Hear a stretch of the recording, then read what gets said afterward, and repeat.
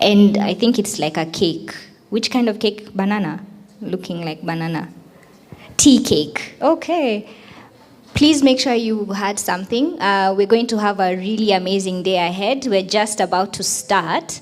Thank you for making it on time, and thank you for coming early. For those who came early, I see you.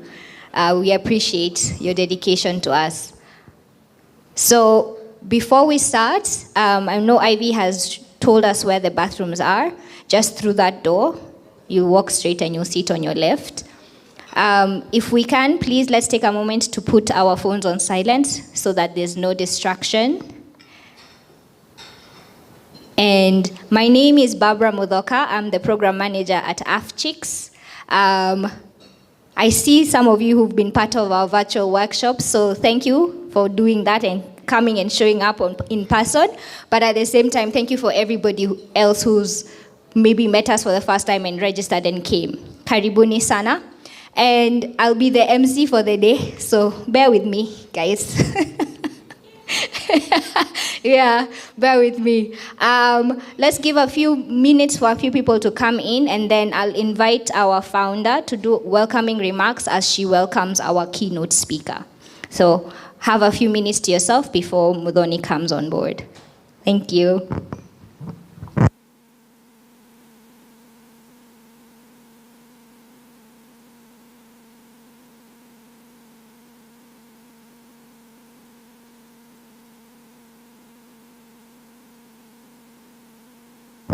It also seems that there's a problem with the sound for our videos.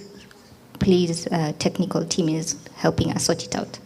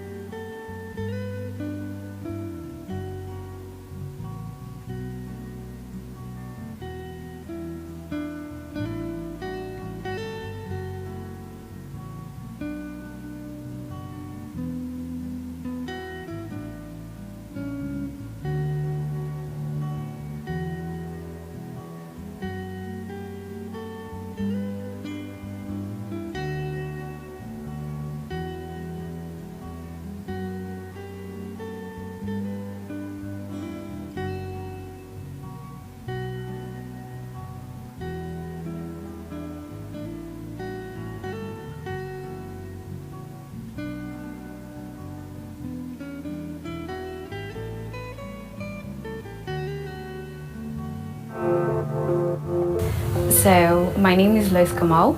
I completed an AI workshop, which was a practical overview of the fundamentals in AI.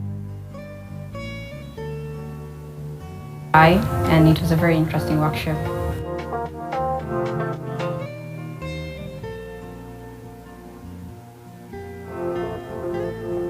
So my name is Lois Kamal. I completed an AI workshop, which was a practical overview of the fundamentals in AI, and it was a very interesting workshop.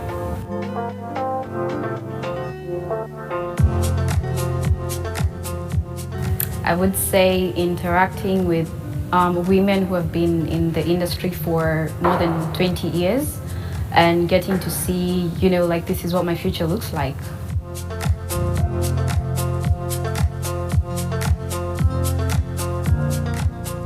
So Afchix, including today's tour, has guided me and has shown me that I'm on the right path on things that I've been doing in my career from when I started to right now. It has actually confirmed that I'm on the right track, and I'm really proud of that.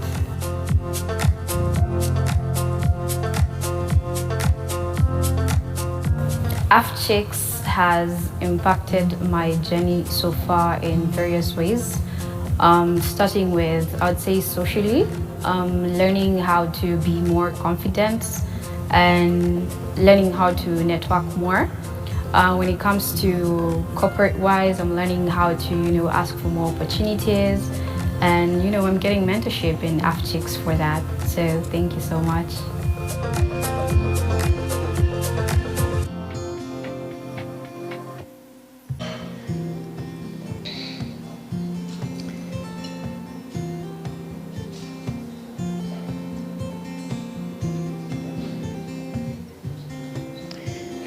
Okay, thank you. Thank you.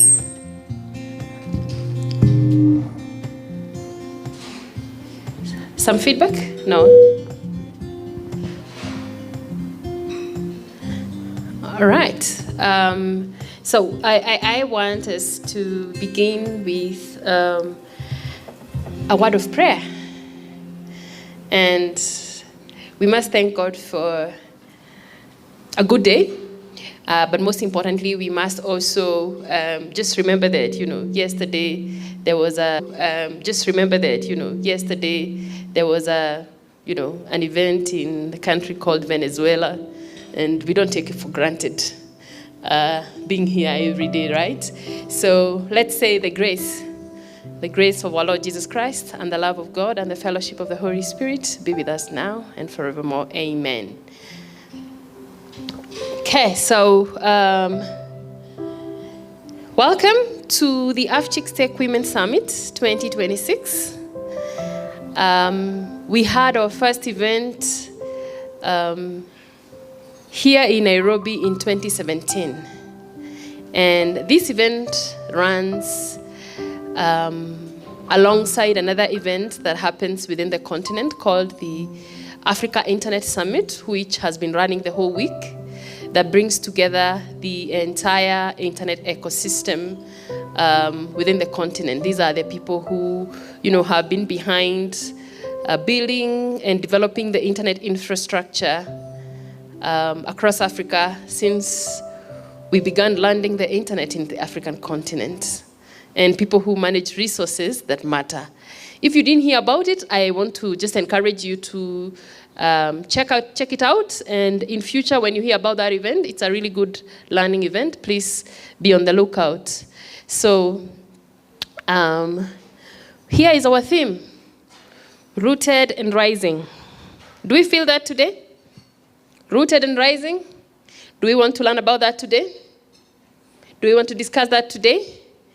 All right, so I want to take this opportunity also to just thank our entire Afchix Secretariat team, Barbara, Ivy, Jacqueline, and all our support providers as well for really helping us be here today and making all the preparations. We want to also thank our sponsors for making this event a reality by helping us to have resources to do this. And allow me then to just, say where Afchix is rooted and where we are rising from. So if you haven't had a chance to really interact with Afchix, this is a good opportunity for you to hear more about why we exist. And we are here because we want to see an equitable digital world for everybody, all right? And that is not just going to happen. We just have to be part and parcel of making it happen. All right, so Afchix, which I started and have had a lot of support from a lot of people many years ago, was actually provoked by the fact that I found myself many times alone. Many years ago. I don't say those years because most of you are just half that my age. Now, what we do, we want to create a community, and we continue to create a community that, desires to create opportunities, mentorship, capacity building, and inspire young generations. Because we want more and more role models who can actually inspire the young generation to join this. So we are just a community of African women in computing. We didn't get an affiliation from somewhere else around the world. No, we just found ourselves alone and created a community. So we are here to make sure that we all thrive. We want to encourage a lot of leadership and volunteerism. Thank you so much for being here, because actually showing up is always the first step to help you grow. Then sisterhood, please find a new sister. Today, find a new sister you didn't know, all right? And make sure that we keep together as sisters.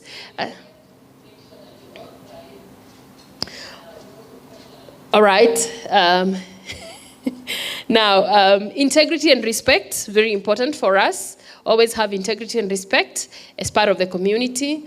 We like to encourage openness and freedom. We don't like to, constrain or restrict anything. We just want to encourage that kind of spirit. Work-life balance, I was just speaking to somebody in the lift, and they were saying, I got late because, with children, I have to make sure that everything is okay before I can get there. You are not late. You're already here, and you're just on time, all right? Innovation and adaptability. So these are some of the things that we found we want to relate with after interacting with our community and asking for feedback of what people want to be our values. So feel and part and parcel of this. This is our vision, our mission, and our values. That's what our community is about. Now, why are we here? And why do we have Afchix programs? Afchix is a non-profit. Initially started as a loose community in the internet of open source people, but eventually we found that we really need to create a home for it. So we are an organization that does program work and is dedicated to sealing the leaks or reducing the leaks of girls and women in Africa along this leaky STEM pipeline. We start to lose our girls right from maths and science. Not exactly what we want. And I have young girls, and I have seen some of the fundamental things that actually create this challenge. And so what we say is that everybody has something to offer, and everybody has something to receive. So we like to encourage the spirit of volunteerism, because right now, everybody in this room can actually inspire a child or a girl in primary school. Do we agree? Can guide them. So, and you might be surprised. Many things you take for granted are life-changing for somebody who has not encountered a situation that you have already met or overcome in life. So we want to go out there and reach them young. Then we look at the younger ones in high school, when science subjects come in and become too hard, the physics, the mathematics, the biology, the chemistry days, when, sometimes people want to prescribe easy to do exams or say maybe the girls passed because the exam was easy, right? So we don't want that to happen to the young girls coming up, because we are in a world whereby the world has become so dependent on these core subjects in the future. So you may not necessarily be in the domain technically, but you are depending on it. So fundamentally, we don't want them to lose interest.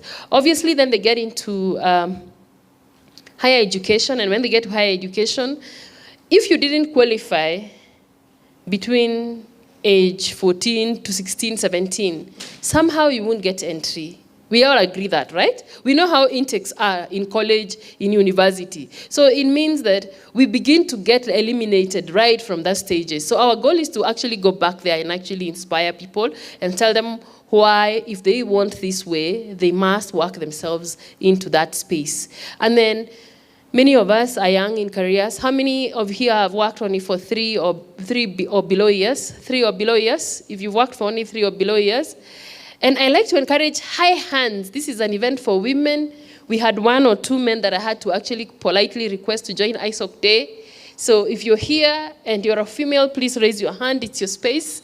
Yes, so if you're there, then you know that there are also challenges of integrating with industry. So we have a lot of interventions. Some of them is about skilling up, mentorship, networking. So we create opportunities for that. And then we get to mid-level and you find the other things. You may actually be really good, but now a job isn't flexible enough for you and family and many other demands that come along the way around that time. And this never stops anyway, so you have to just find your way around that. All right, then senior leadership role. Oh, it's complicated, I can tell you that for a fact. I just had a few incidents. Being bold is not always a plus. Being too honest is not always a plus. So, but you have to keep to your game, right? So you have to know who do I do and who can I meet to actually, think about that. So that's what Afchix is focused on. We focus on different levels. We have about 6 levels and intervention programs that speak to those leaks. Now, over time, we've managed to do a lot of work, but it's not enough yet. This is the truth. It's not enough yet. And we are hoping that, as you become part of the people who benefit from the Afchix programs, we create a relationship whereby we become part of the change makers. So we've managed to reach up to 18,100 females through our mentorship, training, and capacity and community events. We've also managed to create a community of at least 50 plus effective senior women experts and mentors. They come with us. You'll be hearing them speak today. Some of them are not here, but they're always helping us do that. We had an opportunity to support the creation of community networks. I must say that, somebody in the room helped us do this. Women Community Networks, Revi Starling. She happened to be in Nairobi. She's all the way from the US, but she helped us do a very interesting project that helped us to create community networks. And I know other people want us to do this, and we want to continue doing that. Community networks are when you build infrastructure for your local community. We take technical skills, and the local women leaders bring their own community leadership skills. And then, of course, we have people who've benefited also from our digital literacy and technical trainings across those communities. And out of that, we were actually able to connect 13 rural schools to the internet and learned a bit about building infrastructure, integrating telecommunications, engineering students into these kinds of projects, and just change the life of, especially females who are studying in rural primary schools and secondary schools. They don't necessarily always have a chance to have a mentor visit their school and actually speak to them, right? And we did that with actually also some university girls, and that was fantastic. So we continue to do that. And this year alone, we've really worked with early career women and women in higher education, and we've run programs and trained and mentored up to 1,000.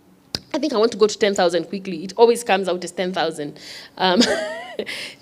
1,000 this year alone, and we want to continue. What are we looking for at this level? We want to help women who are in higher education, this is the universities, and early career, develop technical competence that helps them to quickly, position themselves, and also confidence and opportunity to increase their leadership abilities, so that, when you present yourself, then you know how to do that. Out of that, we are formalizing additional chapters, special interest groups. We've recruited additional mentors, and we continue to run training and mentorship sessions, and you may have benefited from this. And we've also seen that they still need also to support university students with female tech clubs that helps them to get together and just interact, because we all know that at that level there's also different challenges. Now we want to work with you So we are inviting you to work with us based on our strategic plan. And that's because by 2029, we want to get to 35,000 women. 35,000 women. We can do this. Can I tell you how? What you learn today, you just need to train another person. That's how we get it. We just need to be a network of networks. And that's how actually Afchix has grown. So we want to get there. We want to actually have 500 plus mentors, all right, across the continent. And the beauty is that everybody in this room has a potential to be a mentor. And then we want to get to 25,000 students. We want to reach them at their level so that they actually begin powering that pipeline. And we want to have 10,000 technical women trained with specific skills that help them to just, grow in their specific areas of interest in the industry. And out of that, we also want to be able to reach at least 8,500 schools, primary, secondary, and tertiary education, so that we can be able to also support them with small communities internally. And up to 3,000 chapters, small interest, special interest groups, and WITs, of different affinity groups that people can be able to be together. Because sometimes you cannot be in this room every day, but there are places you are every day, and you need to have community there because there are things you're managing or trying to grow in every day. So even institutional members, we've seen a lot of institutions want to affiliate with Afchix and want to welcome them, so we'll be having institutional members, and we want people to reach the 54 African countries. I read somewhere there are 55. I don't know which one I have missed, but if I have missed an African country, it is going to be there as well. So this is what we want to do, and we want to work with you, but we want to begin by networking with you today, learning together with you today, sharing with you today, and yes, that's the journey that we want to walk ahead, and we welcome you to join us. So I now want to wish you a very wonderful day. And at this event, make sure you share, you network and learn and build new friends. So allow me to then now gracefully welcome you and also welcome our keynote speaker for today. We are privileged to have one of our mentors, one of the people who have helped us to increase the capacity of women in different areas. She will speak for herself, but allow me to now welcome Martha to come and do that.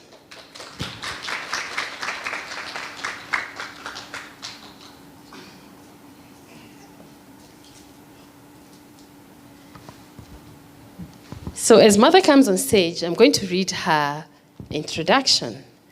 And I also have the privilege of knowing more than Martha, and sometimes a bit of her background history. I have had the opportunity to do that. So Martha is Martha Murioki and is the head of connectivity at NTT Data. I don't know how many people from NTT Data are here now. Who is already here in the room apart from Martha? Yay! Why are you sitting behind? Okay, so now she is in strategic infrastructure leadership. And she's grown into this space over a period of time. Martha is currently serving as the head of connectivity at NTT Data. NTT Data is a Japanese company where she leads strategic connectivity initiatives across Kenya, Uganda, and Tanzania. Her leadership is backed by a 22-year career that began in network operations, including formative 12-year tenure as a NOC manager for the East Africa's infrastructure pioneers, Kenya Data Networks. You probably don't know Kenya Data Networks if your age is around high experience, right? So, Access Kenya, which is now NTT Data, but it's a whole history of how that came to be. A lot of companies have been acquired that were part of internet development in this country, and Wananchi Group. From managing the critical environment and network uptime of data centers to leading the deployment of massive greenfield fiber assets in DRC, Angola, and Zimbabwe as the Chief Projects Officer at BCS. You may know BCS. It's also one of the big providers of wholesale internet. She has mastered the art of maintaining visibility over infrastructure at every scale. I agree and I have actually seen it over time. She holds a first class MSc in Information and Communications Engineering from the University of Lincoln. How do we say this? Leicester. Oh, I have to be taught, because my mother tongue is part of my language. And BSc in Information Systems and Technology from USIU. Who is from USIU here? I know one in the room, or at least one I work with. USIU graduates? USIU? Yay! Yeah, so she's your alumni, and here she is to tell us more. Give us a keynote address to open our summit. And thank you so much, Mother, for your gracious time. You always give us time to come and support women to grow. We really thank you for that. Welcome. Allow me to point out a gentleman I know in the room. She will mention somewhere along the name. Mr. Morioki. Please stand up. He's one of our dad champions. We'll tell you more about dad champions. And thank you very much for being in the room. He happens to be a daughter. She's the daughter, and he's a mentor to this wonderful daughter. So we're going to give that story, and Mother is here to actually give it herself. So welcome, everybody, and Martha, here is a mic. Wow, thank you. Good morning, ladies and gentlemen. I am humbled. Sometimes I think we get caught up in the day-to-day. We forget milestones that we achieve, and then we forget, we don't play. But thank you, Dorcas, for that introduction. Again, good morning. Coffee loaded, happy, open mind, listen. So my name is Martha Morioki, and I've been in the industry for, now I can say decades, and I hope to be in the industry for a bit longer. And I'm hoping that by the end of this, you will be inspired, you will sit back, self-reflect, and see where you can impact. Because women are needed in this sector, and I'll tell you why. I'll start with a story. And I got authorization. I have a gentleman who can confirm that I asked for authorization to give this story. And I'm not in violation. So my story is on ultimate disruptor, childbirth. And the child in discussion is me. Many, many moons ago, many moons. My mother had lunch. She knew she was expecting. Wasn't sure when.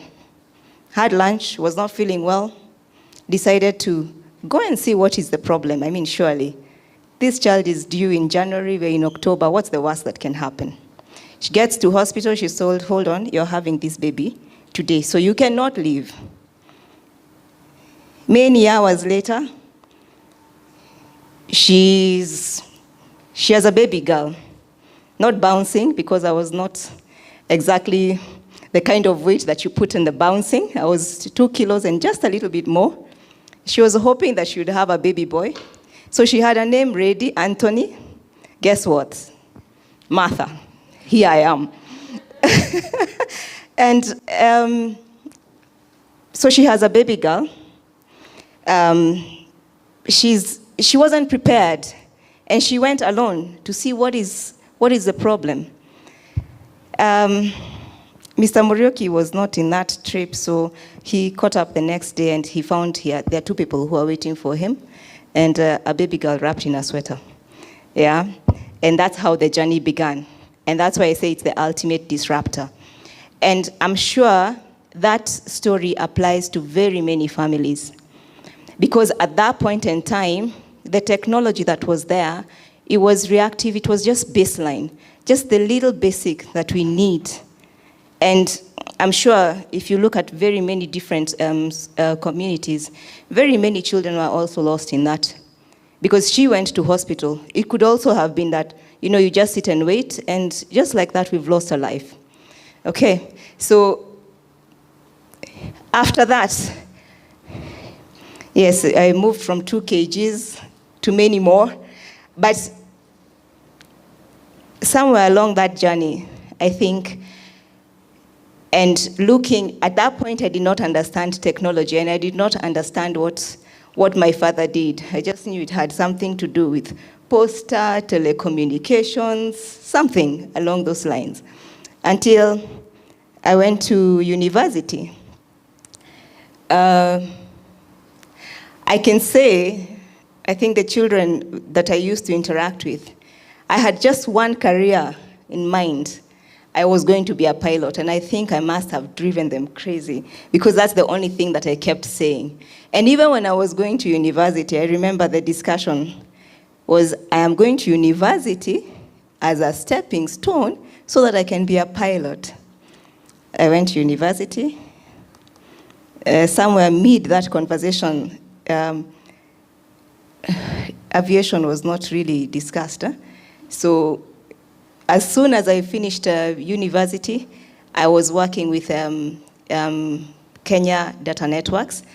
Coincident now, so now that is Liquid Telecom today, and that was just across the building. In fact, when I look at the building, I remember my first day in NOC. I was wondering if there's a way to get out. Not the main door, probably the window, because it was overwhelming. There are so many screens, so many alarms. I'm not sure what is happening here. But I stayed in the field. But there was that bug. I still had to be a pilot. I had to try. So I went to Wilson, small makeshift plane, tried to land this thing, taking off.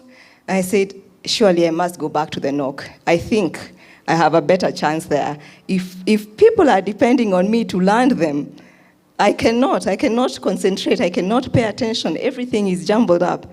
And that's how I made up my mind to stay in tech.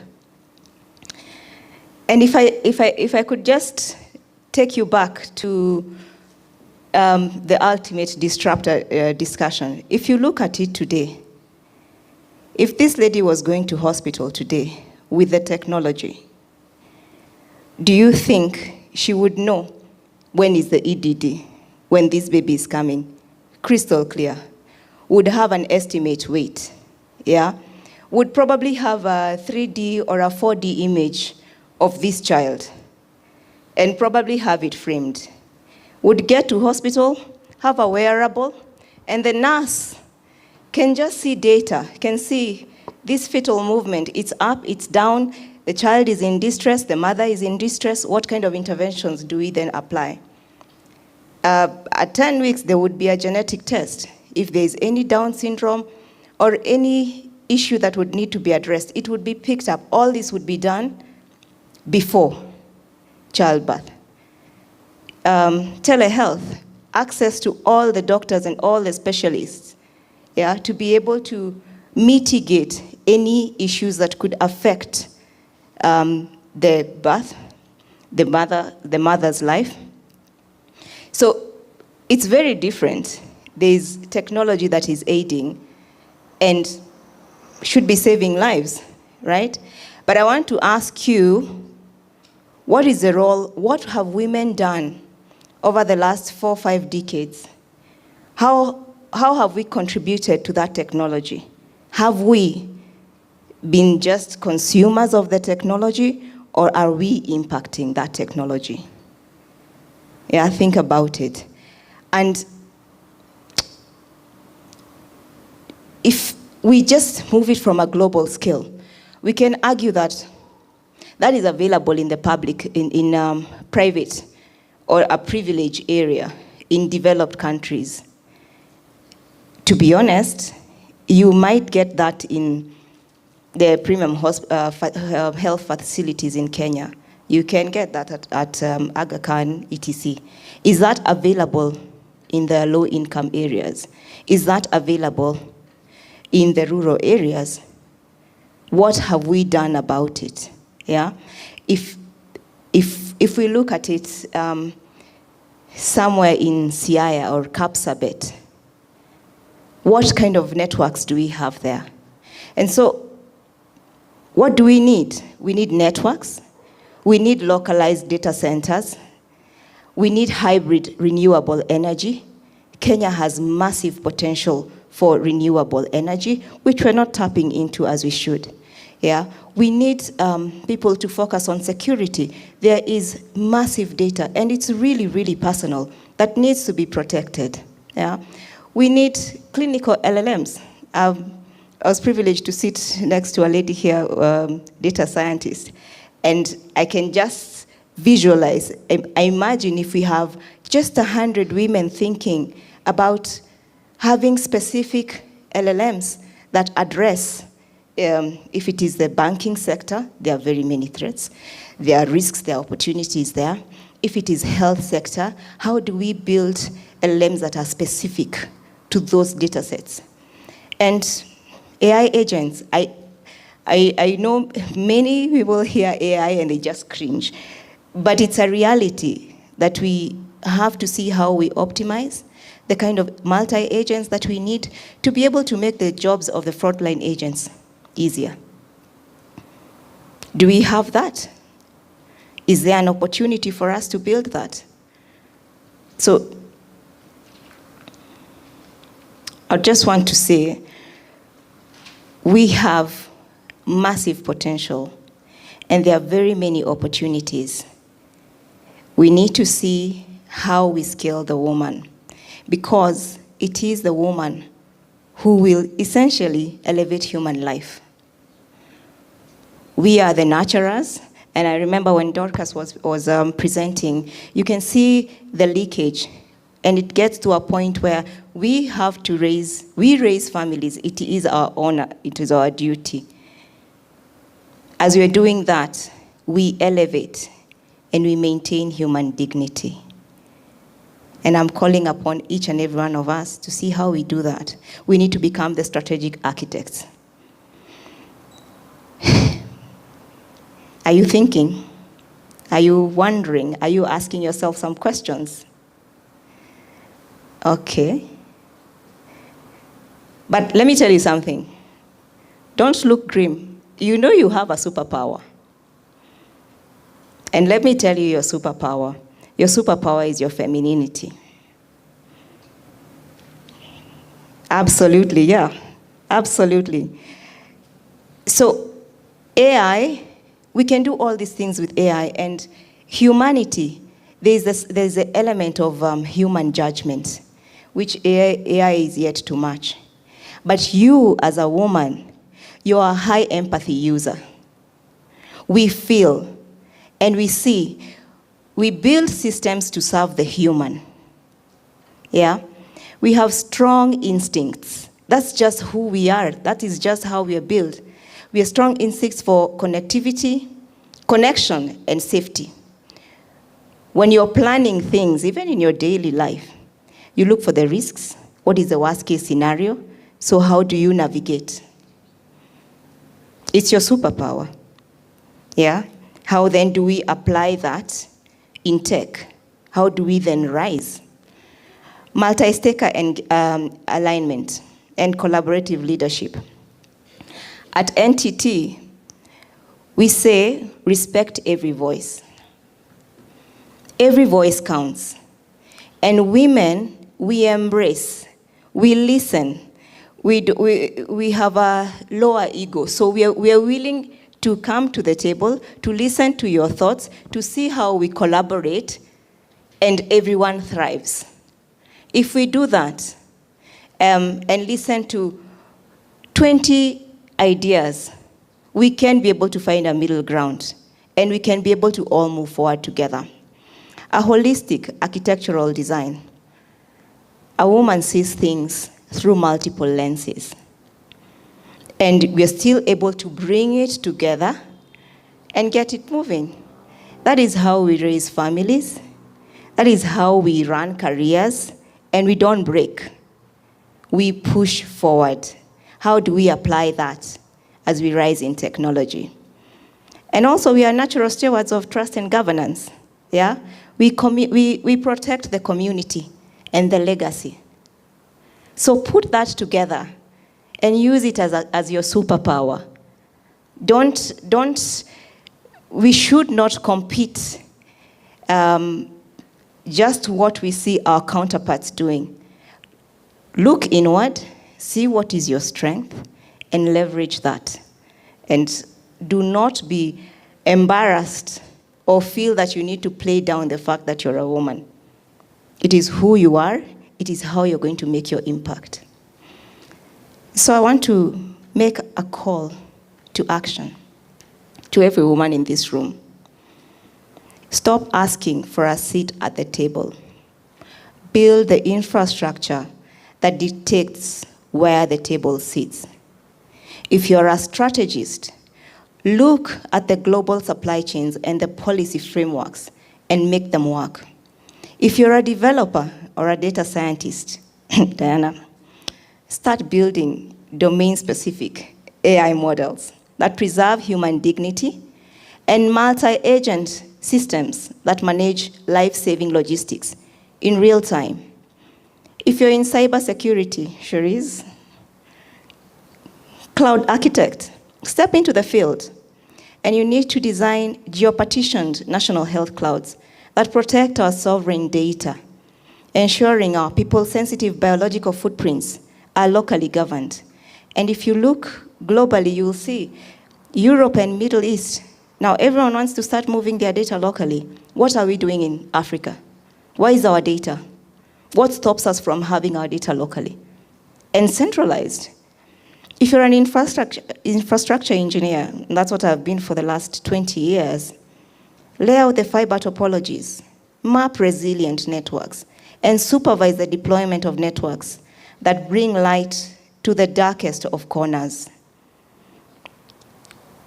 If you're a UX researcher, a product designer, reimagine the interface of care and build context-aware, intuitive tools that respect fast-paced realities of frontline workers and translate complex data into human empathy.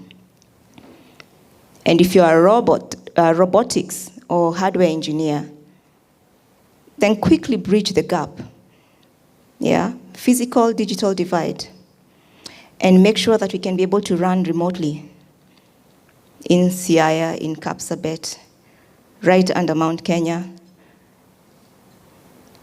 And that's how we will rise. So I go back to the theme, rooted and rising. Let us rise. Thank you. Wow, another round of applause for Martha. Woo, woo, woo.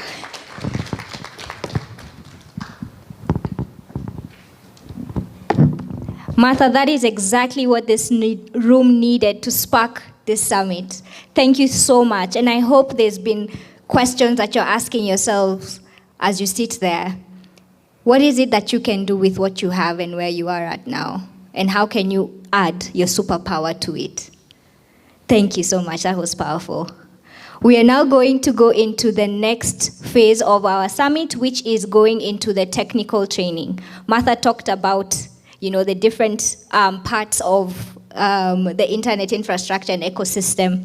And now we have a specific section for you to do, which is technical hands-on training. And we have our trainers in the room. So what we're going to do is we're going to have 2 trainings going on at the same time. We'll have the virtualization and cloud computing training here. And then those who are doing the LMS administration, we will take you to the room upstairs. So I know you registered on the form, so feel free to start moving there. Just let me allow our trainers to stand up so that you can see them, and as I can read their bios, so that you know our trainers are exquisite. Pauline? I'm putting you on the spot. Pauline is the one who's going to train us on virtualization and cloud computing. And we have Alphonse at the back who's going to train on LMS administration. So let me just open up my phone. And it's always when you have technical sessions that your phone or your laptop brings issues. Just give me a moment, sorry. Do you have it there? I had just opened it now. Apologies for that.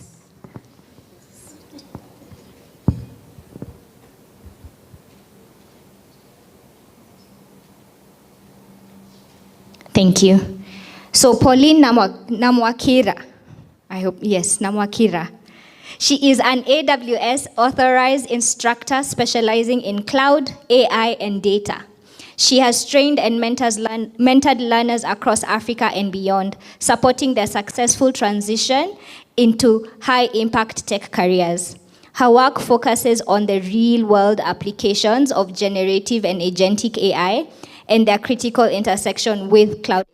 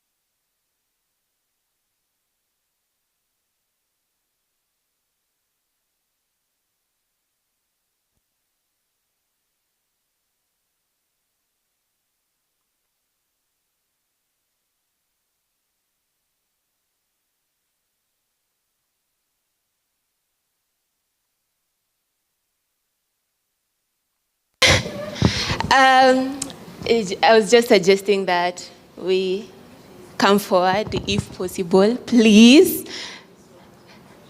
So we can occupy these seats so that we are connected, especially for those who are taking the hands-on workshop. Anna.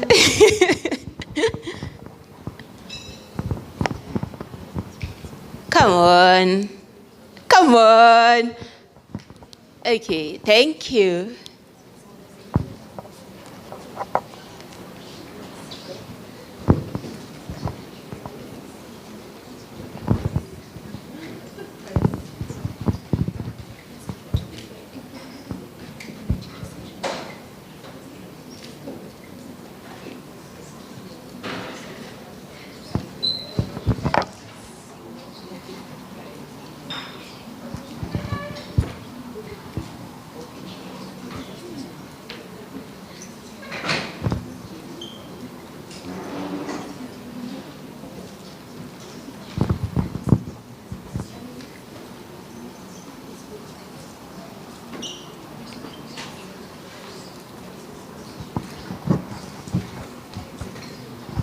Awesome, awesome. Thank you so much for accepting my request. Just a little bit about me and what you're going to do today. I am Pauline Namwakira. Don't mind the second name, just stick with Pauline as well. I am a teacher we normally use authorized instructor, technical trainers, but yeah, simply I'm just a teacher and I teach cloud computing. So welcome to this workshop. We are going to yap and talk around for few minutes before we get into the hands-on workshop. So just about me, authorized instructor is just a teacher. I'm authorized to train on AWS official courses. I do cloud consulting on the side. So I'll share links about that as well.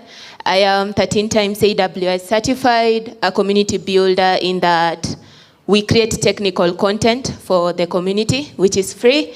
And I just founded my own small consulting company, which is Sentibay Consulting, where I consult. So I'd like to just, maybe I cannot know everyone, but just to break the ice. So I'll just choose a few from each table. You tell me what is your name, what do you do currently? Yeah, just to break the ice. And the last app you used before getting here. And it's important that I understand your requirements so that I can tailor what you're going to do today. And at least I hope that you get what you're looking for here. So I start with this table. Any volunteer? Okay, thank you. Good morning, everyone. My name is Mary Mwangi. Currently, I'm working and planning on my next startup on climate resilience. The last time I used Gmail. What I hope to get out of here is networking with great women in the room and get contacts that last, and make the most out of this. Perfect. Hope I'm one of those people you network with. So sisterhood, I see. Yeah, any volunteer from here? Okay.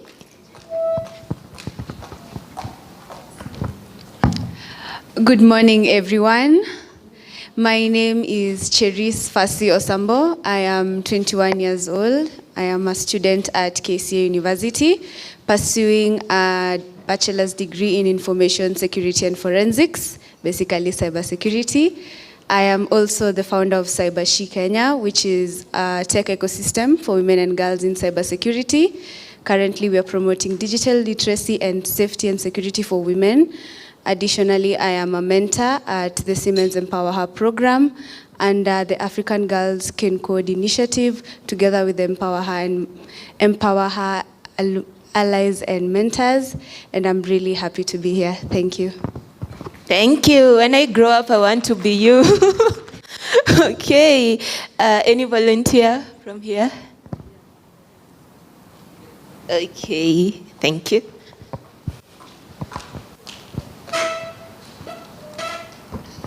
Hello everyone. My name is Celine Lois. I'm a student at Daystar University pursuing applied computer science.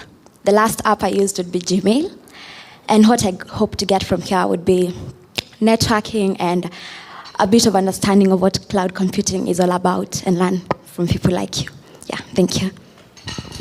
Okay, I promised that on what cloud computing is about. Volunteer here. Or you can both do it. Hi, everyone. Hi. Morning. My name is Queen Opondo. Currently, I'm actually a strategy consultant at World International. I'm not well conversant with the tech space, so that's what I'm hoping to get out of here. And also, I'm job hunting on behalf of my sister. She's looking for attachments currently. And the last app I used will be Google. Yeah, thank you. Okay, good morning, everybody. My name is Wanjiro Wanjohi, and the last app I used today is WhatsApp. And I'm also a founder. I run a community on analog wellness, digital detoxing, and I know it's important for us techies. Fun fact is I did AWS Cloud Computing, the first certificate. It has expired already, but I just figured tech was a little bit hard, but yeah, I really enjoy working with AI tools, yeah. And what am I hoping to get out of here today? Really networking, yeah.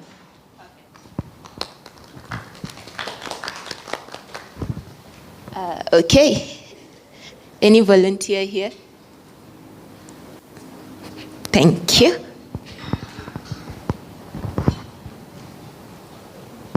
Hi, everyone. I'm Hidaya Vanessa. I'm a student at the University of Eldoret pursuing IT. At the same time, I also work as an IT support lead at a startup called Young Techies. The last app I used was Luma for signing up. And what I hope to get out of here is networking, just to interact with all the amazing ladies here and build a network of sisters. Thank you. Thank you so much. Okay. Come on.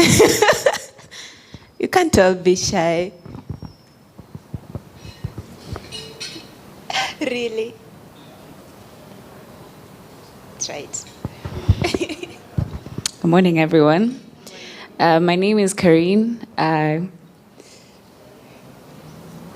am a virtual assistant currently. The last app I used was M-Pesa. And I'm hoping to get to network with people like you, young techies as well, because that's something that I'm passionate about, apart from what I do. And yeah, I'm excited to learn about cloud computing. Thank you. Thank you so much. Okay.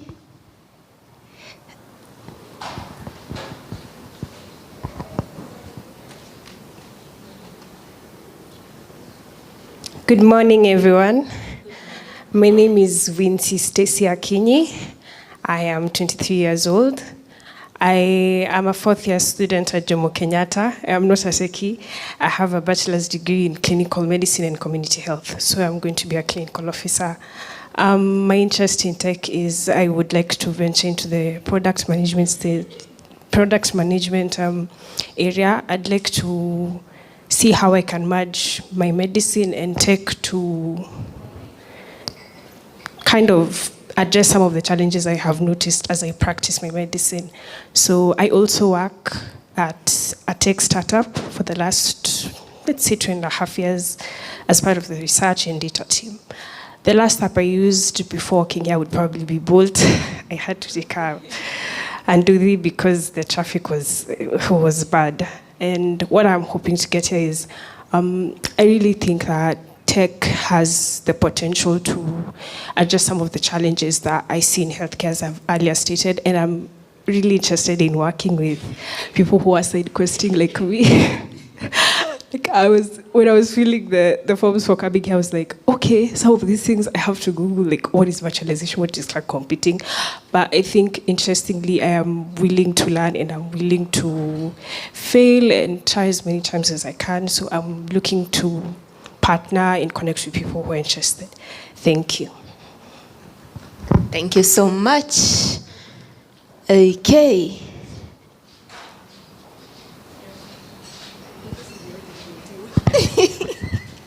Good morning, everybody. My name is Sandra. I'm currently a fourth-year student at USIU Africa. I'm majoring in data science and analytics. I'm also a business development and research associate at KCIC Consulting. The last app I used was Uber, probably, but I'm currently on Outlook as well right now. So, yeah. What I'm hoping to get out of this is, like everyone has said again, networking. I'm ready to learn new skills. I'm also here to get to learn how I can, involve consulting and everything I'm currently doing and integrate everything in tech into what I plan to do in the future and pave my career path, essentially. So, yeah. Thank you. Thank you so much. And finally, okay, thank you. Good morning. My name is Vivian. What do? I work. I recently transitioned from self-employment into the tech space. I am not a techie, but I'm excited about this space and the information. If you're patient enough, I am here to learn. The last app I used was Little Cab. Yeah. Oh, and I work for a data center. I said that? Yes, I work in a data center. In case you want to see me, I'm here. Thank you. I have a follow-up question. Yeah. What is a data center? It's where the internet lives. It's a hotel for data, basically. Hotel for data. I love that. Thank you so much, everyone. Yeah. That one was for me to settle my nerves. But nice connecting with you all, and now we can get started. So I asked that question because for us to understand virtualization, it's important to have some basics first, like what is a server and then what is a data center, and now we get into what is virtualization and what is cloud computing.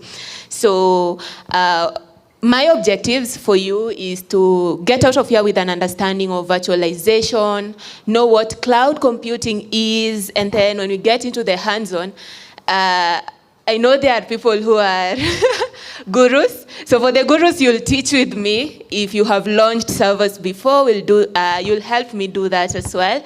But also for those who, if you have not launched a virtual server before, I hope you are able to do that today and know what careers paths exist in this space of cloud computing. So, what is a data center? We already told that a hotel for data, basically. Yeah? So, I'll start with just that, to understand what is a server, because these are some of the things that will drive us into cloud computing. I asked, what app did you use before? Luckily, I got a Google. I'm excited. So I would say a server is just a computer, but a more powerful computer than your laptop, yeah? Whereby in your own device, the last app I used was probably LinkedIn. I was wondering, nobody used ChatGPT? I normally use AI tools a lot as well. So your device, your smartphone, your laptop, you normally send a request to a server. A server is that big computer which responds to your request. It's a computer which is always on rather than your laptop, which you can turn off and turn on as well, whereby you send requests to and get a response back. So I could say, who is Pauline? Send to some servers somewhere. I don't know which servers know about me, basically, but you're going to get a response as well. I love using analogies a lot, so you'll see me doing cakes and holidays and whatever. But just to make sure that for those who are newbies in the room, I want to make sure you get out of here telling people, I know cloud, basically. So if we compare that to a kitchen, you as a client, you normally go to a restaurant and then make an order. That is basically sending a request. And in this case, I'm using the kitchen as a server because some processing is happening. Someone is talking to someone, chef is cooking, and as well. So that is a lot of processing happening over there.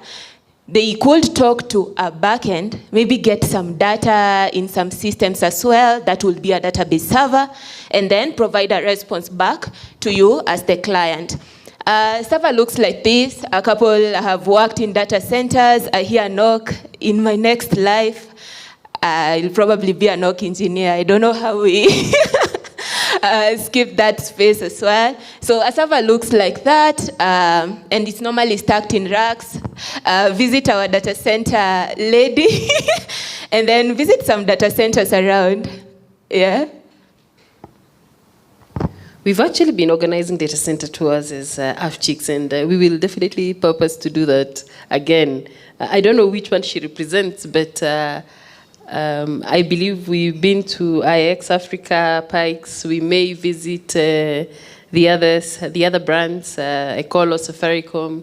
Yeah, because we appreciate this fact that you're raising. Okay. So if you haven't been in a data center before, follow up. You see, that's why we are connecting over here. You have gotten a network to get into a data center as well. So data center, we have already been told this is where now these thousands and thousands of servers live. But it's more than that. If you imagine these big computers that are handling lots of requests, of course they are producing a lot of heat. My laptop sometimes, I kind of mess it up and then the fans start, someone get me a Mac. But yeah, so you can imagine these big servers, if they are handling lots of requests, they are producing a lot of heat. So these data centers will have cooling systems to cool them down. We need backup power because if I need to access google.com, even if it's 3 a.m. at night, I need a response back, right? So your KPLC issues should not affect a data center, basically. We need power, we need redundant internet connectivity, and of course security as well. Data is very important. I know some people are focused on getting money, getting into banks, but others are focused on getting access to your data as well. So as our lady mentioned, your data center is basically, a hotel for your data. So what I compare it to is we have these electricity stations which power your home. You are getting power, but a data center is giving us computing power instead of electrical power to power our businesses. And if we now that you know what a data center is, and as you're trying to move toward virtualization and cloud computing, so before cloud, you had to purchase this hardware. If, for example, I needed to, right now I'm building my own consulting company, and I have my own website. Before that, I'll have to figure out how do I get a server, and a server is very expensive. Someone try Google there, like what is the price of a server, and let me know. You'd have to figure out who is going to maintain this hardware. And of course, as anything else, we do have a lifespan of a server, right? So around 3 to 5 years, you have to figure out how to replace it. And if I was ambitious enough, I thought maybe, my application will serve 1 million users.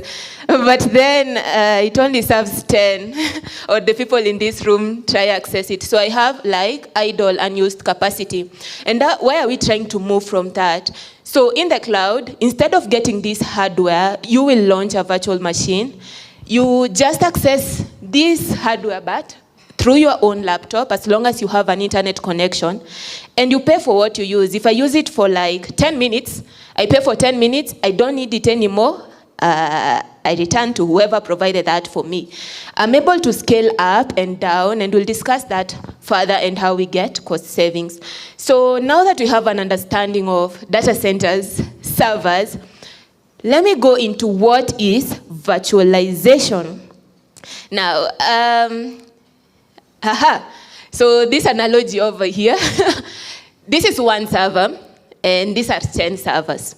So if I had one physical server, and I was giving that example, I have decided to sell you what? I'm the owner of Jumia. Please, I'm not. But right now I own Jumia, our shopping website as well. So I'm going to, traditionally, I would have to purchase a server, maybe one. At the moment I thought maybe 1,000 Kenyans are going to, or 1 million Kenyans are going to use Jumia. But at the moment, not everyone knows about Jumia. So I get only 1,000 users out of 1 million. So if I have one server, I am basically underutilizing it, whereby in terms of CPU, in terms of memory, only 10% is being utilized in that server. So that means 90% of the server is idle. So if I was ambitious and bought maybe 10 servers, they are both underutilized. And if I compare that to an analogy, imagine you have a whole bus, but every bus carries only one passenger. Really? First, it's very expensive. And then, why are we wasting lots of buses on the road causing traffic if they cannot carry multiple people in it? So that is the concept of underutilization that was before with our servers. So that is the problem which virtualization is trying to solve. I have one big server which is very expensive, but I can only host one application in it. Is there a way I can use that one server and have 10 applications running on it? And that is where virtualization comes in. It is the technology that allows this one physical server to run multiple machines. What are machines? Now your computers, your laptops, or so that is what we call a virtual machine, because it is not physical. You cannot touch it, but you can access it over the internet. So how does it work?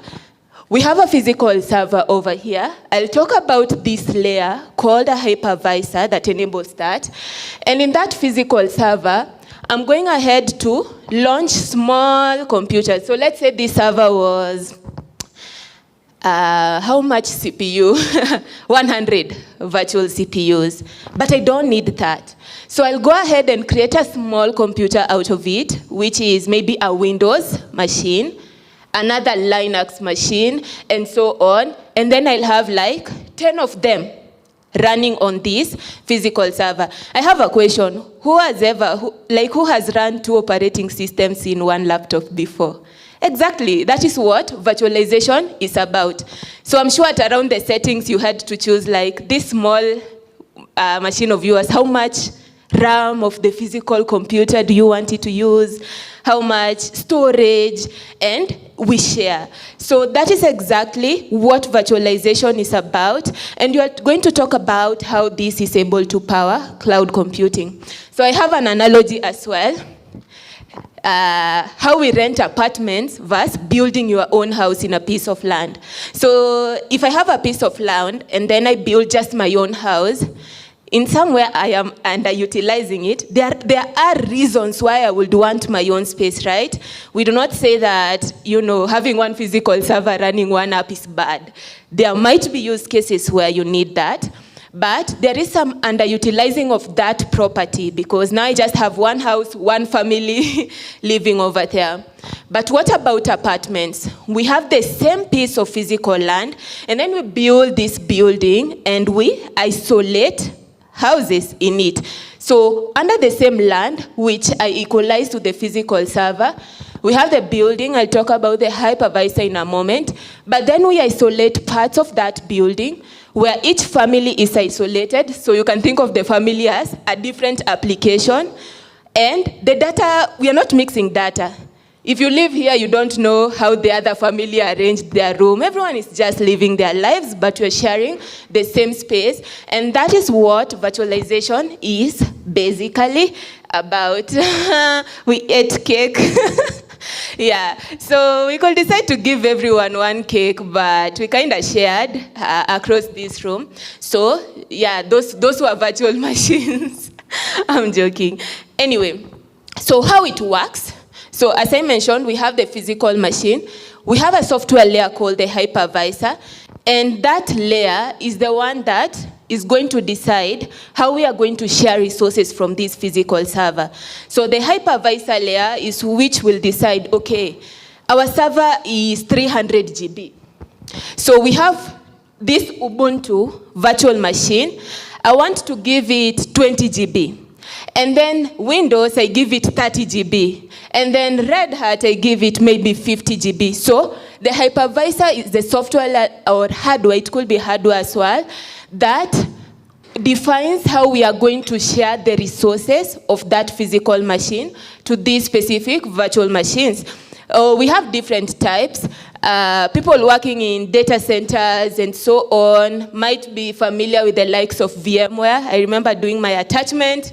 And yeah, I was introduced to those things like Microsoft Hyper-V, VMware technology, where you had like one server in your data center or even an office, basically. My attachment, I did not do it in a data center. It was a small office, and then we have a server at a corner. That was a server room. But then we had some virtualization happening in there. But then we also have hosted, especially for those who have been running maybe on your laptop. You have Windows, and then you come in and put Ubuntu inside of it. You might have used VirtualBox or other ways as well. So if you have used VirtualBox, that is a type of hypervisor that runs on your own operating system. AWS, I am an AWS person. Our workshop will be AWS based. Uses something called Nitro. It's just a fact. Nothing much about it. But that is basically about virtualization. And now I hope you understand my analogies and everything I was talking about, where if we are not virtualizing a hardware, we will have one physical server running one application, and I utilize it. People working in corporate industries, you know how long it takes. If I say I am a tech person, I need a virtual server. Oh, that request need to go through procurement. We need to order. It's not in Kenya. And then you'll wait 1 year later and the server arrives. Yeah. So, and also when it arrives, you need to set it up, do some networking over there, and then it's expensive. Anyone who found the cost of the cheapest, let's say, server you can get? But now, if we virtualize our hardware, we have that one physical server running 10 plus apps on it, and now you can see we are utilizing it very well. It takes a few minutes to create from a physical server. So now if I said to my organization, oh, I need to run my application somewhere, and then they're like, we have a physical server, just go create your own virtual machine out of it and run your application. And now our applications are getting a shared cost of the hardware. So now I hope you understand what virtualization is and why it is important. I gave this analogy before. If everyone was to travel by their own means of transport, one, it's expensive, yeah, but also inefficient as well. But with virtualization, the way we have nganya, yeah, so we call it nganya. I know you call it bus. And we can share, like we have a shared space, all of us get to the same place, and it's also cost effective because you're sharing. So virtualization is basically the technology that powers cloud computing, and I'll get into cloud computing and explain why. So with cloud computing, people wonder, what is cloud? Where's the cloud? The cloud is just made of these data centers, okay? And these servers that we have talked about, it's just that it's not our responsibility to manage.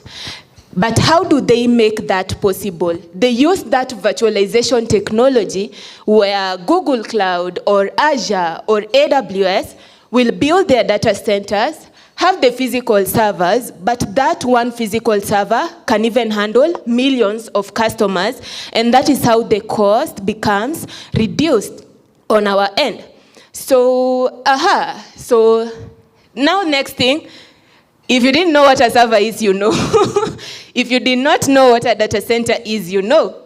If you did not know what virtualization is, I hope you know now. And now we move towards, how did virtualization come in power? Cloud computing. That is the textbook definition of cloud computing. A lot of words over there. On-demand delivery of IT resources, so those are some of the IT resources, over the internet. So now that's what we call the cloud, with a pay-as-you-go pricing model. So we have discussed virtualization, but we are still in the data center world somehow. What do we mean by just some of the keywords? On demand. On demand means when I need it, I get it right now. If I need a server now, I get it right now. Delivery of IT resources. If I ask, normally when I do my trainings and I ask people, what is the cloud? They normally just go to storage. My data is stored somewhere in the cloud, but there is more to cloud than just storage. IT resources is anything IT, basically. It could be compute, it could be storage, it could be databases, it could be AI, could be IoT, and so on. We access it how? As long as you have an internet connection, you are able to access these resources on a pay-as-you-go, which means that I pay for what I use. So we are renting servers, not buying servers. We are going to AWS and asking, can I rent this server from your end and use it? And when I don't need it, I'll return it to you and I pay for what I use. So you use it to what you need and you pay only for usage, like electricity. Now, maybe I've used a lot of technical terms. Before I was born,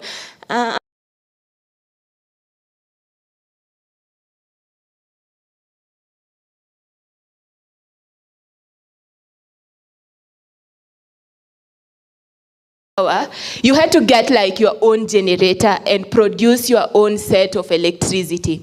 So generators, and I think they were even bigger right now. This one is even a more modern generator. So imagine if you're building a data center, or I just wanted to build my own application as well, then I'll have to figure out how to generate electricity on my own.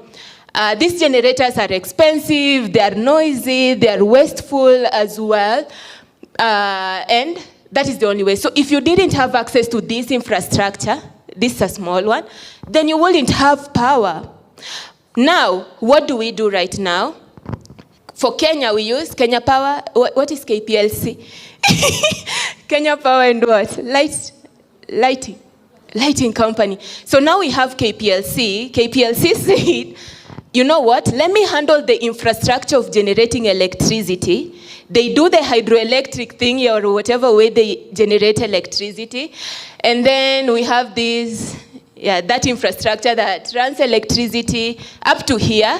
And what do we do here? We just have a light bulb, right? We switch on the light. I really don't care how the water turned into electricity, right? For me, I just use it. I switch on. If I don't need electricity, I switch off. And how do I pay? For what I use, right? Isn't that what we get with the cloud? Whereby traditionally, if I needed infrastructure, I had to literally build my own data center, put servers there, figure out power, figure out cooling, which is very expensive. But now, our KPLC are the likes of Google Cloud, AWS, Azure, Oracle. They have said, let me handle this aspect of building these data centers and handling the infrastructure for you. And then I'll provide the services for you through the internet, and you pay for what you use. So just like I switch on a light bulb, and then if I don't want to pay for KPLC, I just switch it off, right? Same way, we acquire IT resources in the cloud, and we pay for what we use. We don't have to maintain anything because we don't have hardware, right? So no maintenance on our end. So just comparing that, the power station could be like these data centers we're talking about. For KPLC, we have the power grid they use. For us, we use the internet to access cloud resources. And then KPLC, we have a meter, but in cloud, you have now your bill where you pay for that. So that's basically it. I'm sure you have started figuring out the benefits of this in your mind. So that concept of pay as you go, pay for what you use, and when you don't need it, terminate the resources, and you don't have to pay for that. The other advantage we get, they have the infrastructure. if I had my own data center and I had one server and God blessed me in Kenya, we say, God. And then I have now 1 million users and I had only one server. Now I had to figure out, oh God, how can I purchase another server and get it here?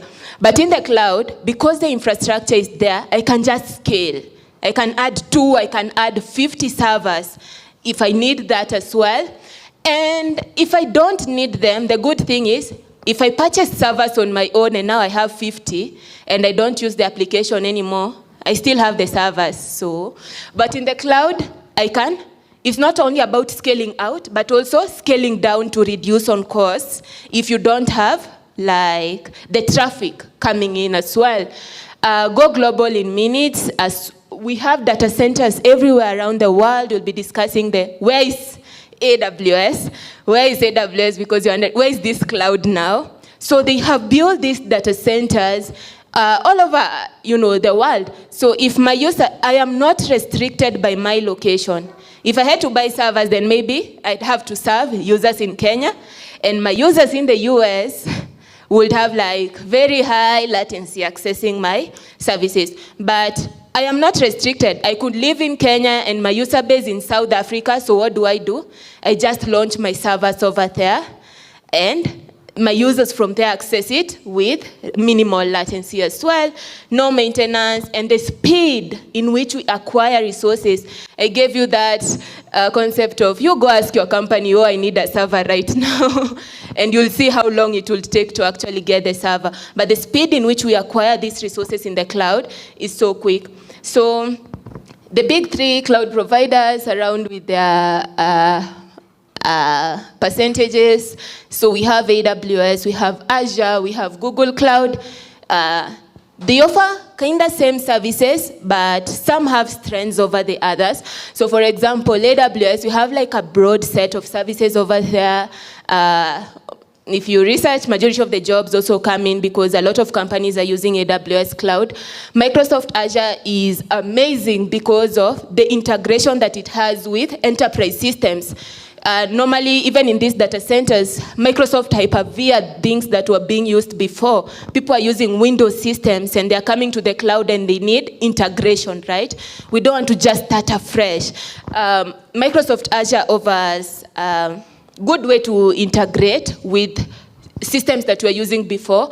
Google Cloud is coming in big on AI and analytics workload as well. So if that is your space, yeah, I actually recommend. All of them have the AI thing, but Google Cloud is really big on AI and data when it comes to cloud. So today we are going to use AWS. Where is AWS? So we have regions all over the world. The geographic regions are just the presence where AWS has built their own data centers. We have 600 plus points of presence. We have also one here in Kenya. We have availability zones. Availability zones are just a collection of more data centers. We need high availability, right? Whereby the same way we have Pizza Inn in Kenya. You don't have Pizza Inn just in Nairobi. You'll move here, another Pizza Inn, another Pizza Inn. Let's say we had Mandamano and then we blocked a route. And now you cannot access your pizza. You now know you have another way, like I can go to Gigiri if I needed pizza that bad. So that is the concept of high availability. If AWS build a data center in South Africa, they don't just build one. So they'll build 3, and then these data centers have redundant connectivity. If you store your data, it is stored at least in 3 servers in different data centers. So just, natural things occur, disasters, you lose power, your data is still available. So that is the concept of availability zone, 1 or more data centers in a specific geographical location. For Kenya, hopefully they'll build data centers for us, for AWS, but I am really excited about the concept of bringing infrastructure locally. So hopefully that is something that, we'll get in the future as well, and have our own data centers here so that our data lives locally. So for us, when it comes to AWS, our closest, the South African one and the Middle East as well. Yeah, so hopefully now you have an understanding of virtualization and how virtualization brought in cloud computing. In short, these cloud providers are using virtualization technology to power millions of customers around the world and now giving us these IT resources over the internet. Now getting into our hands-on. So I've talked a lot, but at least I had a chance to talk to a couple of you in the room as well. So what is EC2? Which is what we'll be launching in our hands-on. Elastic Compute Cloud. You remember when I said virtual machines and virtualization? So EC2 is just a virtual machine, a virtual computer that you can launch within, the cloud as well. It's just our term we use in AWS. Google Cloud uses Google VM, Google Virtual Machine, but in AWS we call it Elastic Compute Cloud. Elastic meaning we can change, right? I can choose like a 2 GB and then decide, and that is not enough, and then I switch to 10 GB as well. That is the elastic nature of the cloud. So we do have EC2. You are going to choose a region. Remember the geographical locations I was talking about? So I can say, where do I want my virtual machine to be in? Is it in South Africa? Is it in the US? I can choose anywhere I want. I choose my operating system. A virtual machine is a laptop, right? Or a computer. As a computer needs an OS, this needs one. So you have the option, do I want a Windows? Do I want Ubuntu? Do I want a Mac operating system on it? And then I choose size. So the size will come in terms of CPU, in terms of RAM. In your laptop, when you're selecting a laptop, you normally think these things. Is it HDD? Is it SSD? How much RAM? Techies and so on. It's the same thing. So you have to choose those specifications. Now, the good thing is, if I purchase a laptop, it's mine forever. But if I get a virtual machine, I can start it at any time and stop it and stop paying for it at that point in time. And as long as you have an internet connection, you are able to connect to it. So this is what we are going to be creating, just to give you the concept of virtualization. We will be launching an EC2, which is a virtual machine in the cloud. We are going to choose a specific region, operating system, the size, and then start it as well. So moving on to the hands-on. So we are going to log to the console. I'll give you some credentials as well. Hopefully I'll get the passwords and Wi-Fi, whatever. Okay. And then we are going to launch. I chose Windows because we are all familiar with Windows. You can decide to be creative and launch a Linux one if you are a Linux person. So we are going to launch a Windows virtual machine and then connect to it, see how it works. So we are going to use remote desktop. I'll have the instructions as well. See the Windows desktop and then go further and see if we can host a website on it. So I just have a simple website that we are going to deploy on that virtual machine and try access that website from our browser. So we are just going to get the public IP of that machine and see if we can access it. And you can share even that IP with your friend and see if they can access it. So that is what we'll be doing on the hands-on aspect. So before we just get into hands-on, while we get the passwords and everything and hopefully set you up, any questions so far? As we get ready for the hands-on. Any questions? Oh, if you don't ask, I'll ask. Please ask me questions. As a teacher, when I don't get questions, it's either two things. Either people understood and they are well, or they did not understand and they are floating. I hope it's not the floating aspect. You had a question? Thank you so much. I love questions. Okay, so I was going to ask about, since you're going to be using AWS, yeah? How different is it from VirtualBox? Because that's what I've used so far in school. Okay, so with VirtualBox, one of the major differences, so with VirtualBox, it's something you have to install in your machine, right? In AWS, we don't install anything. We just go to the internet and install. But also VirtualBox, you are limited to the capabilities of your own laptop, right? How big your laptop is depends on what space you can get on the virtual machine. But with AWS, you know, I have the physical servers. Of course, they are very powerful, so I can choose whatever specifications I need, whatever powerful server I need. Right now, we're talking about running machine learning workloads. What if I need to train a model? Of course, our laptops can do that. So you can imagine with the cloud, I can choose the most powerful computer that I want with whatever specifications. Over the internet, you don't need to install anything, and it's not using any resources from your physical laptop. So that will be the difference that comes to mind. Any other questions, please? No? Okay.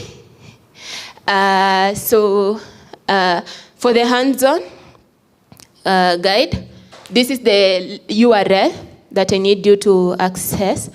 So just do Sentibay. What was the password again? You can log in into the Ole Sereni Wi-Fi, the one that has a star, and then you select the conference option.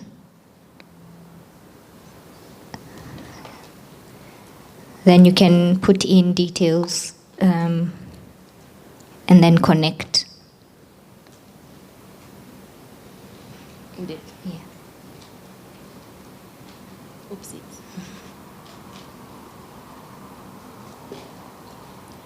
Please don't hang right now.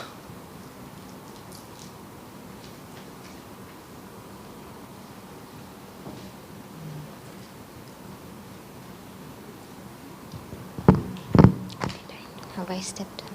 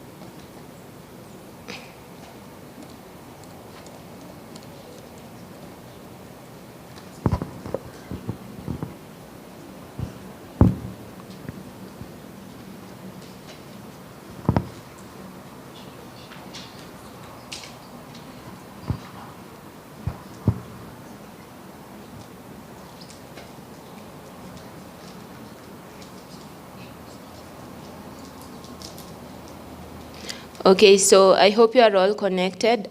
This is the link. Make sure you put that. Yeah. Is this backslash or forward slash? I'm bad with punctuation. Forward or forward? Yeah. There is this forward slash at the very end. So if you don't see the page loading giving you a 404, it's probably that I messed up with creating the domain. So bear with me. And then let me know once you're in. You will get access to some workshop instructions. So let me wait. It's loaded. Perfect.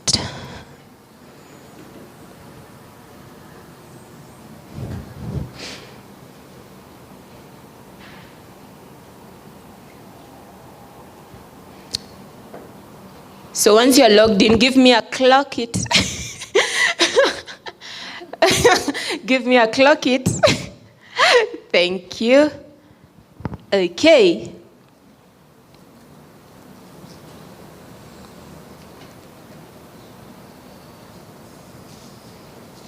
So you should land to a page that looks like this. So I put together all the instructions you need to get started.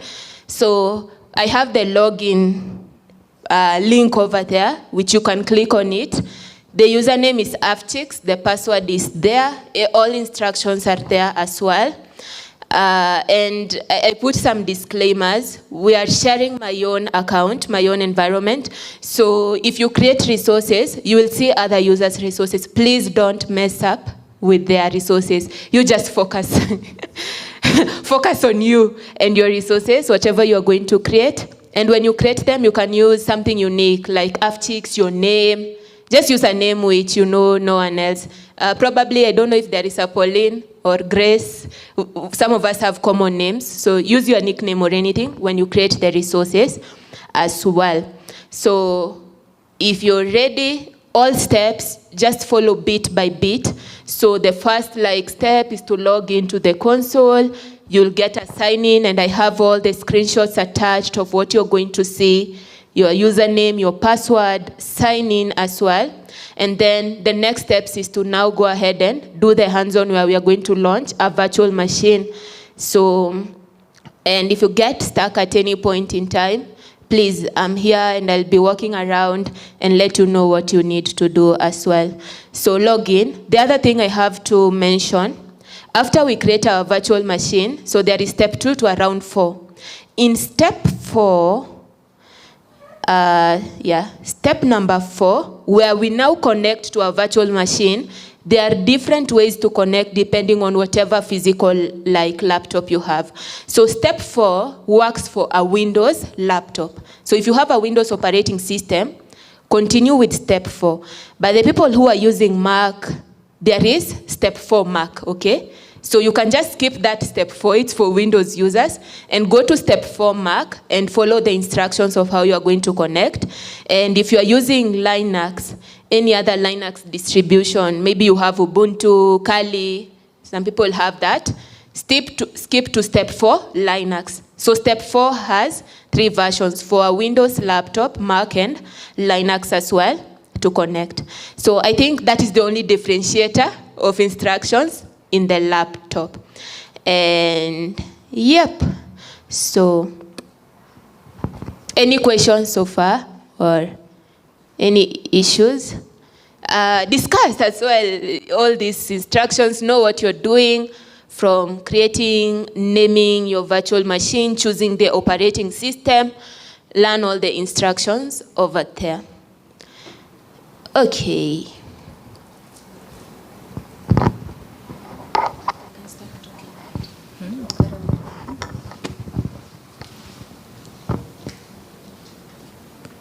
Pauline is walking around just in case, checking.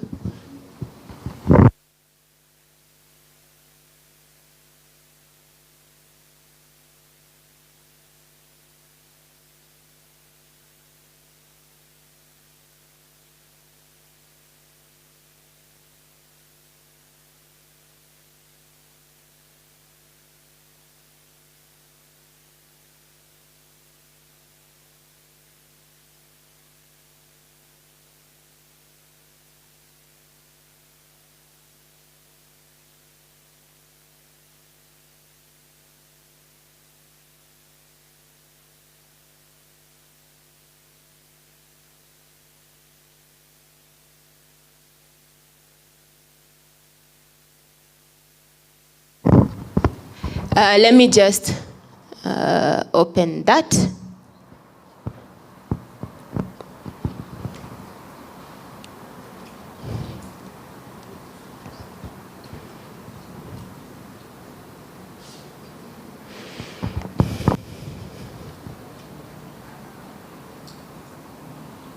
Okay, I think I can also do a walkthrough over here, so you can follow along with me.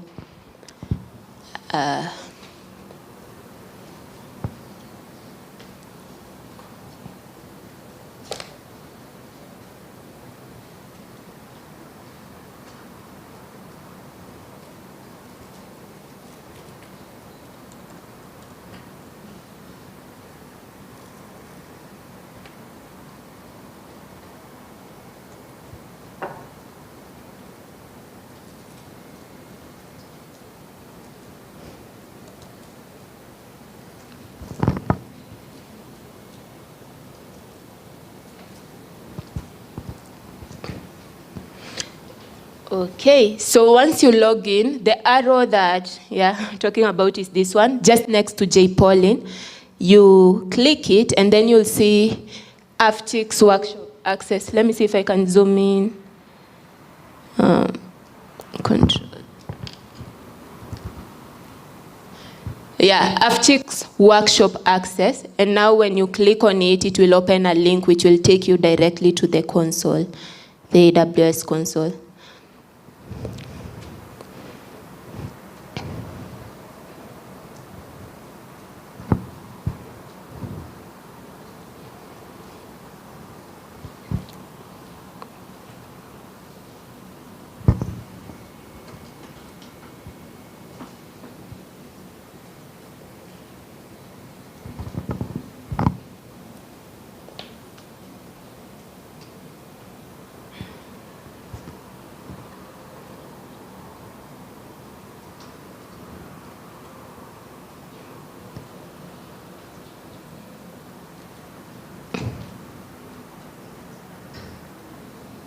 Okay, I think light works best. So you land onto this page, and then, so I'll do a walkthrough. If you have done this before, you can just continue following the instructions over there, but I'll also do a walkthrough if you, in case you want to do this with me. Slow on. So step 1 was signing in. We are signed in, and we have access to the console. So now I hope you know how to get there. If you see this access denied, please don't mind. I just denied some other services that you don't need in my account as well. So you're good.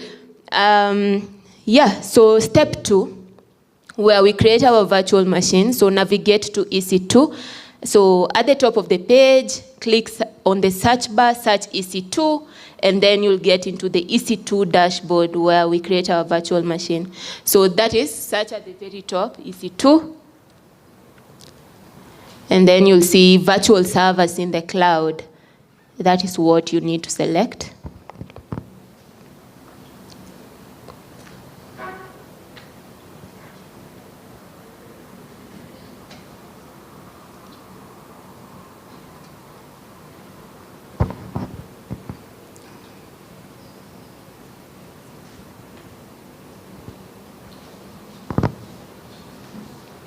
And there is okay, is it a note? Check your region. So I have put the instructions so that we all launch our resources in one region. Remember, region is just a geographical location where the data centers are located. So choose US East, North Virginia at the top, if it's not chosen. So if you say, what I'm talking about is this. Here at the very top, this is the region selection. So you normally select, and you can see we have multiple options where it's basically where the data center is, where you are launching this virtual machine, or where the physical server is located. So make sure the option selected is North Virginia, US East 1 for the workshop. So if it's selected, you're good. If not, select it. Otherwise, you'll run into permissions error later on. So, yep. There are some notes there on what is EC2 again. So it's you rent virtual machines. It's just like renting a laptop. So step 3, we now launch a Windows instance. So you will click launch instance, and then you name your instance Afchix or literally anything, okay? You don't have to follow my naming conventions, as long as you make it unique and you don't interfere with other people's resources in the account. So we launch, we give it a name. So in the dashboard, you'll see this orange launch instance. So, and it's available in multiple places.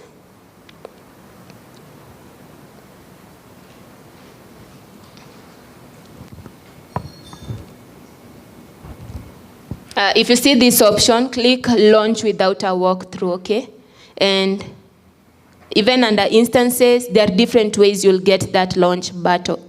So under instances, instance is just our naming convention of a virtual machine. So you can click launch instance whenever you see it, continue without a walkthrough.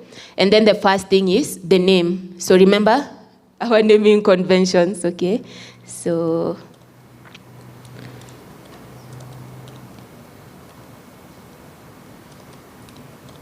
give it your own name as you wish.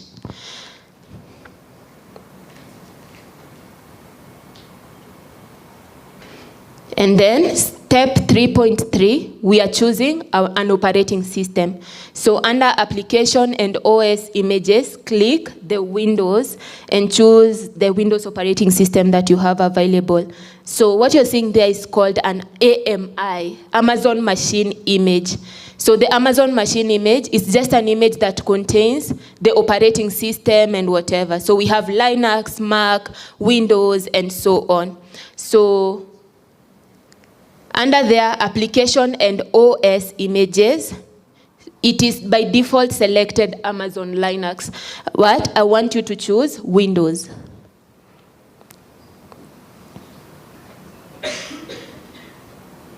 And also the same way we have Windows 8, Windows 10, Windows 11, you'll see a lot of options in the drop down, but don't change. We just go with the default. So it is Microsoft Windows Server 2025 base. That one. So just leave that selection as the default.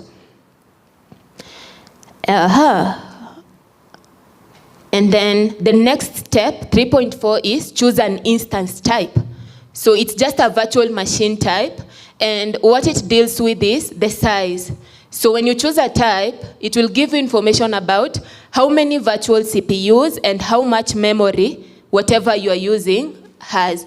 I selected a small one because we really don't need a big machine, but you can also play around and see the options. You can launch the biggest server possible. Please don't. The cost will come on me. So we are choosing T3 medium, which is giving us 2 virtual CPUs and 4 gigs of memory. But if you see the options there, we have a lot. You can, I'm playing around, you don't have to. You can just click that compare instance types, and you'll see all the options in terms of how much memory you have. Okay, I think it has a permissions issue, no problem. Oh, back to the start. Hope you didn't get back to the start as me. So, Afchix.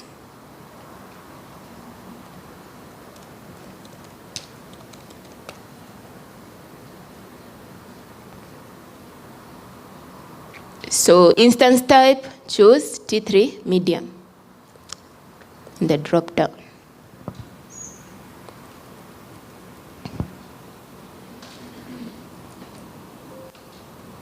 And you can see we also have like bigger instances depending on your T3 medium, yeah. So it has 2 virtual CPUs, 4 gigs of memory, and you can also see like a price breakdown on how much you're going to pay per hour if you choose that specific instance type. Step number, the step on key pair. So 3.5, create a key pair. So a key pair, it's just like we are going to remotely access this server, so we need like a password, right?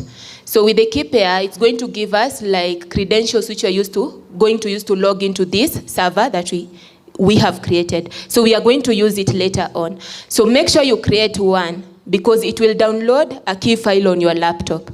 If you select someone else, you won't have access to the key. So create a key pair, give it your unique name. Choose RSA format.pem. We normally use the other PPK version if we are launching like a Linux instance and we need to connect with from a Windows machine. Don't mind that. For now, just choose .pem, and then you create a key pair. It will download a file on your laptop, a key file.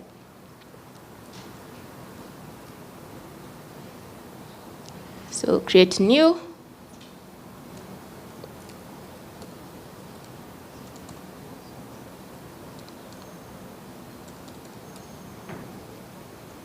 So all other options remain default, apart from the name, okay? And then you click create. And it will download a file on your laptop. So we are going to use that downloaded file later on. Okay. After that, so we are going into network settings. Of course, if we talk about a physical network, your server has to be within a specific network environment. We normally call it like the network, but in the cloud we call it a VPC, a virtual private cloud or a virtual private network. Because it's virtual, we don't access it physically. So under network settings, we'll go with the default network that is available over there, don't mind it. But what I need us to edit is the rules.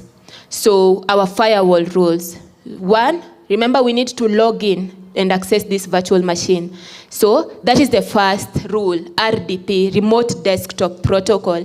It's the type of protocol that allows us to remotely access another machine, okay? So that is rule number one we need to enable. The other rule is HTTP. Why? I told you that you are going to launch a website. So even for you to access, you normally access website through HTTP, HTTPS, right? So we need to open a protocol that will allow us to access it. So under the network settings, over here, so you can see under firewall, our firewall is called a security group in AWS. So the first one is already selected, allow RDP traffic from anywhere. You can choose your own specific IP, it will still work. I'm just putting my options open, but in real world, don't do that. And then allow HTTP. I could allow HTTPS. You know HTTPS is more secure, but I need certificates and all that, which we haven't configured now. So just allow HTTP traffic from the internet. Those two rules. So RDP, I don't know, I deselected RDP. So RDP from anywhere and HTTP traffic from the internet. If you open the rules, also 0.000 means anywhere or anything on the internet.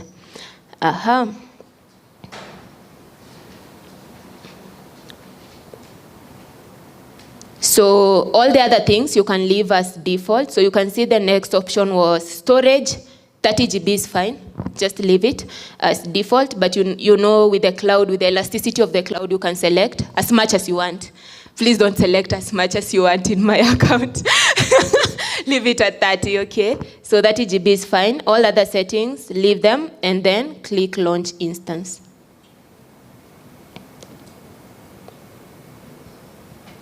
Any oopsies? Okay. I selected, anyone who got an error like me? Exists. Okay, so we need to create. Let's go back. Click retry failed task. Oh, not retry. Edit instance config. Click edit instance config. And then edit under network settings. You'll see this edit part. Edit. And then change the name. I think the name, we did not change it. So under network settings, you'll see edit, and then under security group name, change it to whatever, like so that it becomes unique. So we're trying to use like a security group that exists, okay? So change it to your name or something.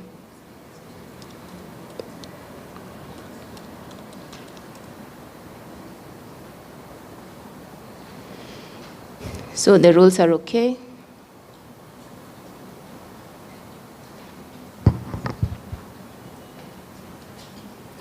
Okay, I have a naming issue, sorry. Just do a good name. Just Pauline, maybe.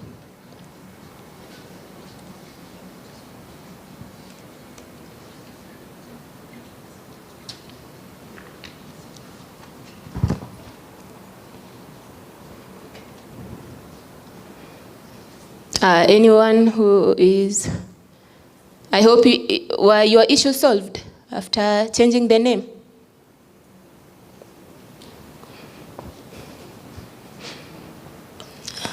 You okay? So, okay, don't start with SG because AWS names their security groups like that. Yeah. Just your name. Well, it's unique so that it does not collide with others. Okay. We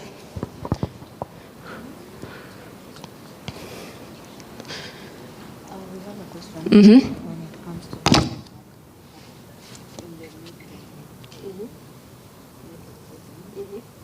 not saying they allow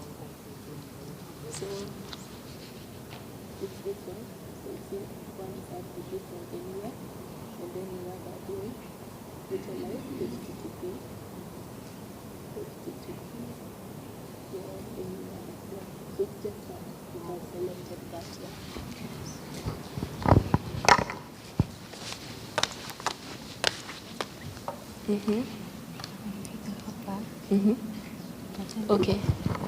So it's okay. Upper RDP, you go allowed from anywhere. You just add another rule, and then you choose HTTP from anywhere. So it is the same thing, and then when you launch, it will work. Already exists, so just edit. And then scroll down to network settings. This is Ubuntu. Oh, you choose? I have Oh, Ubuntu. you have an Ubuntu Yeah, laptop. yes. Wow. Okay, we'll figure that out. Okay. So, oh, no, you can still launch a Windows instance, even though you're using Linux, and then we'll add deep into it later on. So just choose Windows. I don't know if I put permissions to allow Ubuntu. It's okay. Yeah.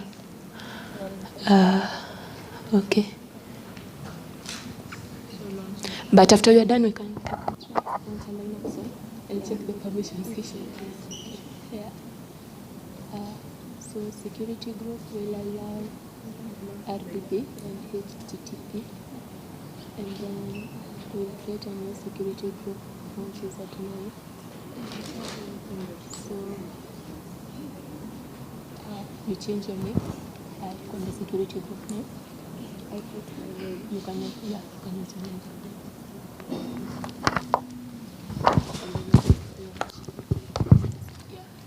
Edit instance configuration.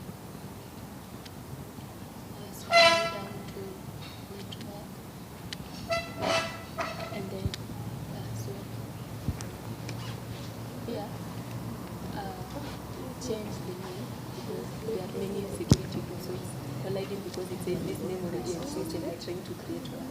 So change that into something unique, and then you launch. So just think like unique.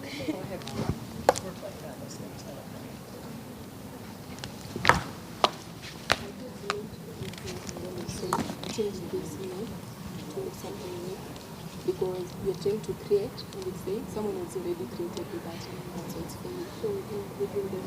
Yeah, just not. It could be anything. Just put your name.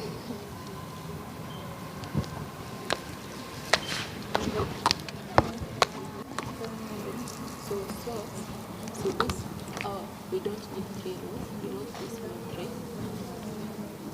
So we have HTTP and RDP, that's okay. And then, yeah, click launch.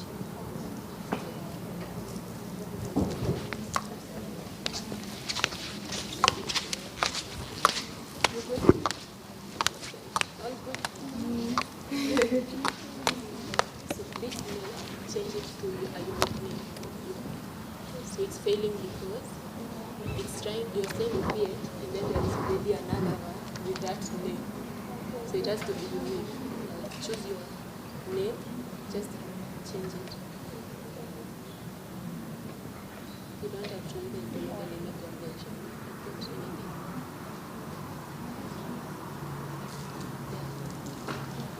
Click launch.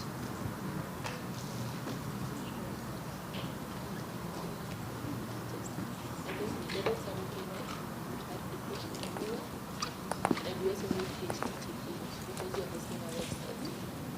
So HTTP from anywhere as well. So that's okay. Now we launch.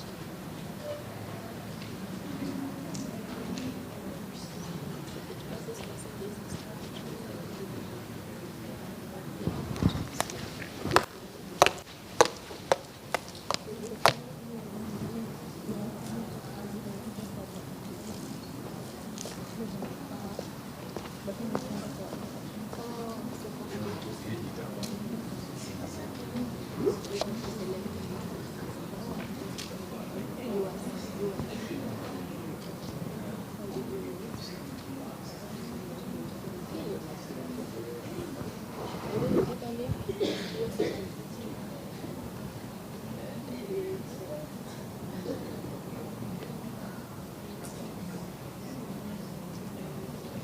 So it has no name.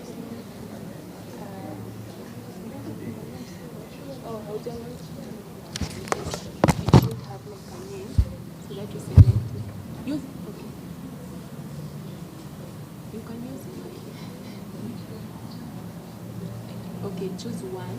Choose a name. Choose Afchix. And then click actions. And then simply to your you have to choose a server.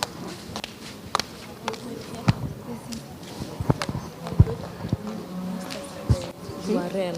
Oh, URL. Sentibay. Like this. Yeah. Slash labs. Slash. Oh my goodness. Afchix 2026. Afchix. And then this one. June 2026. June? Yeah. 2026. And then this. I really hope it's that. That will then connect Oh. to the boundaries. Sentibay. Oh, .com. Oh. .com? Yeah. And then we try. I hope I remember.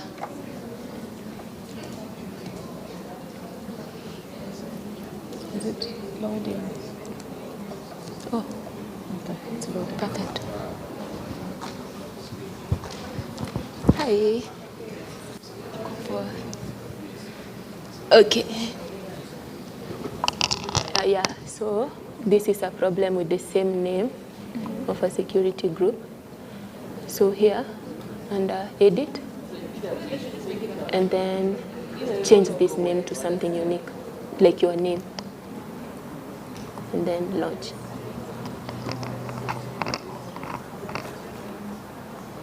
Okay, I think it should be fine. Are we good? Yeah.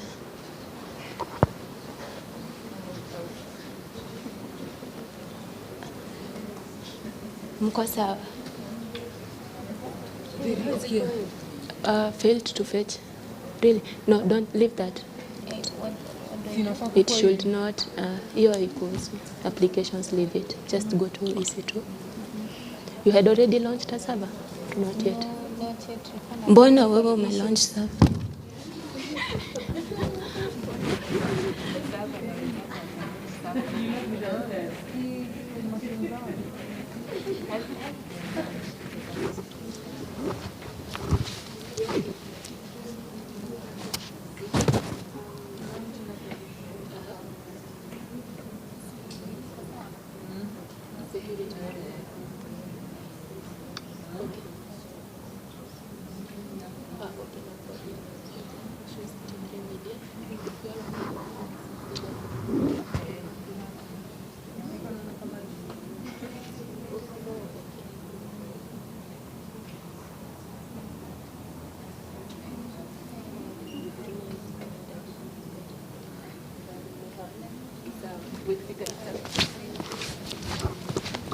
So we all good?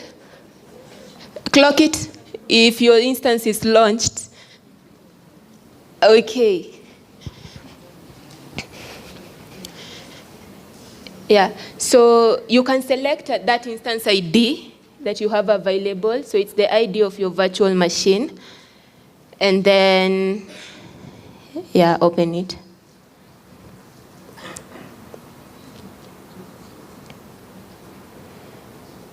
So mine is Afchix Pauline. If not, you can just go to this list of instances.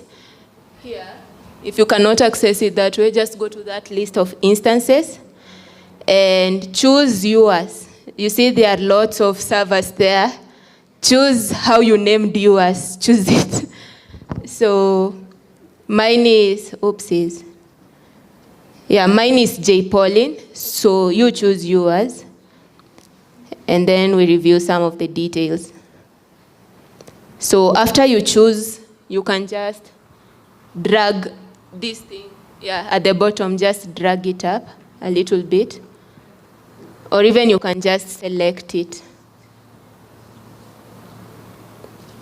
So you're going to see some details about that virtual machine you launched.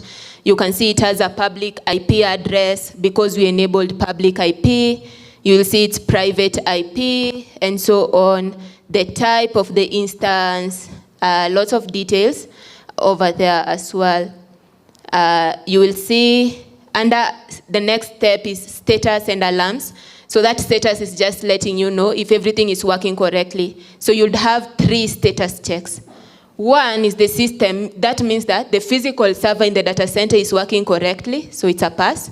The second one, instance, our virtual machine, is okay. And EBS is the volume, like SSD drive. So it also checks that, and it's telling you that is also okay as the status check.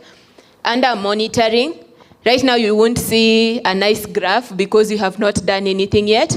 But here you can check your networks later on. Like after we launch the server, here is where you can come see what is the percentage of CPU that you have utilized, network in, network out.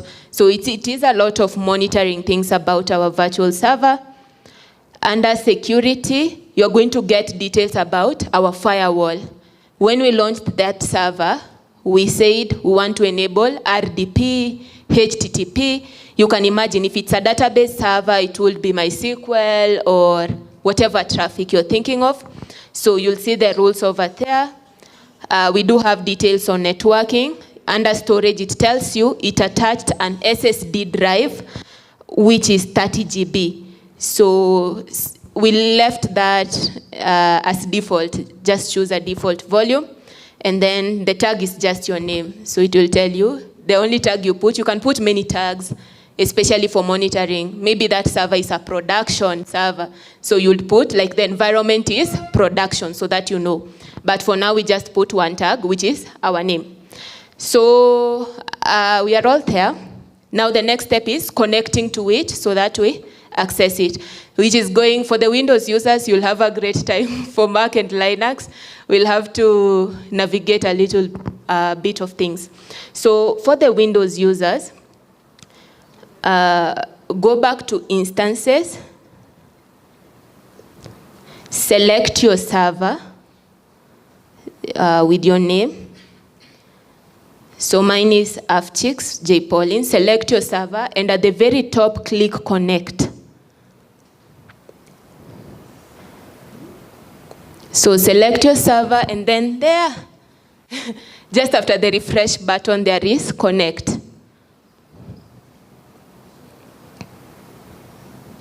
So click Connect, and then choose RDP. So you said we enabled RDP traffic, remote desktop protocol.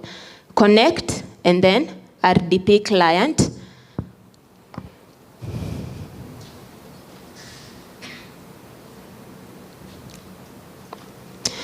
And then you will see get password. You'll see get password there. So if you follow the instructions, you'll also find another way. If you're following me, you can see get password. So we want to get the password. Like when you log into your laptop, you normally put username and password, right? If we log into that Windows server, we need a username and a password. So click get password. And it will ask you for the key. So you remember when you created a key pair, a file was downloaded on your laptop. That is the file I want you to upload. So upload private key file, and then you choose that .pem file which was downloaded. It is in your laptop in the downloads folder. So you choose that, open, and then so it will give us some strings. So I want you to decrypt the password, and it will give you the password to access your Windows server. So you upload that file, and then you click decrypt password, and it's going to give you a password. So I want you to copy that password and paste it somewhere. That is the password you're going to use to access our server, our virtual machine. So copy that password. So for people who have Linux operating systems on your machine or Mac, go open that link we had. I'm using Windows, unfortunately. And then try follow the instructions there. So you'll need to download a couple more things to access. But I'm going to come around. Has everyone been able to decrypt their password and get their password? So for those who are there, I'll be walking around again. I want you to click download remote desktop file. So that is the RDP application you're going to use to access our Windows machine. So click download. It's a very lightweight file, and then you open it. So mine is already downloaded at the very top. It's called My Server. So yours will be called Afchix, your name. And then you open it. You can go to downloads and open that file.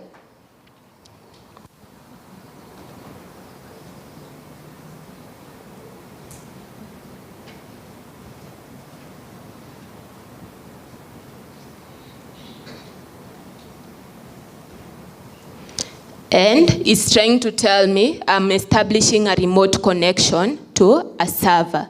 So this is what will open, and now you just need to click connect. So I'll still come around if you are stuck, don't worry. So just click connect if it opens that file.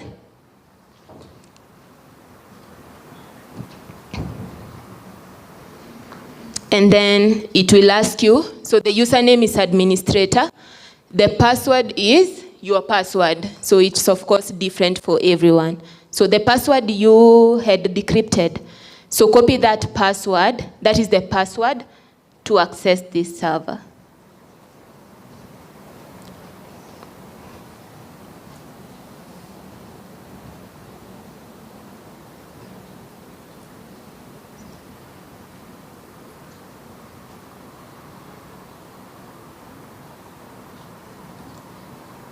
And then click OK, and then you will be able to log in.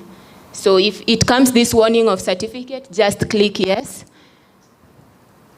And then a virtual machine will open somehow on your laptop. So this is not mine. This is the Windows virtual machine loading. Let me wait for it and then come around. Oh, time.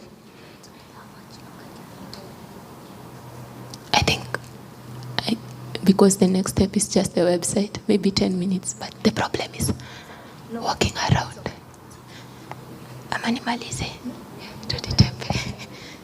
So, so you can see the virtual machine is up. It's a Windows one. Let me see. I got stuck here. So you downloaded this RDP file? Yeah. And okay, you are not able. Click get password here. And then upload private key file. So here. And then go to downloads, I guess. So that key, kowi.pem, open. And then decrypt password. So you see this is your password. So go to that file, the RDP one you downloaded. Click on it, open it. Oh God. Okay, click here under search. You can just click OK. Under search RDP. Okay, open. So if you have been able to access the Windows machine, you can help me walk around and help. Yeah. Even that one is blocked. Okay, so the computer is this. I think yours has a lot of security issues.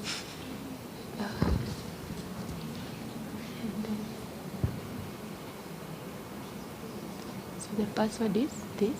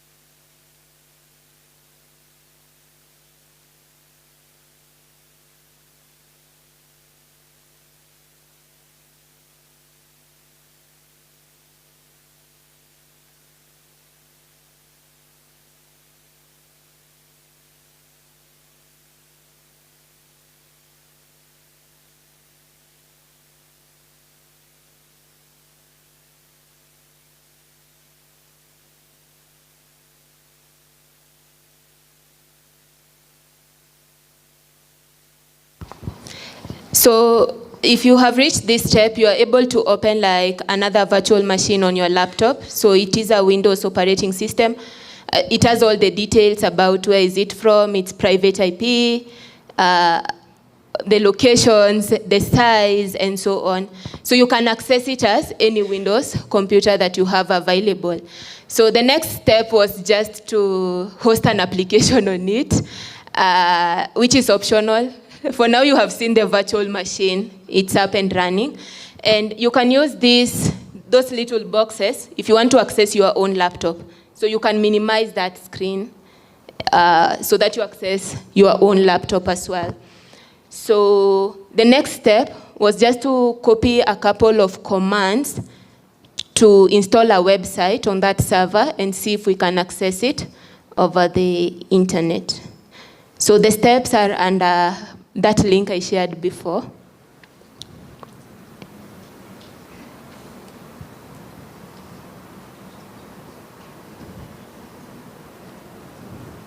So it is under step 5. We install a web server, we download that website, and then access it through the public IP of our virtual machine. So what I need you to do is copy these commands and paste them on your remote server, the other Windows, whatever, yeah. So you'll see what the command does. The first one is installing the Internet Information Services, just a web server.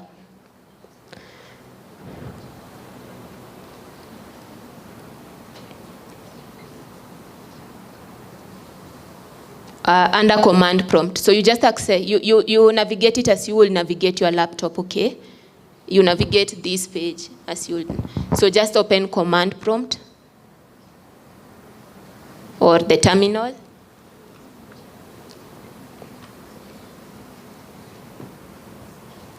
So this is the PowerShell of the virtual machine, not on your laptop. Remember, it can confuse. So you open the terminal on the remote virtual machine link. And then if you, I think, right-click or something, it will paste. So if you just right-click on your mouse or your button, it will paste the command.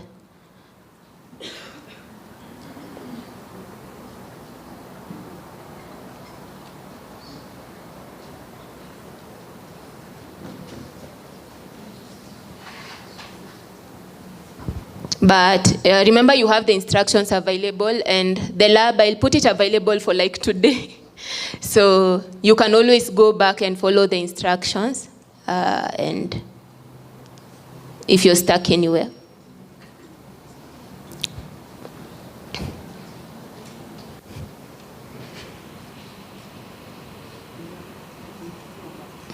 I'm supposed to paste it. Yeah, so you copy that, and then you paste it there.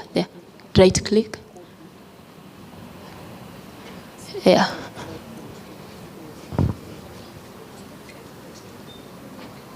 Is it working? No, it's yeah. So I minimize this screen. See here. Oh yeah. So rudi hapa kwa workshop. Hapa kwa workshop. Alafu ukienda step 5.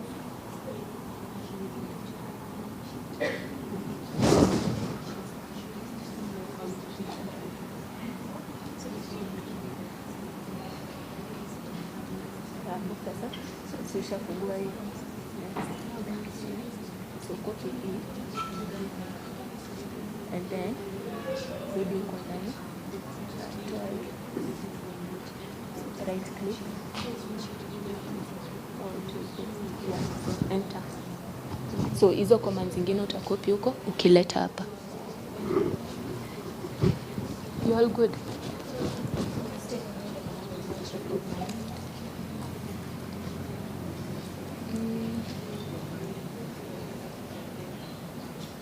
Maybe try again. Okay, just go back to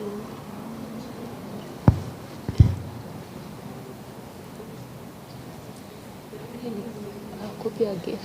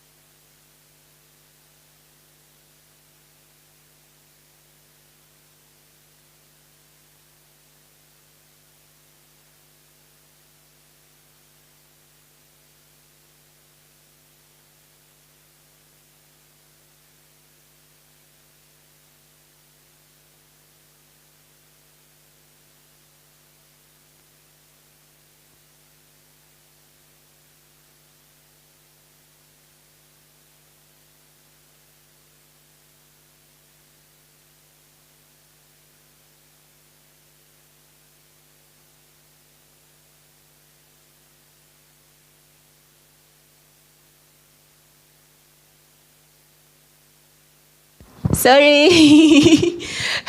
Yeah, so that was the first command to install the web server, and then we download our application, and then you'll just get the public IP of your server and it should be accessible. So I'll just run the remaining 3 sets of commands. Yeah, so the next one from that Afchix workshop link.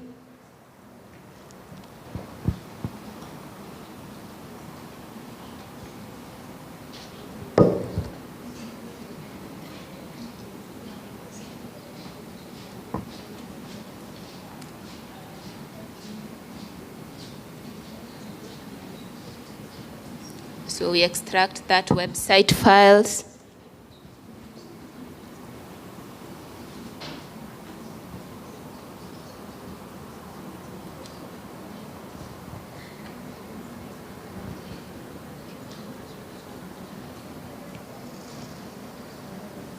And then we copy to the web server folder.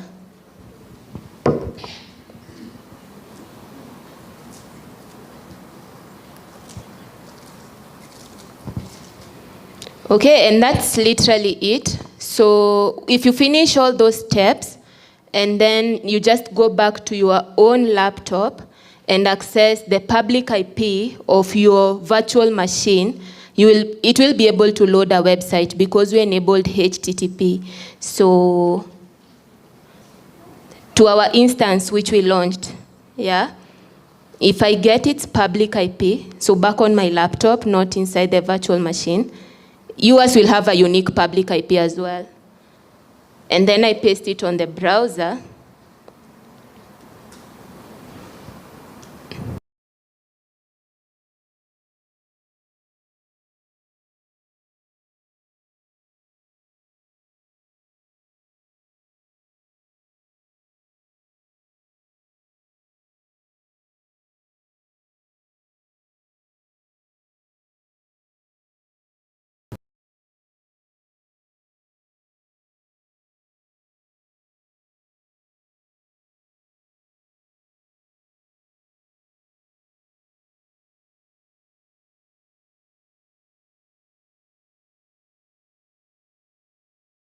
Variety of range. If you are into cybersec, some people in the room say they are into cybersecurity. You can become a cloud security engineer, AI ML engineer, SRE. You can become a cloud consultant and trainer like me as well, where we deliver training and advise businesses on how to build their cloud strategy. If you are a salesperson, you can also get into cloud sales, pre-sales role, where you understand cloud, but you are also able to talk to businesses as well. Some free resources, you can just take a screenshot or whatever, which I would recommend for anyone getting started. We do have AWS Skill Builder. It's really nice for AWS resources. If you want to build your hands-on skills, we normally get around 200 credits if you're starting up. So you can just go to the console and try these services out as well. Some YouTube channels, mine specifically is Kira Tech Hub. I do post cloud content. You can go check that out as well.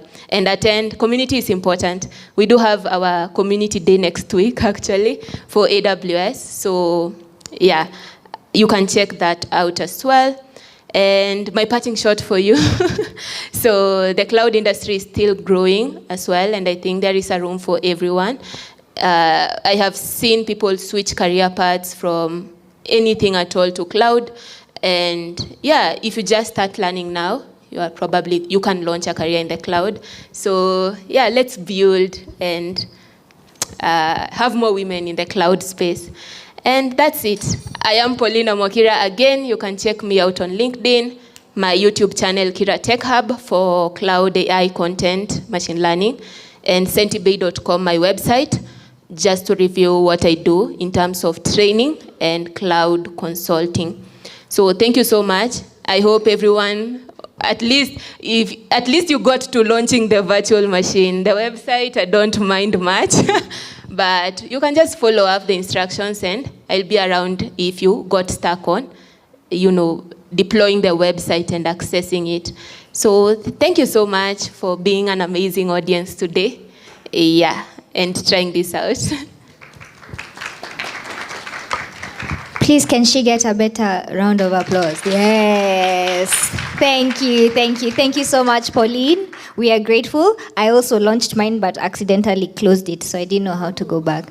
But I'll find you later. So we are now at around the time for tea break. Our colleagues are also wrapping up upstairs. So you can feel free to have tea break. Feel free to ask Pauline more questions if you're not able to launch your server. Yeah. Yes. I'm not a techie, disclaimer. So then you can feel free to mingle here, go to the NTT table, talk to the ladies from WIOC who are just be in front of the NTT table. Feel free to network. We're going to start the next session at 12 noon. All right. Thank you so much. and enjoy the networking and break.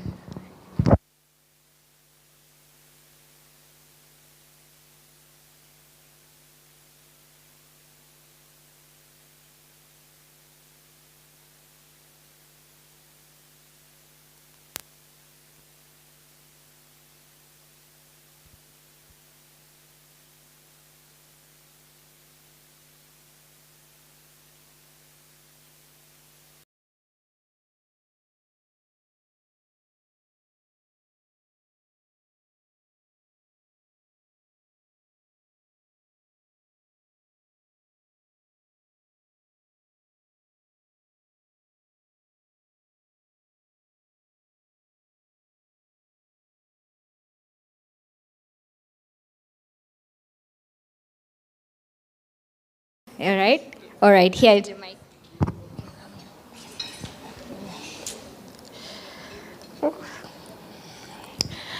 Hello, everyone. Hi, I'm Jashiba. Hi. Wave at me if you can see me. Wow, thank you. I didn't write my speech, I'll just go with the flow. My name is Rachel Kamau. I'm a software developer and also a cybersecurity trainer, but under cybersecurity, I am in cloud security, platform engineering. Okay. By a show of hands, is everyone here from tech? Like you started like the first, you started with your like degree in tech, but it's not different, is it? Is there anyone from a different pathway? Ah, nice, nice, nice, nice. You are not alone. I was one of you. I did a degree in supply chain management. Yes. My career in technology started in 2020 when Corona came. Yes. So when Corona came, we all know that we were stuck.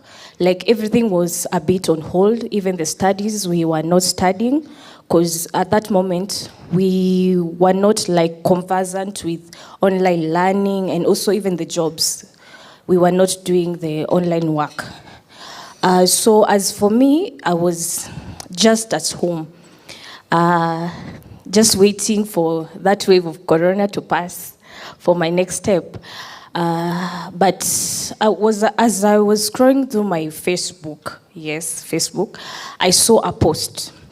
On this post, they were asking they were recruiting women to be able to be trained in technology, but they didn't give any specification that they needed people who are already in tech.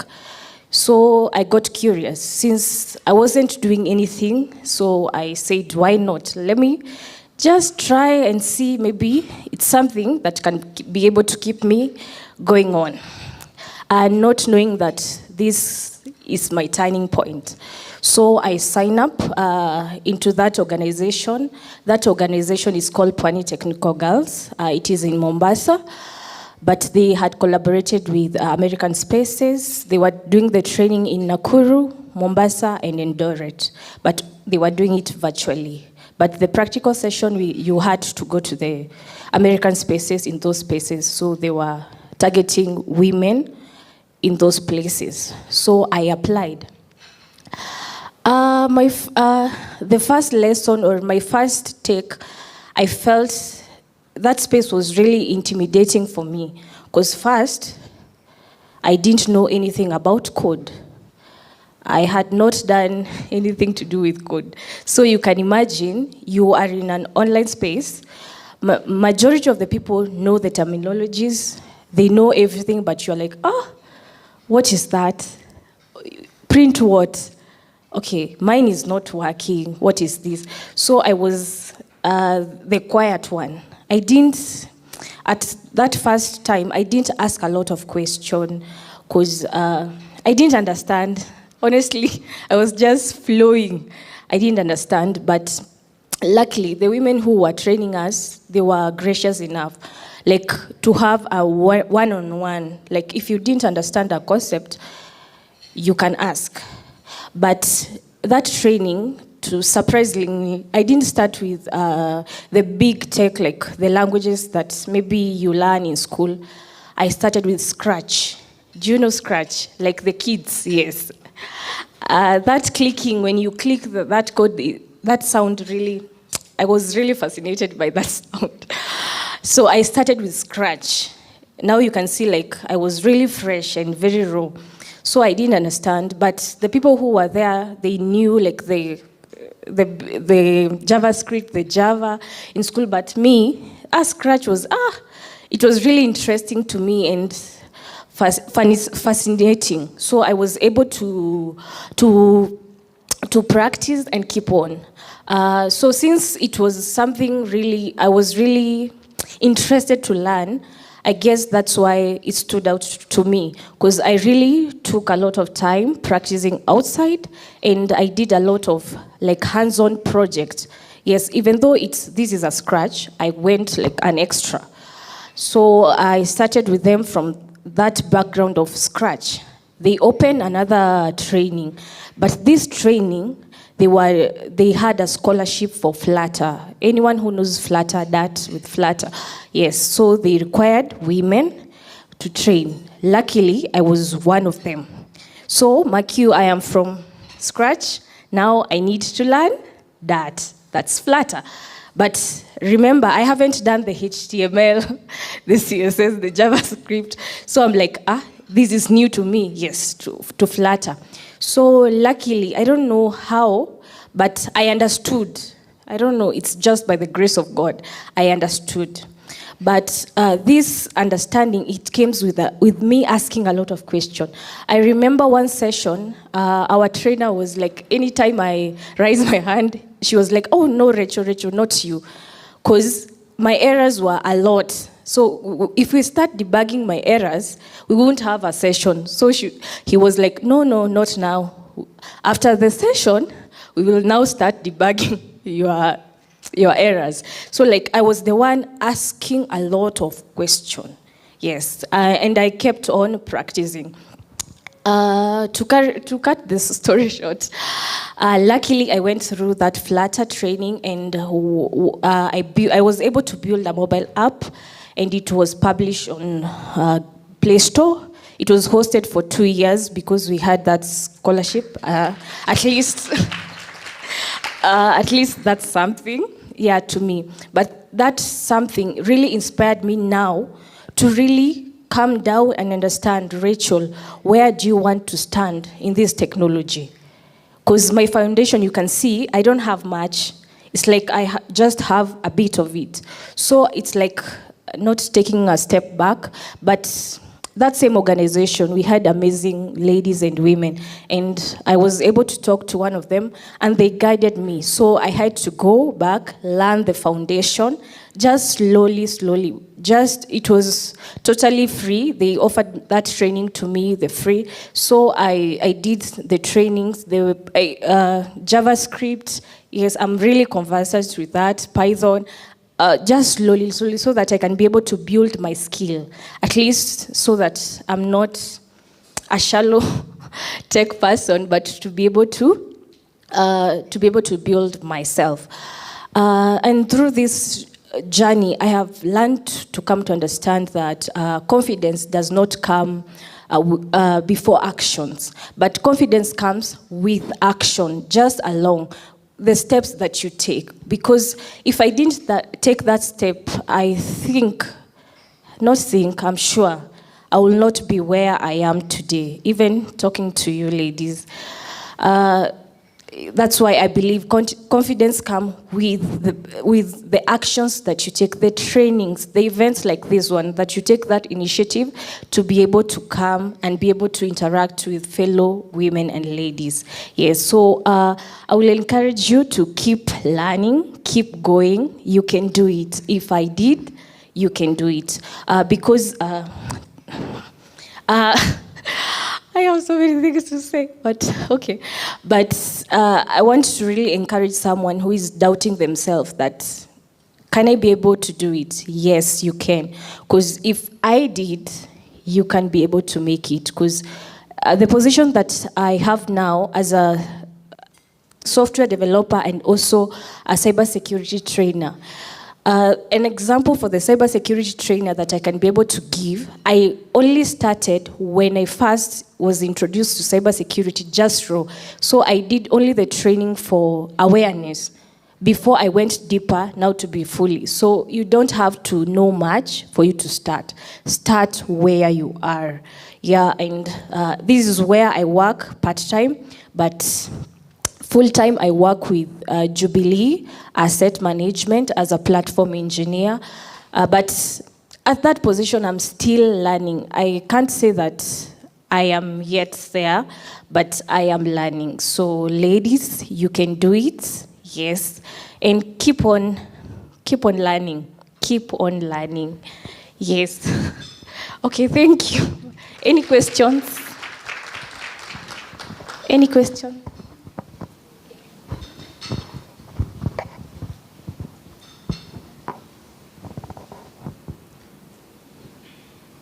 I wanted to ask, how did you learn like languages that, okay, you see now we are in the era of AI and vibe coding, so it's so hard to learn a language. You find yourself just vibe coding and not understanding what you're doing. So like how did you make yourself learn a language to a point you understood it and you're good at it?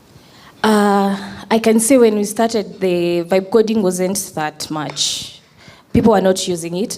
But to me, to be able to understand a language, it was like a boot camp. Like they do, if it's JavaScript, they only do with JavaScript. You just pick a language. And they also have like, each day, there is an activity that you do.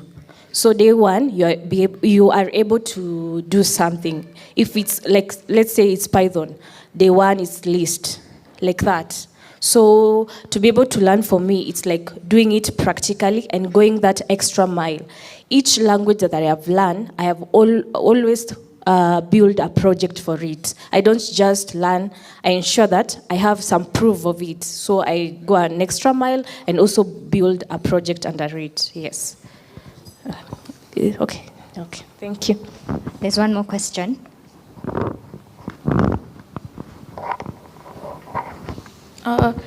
Hi, Rachel. Hello. I wanted to ask, when you were going into tech, did you feel like any intimidation? And if so, how did you deal with that? Yes, I felt really intimidated, especially that part when you enter into a room and everyone knows this is my seat, this is where you are supposed to go. But to me, I didn't feel. So I felt lost. At first, I really felt lost. And I wanted to also quit the program. So that program was conducted by really amazing women. They are all my mentors. So I reached out to them like with my grievance. Like, I don't understand this program. It's not for me. I'm really struggling to get it. Yes, I'm getting it, but my pace is really slow. I'm not getting it. But they really took my hand and walked with me, yes. They didn't allow me to give up, yes. All right, thank you. So I will just encourage anyone, at least find someone to walk with you throughout this journey. If you are finding it hard, like a platform like this one, you can be able to find a mentor, someone who is already in the industry that you want to be. So it's just interact after the session, know someone. They can be able to hold your hand and be able to walk through. Don't be a lone ranger. Just mentorship is key. That's I think that has made me to be who I am. Mentorship and also having a community of tech women around me. Yes. Hi. Hello. Mine is a simple question. I'm curious of how your journey to be a cybersec trainer went. How was it? Because you have already learned about the software developer, and I'm kind of curious because I'm Yeah.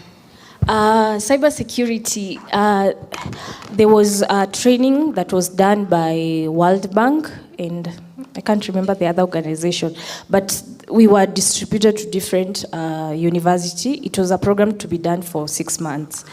So when I went here, that program, I already know like software development, like I am conversant with that.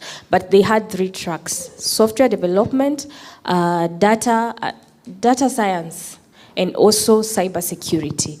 So my curiosity, I already knew software development. So when I went there, I already fixed my mind. Cybersecurity is the thing that I want to learn. What is this cybersecurity? So when I went to that training, I think that part of cybersecurity, especially when you have been scammed, yes, the house rent has been changed, something like that.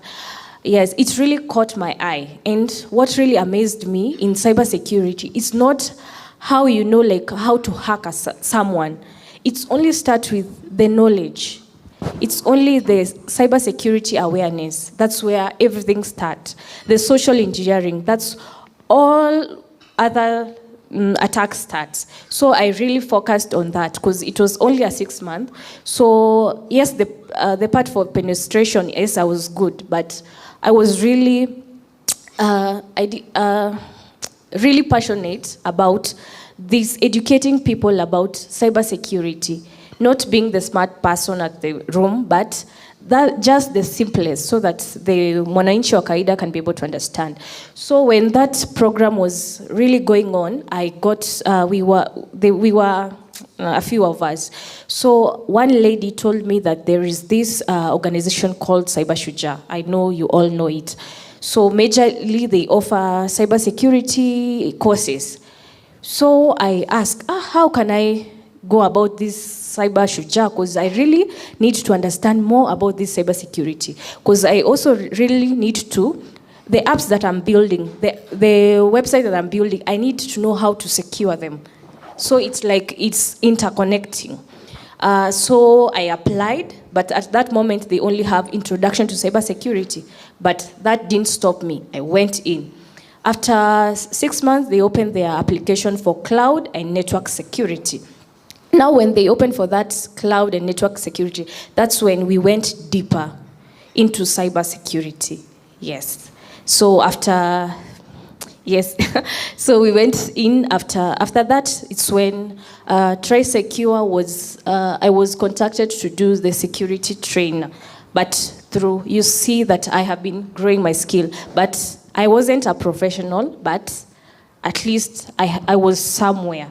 Yes. So throughout that journey, I learned, and luckily, in the middle of that training, that cloud and network security path, it's when the AWS Restart program, they offered the AWS Restart, yes.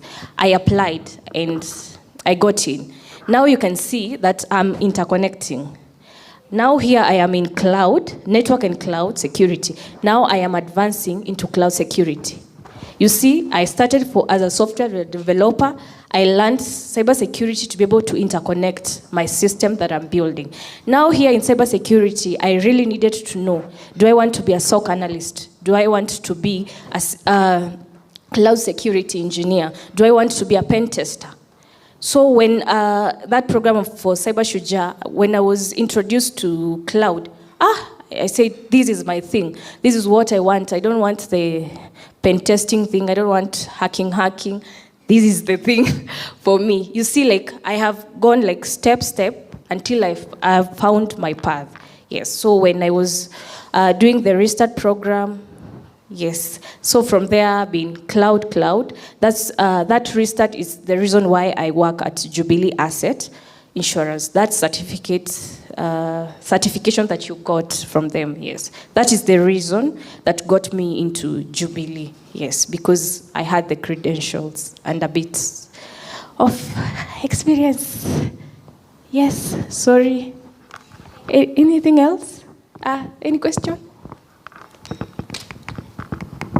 Thank you so much, Rachel. we will come to your questions. I want us to be able to run through the lightning talks and still have some time to network. As you can see from her story, she just took a step and then took the next step. So you don't have to know everything at once to know where you want to go, but just take the steps and try out what it is that you're interested in. And you continue to discover what it is that you're interested in. So I do hope that Rachel's story has inspired us. Let's give her a round of applause. Oh, Mudhoni is saying we clock it. I don't know where she learned that. All right, our next lightning talk speaker, her name is Mary. Mary, are you ready? So Mary Achieng is a robotics engineer and an oil painter based in Nairobi, Kenya. Her work spans robotics research, artificial intelligence, and conceptual art, with a particular interest in how technical and creative practices shape the way we understand and imagine the world. Through both engineering and painting, she explores observation, experimentation, and the relationship between technology and human experience. A round of applause for Mary Achieng as she comes to the front.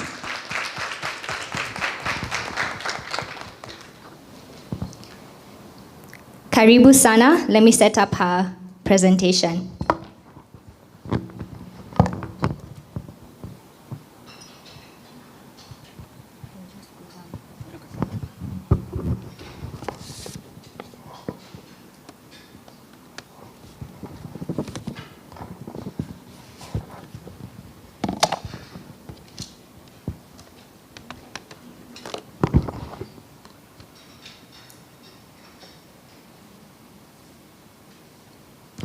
Hello.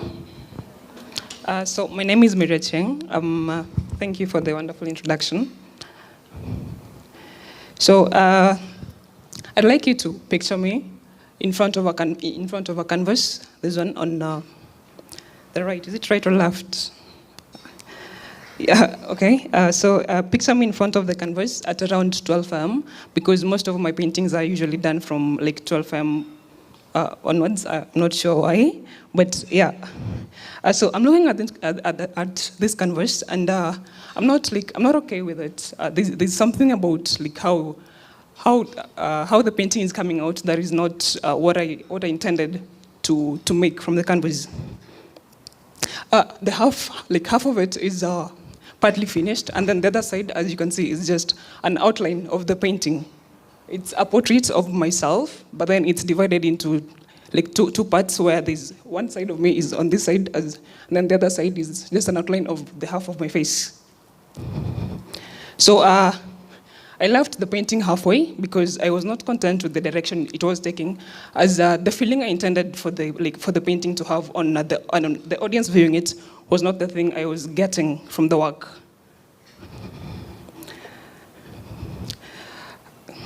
And then, on this other side, it's a screenshot of Gazebo. It's a simulation platform for robotics, where we try to simulate robotics software on before deploying them to like a real robot. I don't know if anyone has worked with any like robotic platforms.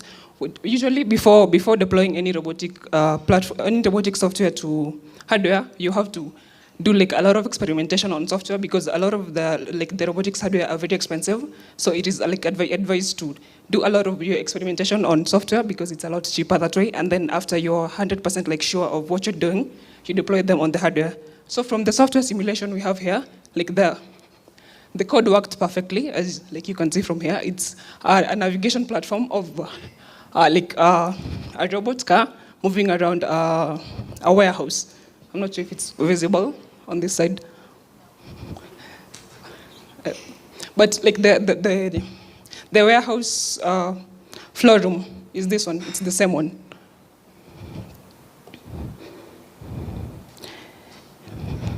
Okay, so I'm a robotics engineer, and also I'm an oil painter. And from these two paintings, from these two paintings, the issue with the two paintings is similar, even though I don't think a lot of people would like to, a lot of people see it that way. Because on this side, there's a feeling I intended for the audience to have, which I'm not seeing because of the technique is fine, but then how I implemented the value is how light and darkness appears on an image. So my implementation of the value affected how the audience will see the painting, which is not what I intended. And then on this other side, the implementation of the software on the robotic hardware destroyed the hardware we had, leading to losses in hardware, because even though the simulation worked in the gazebo platform, it failed on the hardware.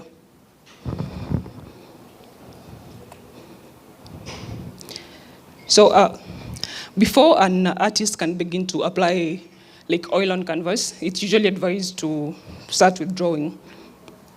So with drawing, the best way to start is using a course called the Back Drawing course.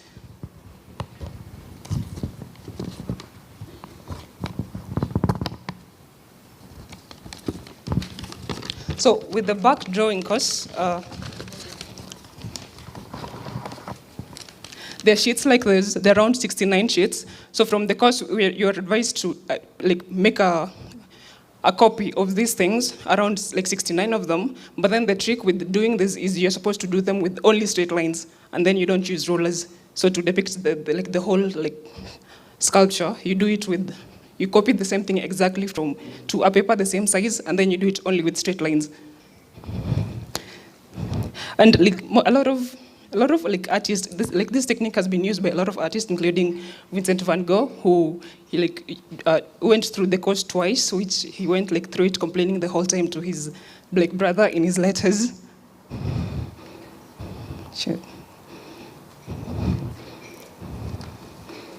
Yeah, so from the back studies, usually you use grids. As I've said, you use straight lines to depict all the curves within the drawing. So you use grids without using rulers. As you can see from my drawing, the grids that I used are the grids used in the back studies to help you place the image within the canvas, which is the same thing we do with robotics, where before you start implementing the actual data collected by sensors, you use a specific reference frame. You decide what reference frame you want a sensor to have before you allow the sensor to actually perceive the world it is seeing.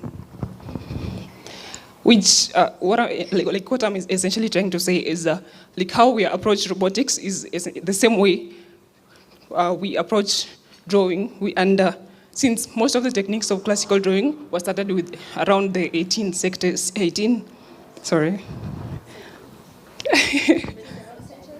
Oh yes, was started around the 18th century. Yeah, so we could say that a lot of the techniques used in robotics were borrowed from the classical methods of drawing.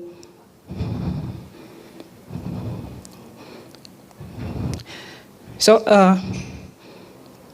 like I said before, from my first image, the intention I intended to convey on canvas was different from what I actually got on canvas, which tells us that even though I have an idea of something I want to implement on canvas, most of the times the world and my hand, in a sense, let's say my technique, comes in the way of what I intend to explore on the canvas, which is similar to robotics. As every time you try a software you try simulation on your laptop, a lot of the times anyone who's worked with robotics will tell you it will work every single time you try it on software. And then the moment you try to you shift it to the hardware, it usually there's a lot of uncertainty in the real world that affects how the robot interacts with the code. So also here, these are some thumbnails from my sketchbook. They're sort of rough. Each of the thumbnails took at least, say, 60 seconds, which is trying to study how to place objects within a composition and to decide which composition to use depending on the message I'm trying to pass across. So from all the thumbnails, the one I decided to go with was this one here, the one with a tick. which is currently a work in progress there, as you can see, which was transferred on canvas.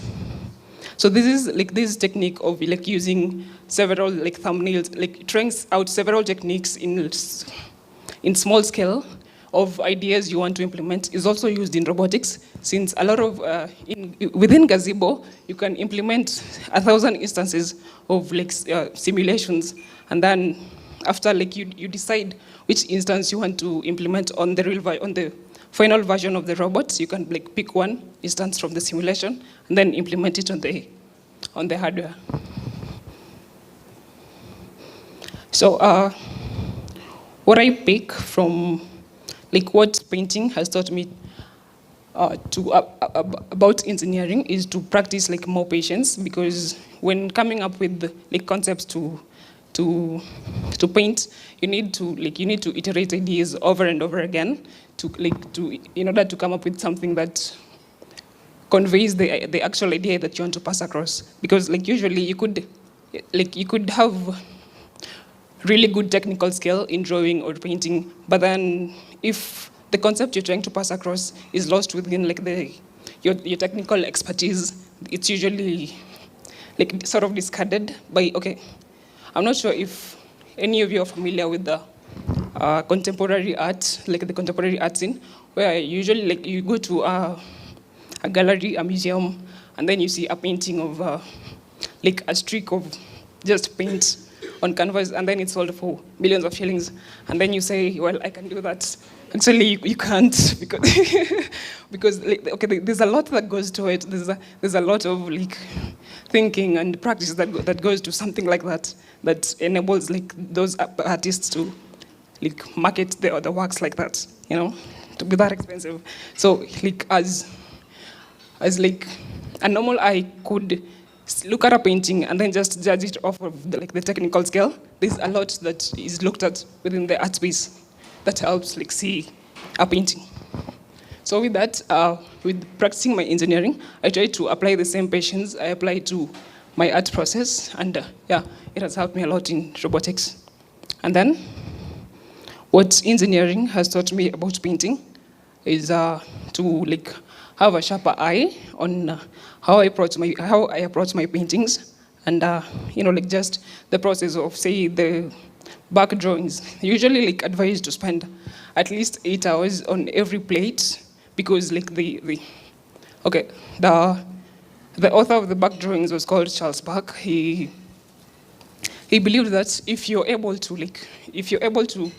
recopy the back drawings exactly as he drew them, then you're in a sense training your eye to locate relationships of things in the world, and in that way you like improve your technique.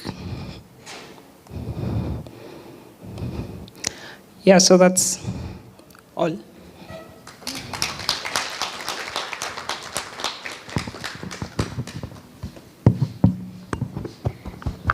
A better round of applause for Mary. I think we're in awe, because what? Painting and robotics and how that works. While you were speaking, I was just thinking, you're using your hobby to enhance your work and vice versa. And that's beautiful, because I think sometimes we forget that our hobbies could help us enhance what we do for work. So this was so brilliant. I am definitely now going to go into museums and be like, the technique. So thank you so much, Mary. We really appreciate it, and I'm looking forward to speaking to you a bit more, because I wanted to be a painter, drawer when I was younger, but it's refused. But maybe I can learn through the techniques. Let's give her another round of applause. Do we have any questions for her before she sits down? Yes. Thanks, Danielle.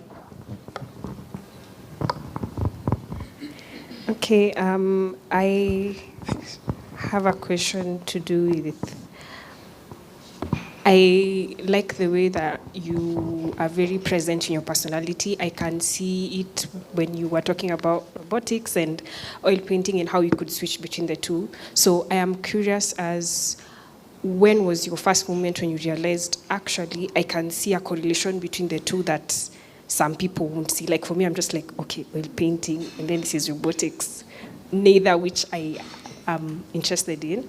But for you, when was your first moment, and how did you handle now the transition? Because I'm guessing change can be difficult.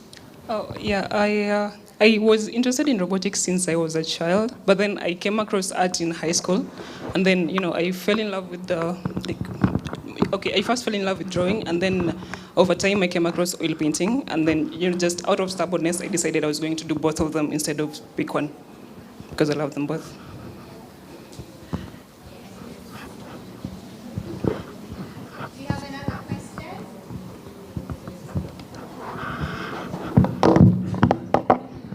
You can't truly do both and make it work because clearly we have a living example here. So please don't forget your hobbies. Spend some more time in them also. They might help you enhance your skills at work. So thank you so much, Mary, for that. Now we're going to invite our last lightning talk speaker. Let me find, oh my goodness, all the time. Just there, I got it. Allow me to switch screens first.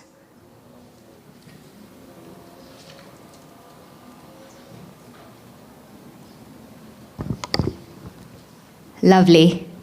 Our final lightning talk speaker is Diana Gadegi. She is the founder of Zura Inclusive, an assistive technology initiative enhancing shopping independence for blind individuals through smart braille and AI-enabled clothing and product tags co-designed with the blind community. Her work has been recognized as a social impact assistive tech project during United Nations Africa Innovation Week, and she is a serial award winner with a background in software engineering and quality assurance engineering, focused on building products that are accessible and reliable and impactful. A round of applause for Diana.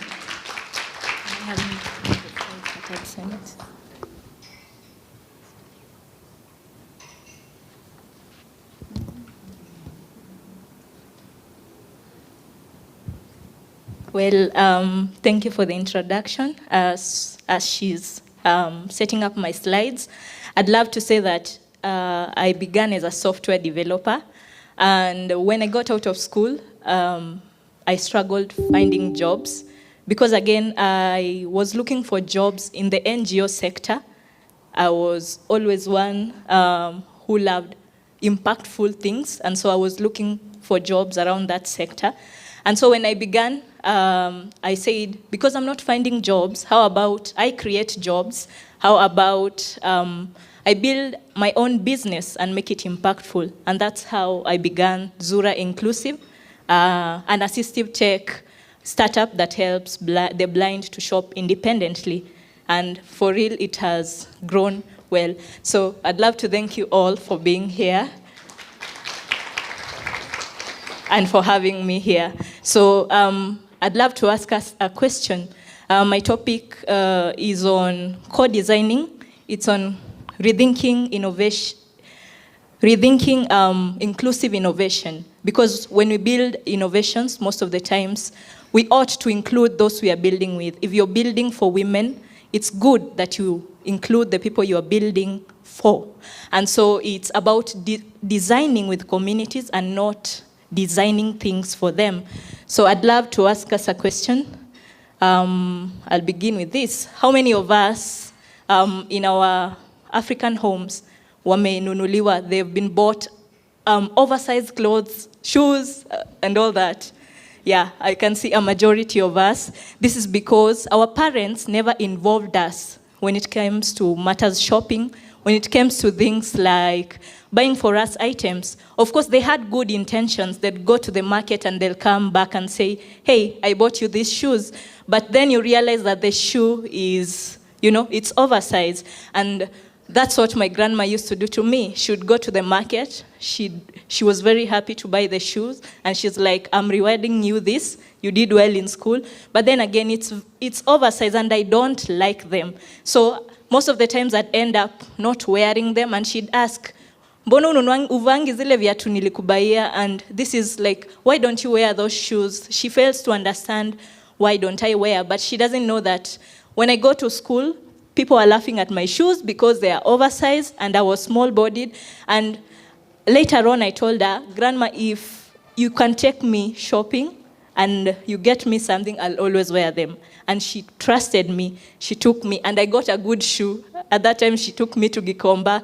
And from that time, I took care of those shoes because I knew if they get spoiled, she's going to take me back to the oversized shoes that she used to buy.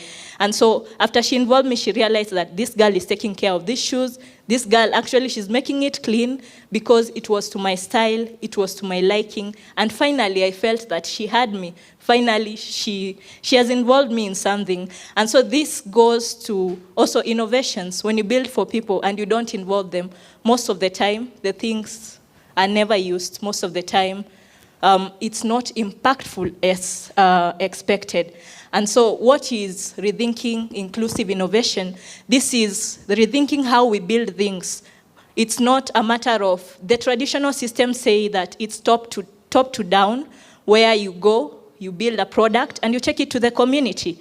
But inclusive innovation, when we rethink it, it's supposed to be a bottom-up approach. I remember there was a politician who said bottom-up, and most of us went with the narrative because finally we felt like as youths, somebody is including us in something, they are involving us. And so the bottom-up comes in where you reimagine, who are we building for? Do we need them in this? And then you involve them in every step of the product. It's not just about building a product, designing it, building it, and then taking it to the community, making the community the end user. It's about making the community co-creators, co-designers with you, and making them a part of your product. And with this, most of the time, it leads to better adoption, because if you involve the community, they are normally the first people who get to be either the beta testers of your product, the adoption, the people who adopt your products. And so it leads to better solutions and better innovation, and then dignity. People feel so good when you involve them at the very first step. And I'm reminded of a story when we were supposed to go for a wedding, and then somebody was sent an invite at the last minute, and you're there wondering, why did you involve me at the last minute? It means either somebody had let you down or something of the sort. And so they ended up not coming because why involve them at the last minute? And that's the thing with innovations again. You don't involve a people in the last minute and expect them to take up your product and treasure it and make it as theirs. So you involve people at the very first step of designing. Like they always say, there is nothing about us without us. So for us, it was a personal wake-up call, because as Zura, the thing that pushed us is, if we are building something for the blind, yes, we might have known the basic letters of Braille, but we are not blind. We do not understand their own realities like they do. And so we, as Zura, we went to the Kenya Society of the Blind, the main society that caters for the blind in Kenya. And we asked, how can we build this solution? And we were actually astonished, because for us, the Braille that we were supposed to input was kind of different. We realized that there were different types of Brailles. We have the basic one, the intermediate, and the advanced. The basic one being for those that have just become blind at adulthood. And we didn't know this information. Had we not gone to the Blind Society, we would have built products that were either too advanced for the people, and they wouldn't have used our tags. They wouldn't have used our own solution. And so we realized that even placement matters. You cannot just place Braille anywhere, because when you read it and it's placed anywhere, it can mean something else. Durability matters, texture matters. These are the things we learned while co-designing with the blind. And they are the ones who shaped this solution for us. They are the ones that we give credit whenever we are called to meetings like the UN, because we shaped this solution with them, and it really mattered and it made an impact. Again,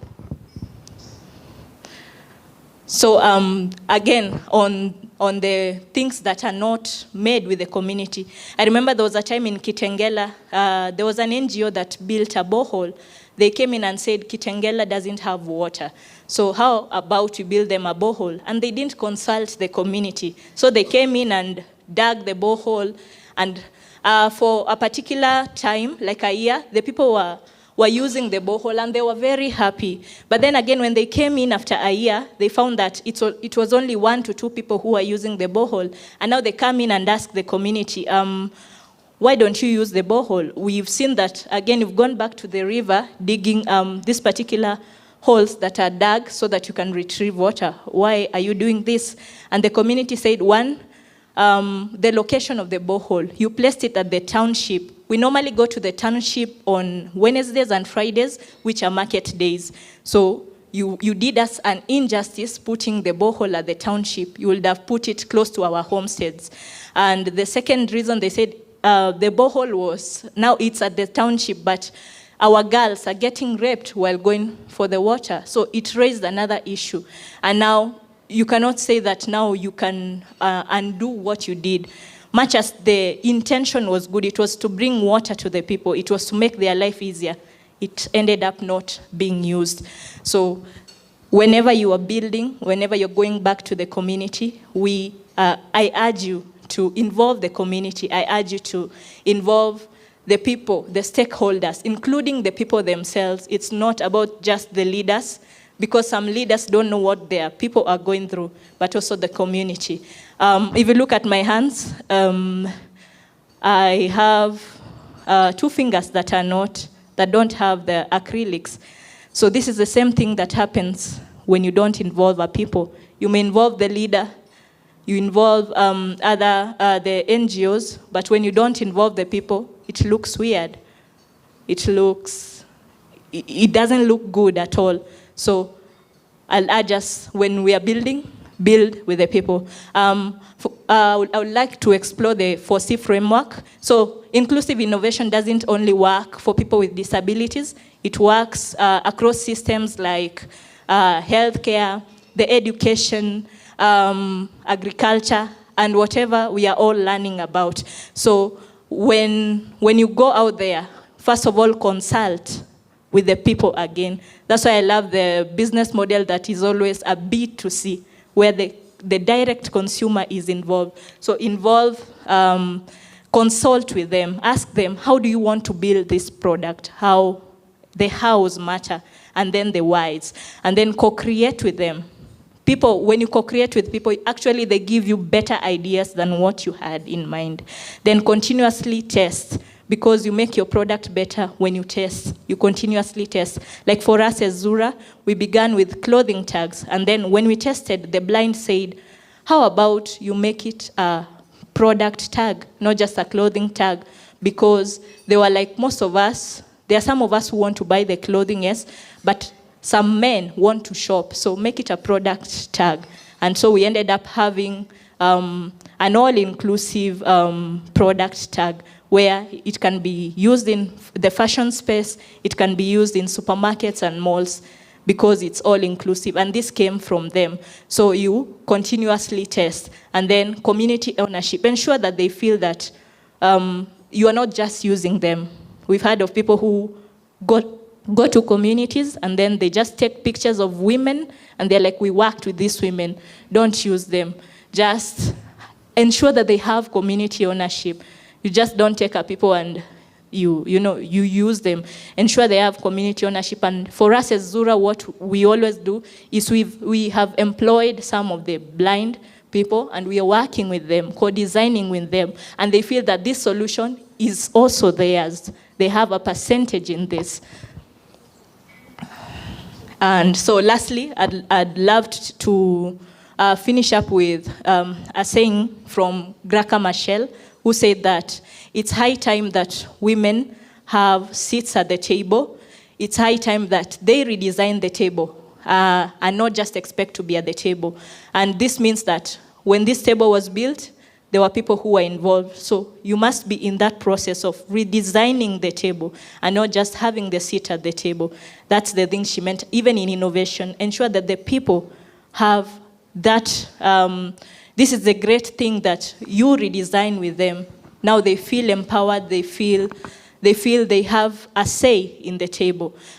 So I'd add just that. We build with communities, we listen to them, we collaborate with them, and ensure that there is a shared ownership in it. Just like Afchix does, they give the skills. I've seen their programs. They give the skills, and they ensure that all of you are involved in it. I remember when I had applied for a particular course, it was on networking, and there was a mentor who asked, how would you like to do it? And I was like, because I'm doing my startup, I'd love to, there are times I won't be available, but I'd love to catch up on certain times. And you find that they've made it so easy for you. It's not like take it and just take it. They involve you. They want to hear at what times will you be available. Is this good for you? And all that. So this is just all for me. Thank you so much.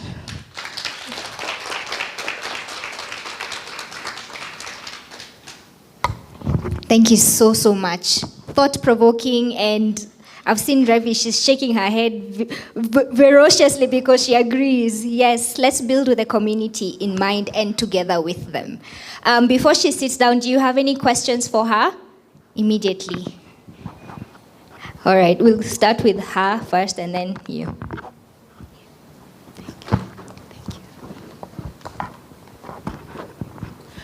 Hi, I'm really intrigued with this line of your work. So I wanted to ask, what exactly drove you to work?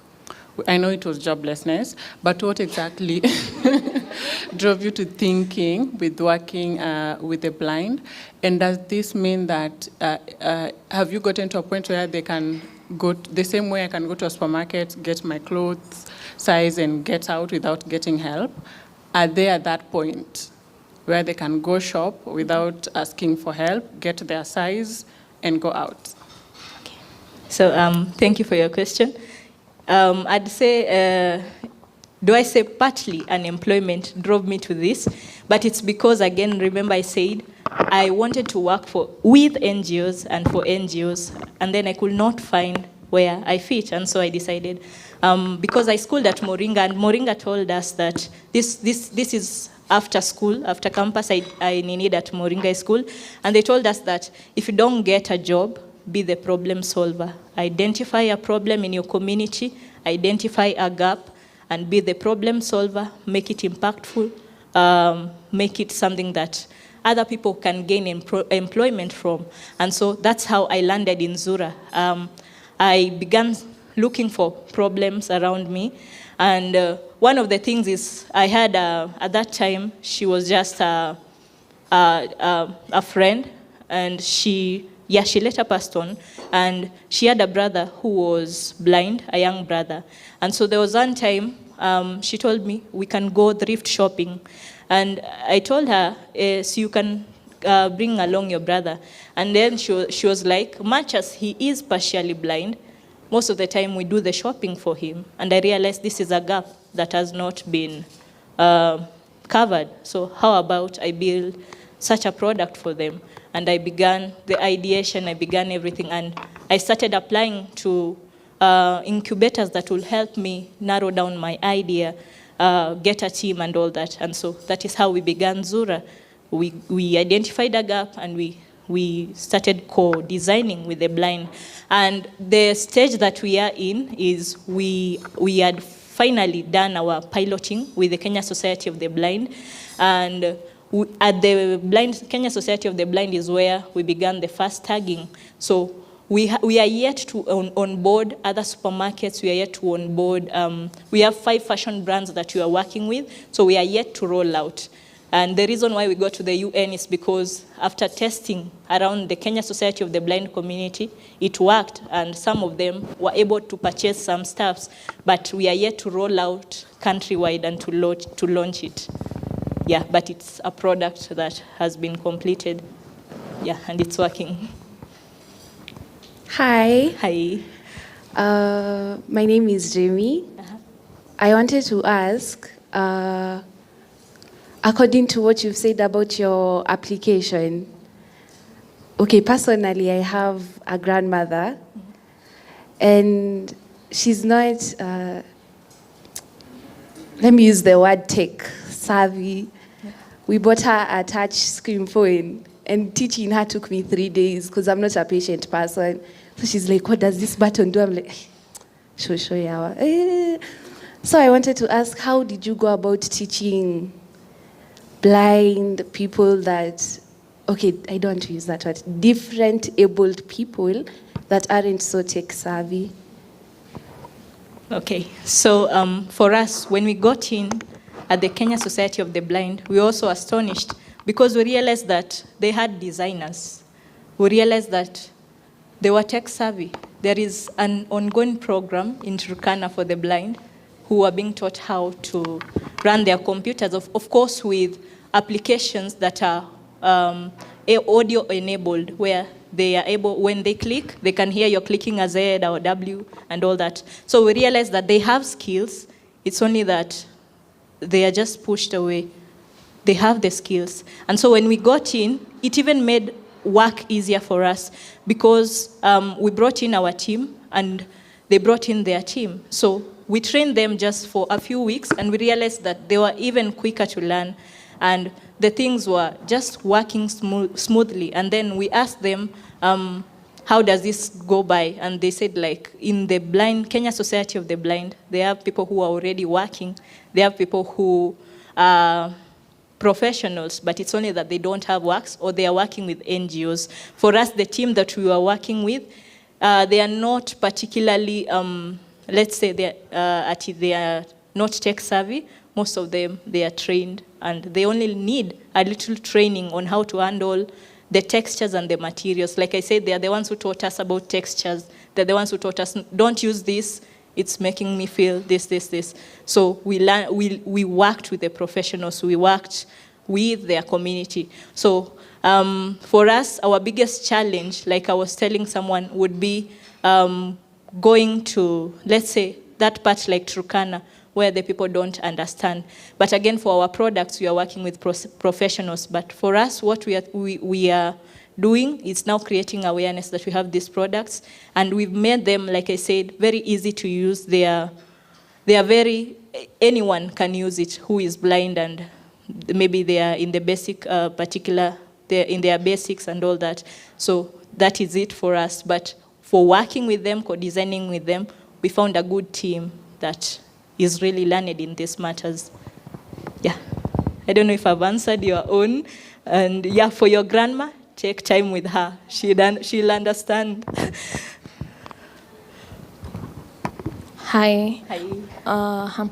I'm a health information officer by profession, but then again, I'm a self-taught programmer. So my question is, I've designed a couple of systems, but now mine are non-web-based system. So when it comes to, selling them out, it's a bit difficult. So would you advise anyone or someone starting up to do non-web-based system or web-based system, since you have said you did start from a software developer to a software engineering person? Yeah, I bet that's my question. So you've already built the systems? Yeah, I've done a couple of them for the healthcare sector. But then again, where I started from is identified a problem, then created a solution for it. So, for instance, now that I've been in the health sector for some time now, so the health issue was most of the people when you go to medical camps is usually paper-based. So from the beginning, from the what do you call it? Ukishanga, allow me to speak in Swahili. I guess I've done so much cutting in Kiswahili, so Kizungu kinilemea mi would jump to Swahili, so I bet that's okay. So ukishafika kwa hospitali, the first thing was done. What is done is the first thing that is done in the hospital is registration. So you still find so many so many government or hospitals kenye wanafanya sahi bado wako kwa paperwork. So the reason as to why I did that, I thought of mbona nisitoe watu kwa paperwork tuende kwa system. So I created one of my system using Combo. So if you guys I'm also a research officer. So I'm a jack of all trades. I've done a couple of things out here. Huku tunajituma vibaya sana. So then, from ukishaingia there is registration. So it's paperwork. Then the consultation bado ni paperwork. So I thought to myself, mbona nisianze with this knowledge that I have of creating forms ya kutumia Combo Toolbox, ile ukishaingia kwa hospitali, there's a unique number that is being generated. The same unique number that it generated on the registration will be the same unique number kwa the clinician akikuona ndo atatumia. So kuna ile continuity of care. So it's not just all about data collection, there's that continuation of care. And at the end of it, kuna analyzation. So you get to understand what is that one thing that it's ailing the community. So me jumping into Java and MySQL came back from, I started with C#. So with C#, it was quite hectic because when it comes to sharing the system, ulikuwa unapata it's a bit difficult, but with Java and MySQL, it's quite easy. But now then again, it's not just all about creating system. So, you're using so much time creating the system, but pia unataka kitu mfukoni. I guess the Kikuyu in me is a lot. So, yeah. So you create system, then sell them out. So yeah. So for me, it's a bit quite tricky selling them out. So my question is, would you advise someone to start with non-web-based systems or web-based system? Thank you. Mm-hmm. Now, first of all, let me address the issue of you want kitu mfukoni. Whenever we start building, most of the times we start bootstrapping, and at times it gets hard on you. It's kind of draining. But then again, I'd love to ask you, have you tried any incubators? Have you tried any accelerators? Because most of them, they give you a stipend. And programs like KNCCI by Afia Bridge, they'll be of good help to you.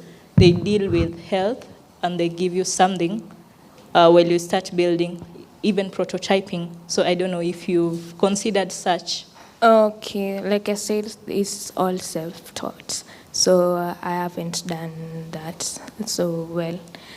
Yote nimejifunza by AI na YouTube, so yeah. So it's fine because you're self-taught. For accelerators, as long as you are solving a problem, as long as you have a solution and it's in line with what they are funding, they will always accept you. And for your solution, it's a great solution. So you'll just see me, and then I can walk you through the people that can help you get your application up and running, that can help you fund and make your solution see the light of day. And for the particular question of nano, I think you can continue with it, but the thing is, if you're building a solution, I'd advise that I will not tell you to stop because you are somebody who is self-taught. But whenever you're self-taught, I have a cousin who's self-taught, and one of the things she does is whenever you've learned a language, if you are one of the people who is yet to, do we call them, if you want to be a founder, you start building from where you are. Like you said, you learned Java and you built something. Take that step and make that thing work. If I've learned JavaScript, I take that step and make it work. Like for Zura, that's what we did. I had begun as a software developer. I had not learned AI, but I wanted to include AI in my thing. So what I did is I did the small bit of AI, and from it, I made sure that this solution is working. Whatever I'm building is working from the knowledge that I've gotten. Yes, you can advance, but if you want to be a founder, you start just right where you are, because I see you already have the solution to your problem. make sure that it's working. If you are the type who's a career woman, ensure that you apply. There are so many, do I say remote spaces, like we have in Kenya, Tana, that I've been working with. They take people who are self-taught. If you want to launch into career, wherever you are, you don't have to go further, but as long as you have the basic understandings, and I see you are actually quite advanced, which is so good, so you can start from there. Yeah, thank you. Can we give her another round of applause? Brilliant, brilliant, brilliant women. Thank you so much for your questions. Thank you for the presentations.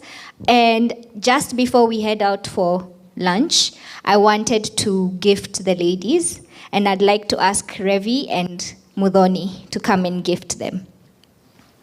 And Revi, if you want to say something also, you can, but no pressure. Oh, you do have a notebook. Yes. All right. Let me share some good news. So Revi is our great, great friend and a lover of women empowerment and communities. She's also an advisor to Afchix. She's in our international advisory panel. She has a long history working with women and supporting women. So I'll let her say a little bit about her work and her passion. She's very passionate. And we are very lucky that she's in Nairobi for a few days. Actually, maybe 2 months, I think. Yeah, so doing some work. And yeah, we are very glad to have her here. I know she's very excited about some of the things that we have discussed. We will also gift you together. Thank you, Mudhoni, so much. This is the woman that makes it all happen with Afchix. I was inspired by Mudhoni even before I met her. That was the reputation of her and Afchix from several people I knew in the States and Canada who were like, you need to work with them, you need to partner with Afchix, and they were all 100% correct. My name's Revi. I run digital inclusion programming at CARE. CARE is a large women and girls NGO. It's been around like 80 years. It's that NGO, just like the one that Diana was discussing, so many NGOs go in with good intention and that's it, and everything fails and fails and fails. But to me, women and technology are the two most magnificent, empowering forces in the world. That's how I just see the world. And for so often and so long, they've been working cross-purpose. And so to be in a room of people that have them on the same track, that's the real empowerment. And I'm blown away by today. I mean, I knew it would be a great day. And Barbara was like, you got to come. And I'm like, yeah, I'm going to try my best. And then I canceled a bunch of meetings so I could come stay longer. But I just want to do a huge call out. I mean, thank you to Barbara and Mudhoni and the whole Afchix crew for this amazing day. And I know some of the people still aren't here, but I mean, what I've learned today, from Martha, the power of the micro moment, and trusting yourself. And I just thought, wow, there was a boldness there that I was really, inspired by, and Pauline, just really, what an accessible, fun instructor. No wonder she's 13 times over certified and this and that. And she answered a lot of my questions, and I was just I didn't bring my laptop, but I was sort of, co-coding over there, and we were having a good time. And then for the lightning talks, Rachel, starting with scratch and showing, basically just showing that, I don't know where you are, you're somewhere in here, and showing that you can't die from intimidation. Just go do it. Just go do it. The worst that can happen is you fail and you pick yourself back up, and failure's not even that terrifying. I fail all the time. And Mary, I just thought it was amazing that you showed such an incredible, integration of your passions and how they can feed each other, both professionally and personally. I thought that was just so cool, and I really need a hobby so badly, but you're a pro at both, so that's an aspiration. And then Deanna, of course, you were really close to my heart with what you were talking about with inclusivity, and it's really true. The road to hell is paved with good intentions. We do all these things all the time. I know what this person wants, and I've spent my career being like, no, that person needs to co-design. I started coming to Kenya in 2000, working on my PhD project, which was a communications device in Ukambani. And I was always so surprised at how these women, it was kind of pre-smartphone, pre-cell phone. And I was building a device that let chamas talk to each other. And I mean, the design requirements that these women made me do all the time. And I would think, oh, I'll just put the button there. And like, you can't put the button there. That's not even intuitive. And I was just like, wow. I just got such a great education on if we are not in the business of designing for our consumer, our customer, then we treat people as charity cases, and then dignity goes right out the window. And I'm just blown away. I'm going to be quiet, but what an amazing, incredible day. And thanks so much for letting me hang out and hog the mic for a bit.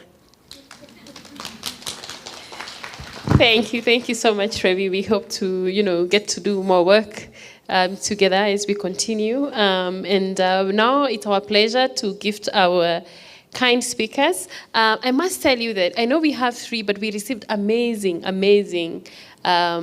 proposals for lightning talks. I mean, it's the first time we're running this part in our program, and I can assure you it's been one of the most amazing ways to add value to this program for the summit. Like I said, we've run this event since 2017, and we just want it to be better and better and better. So thank you so much.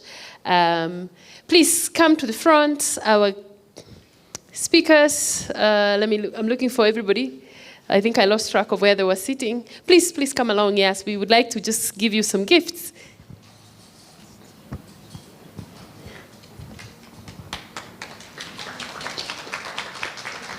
Owen, please look at Owen. He's our photographer for the day. Smile.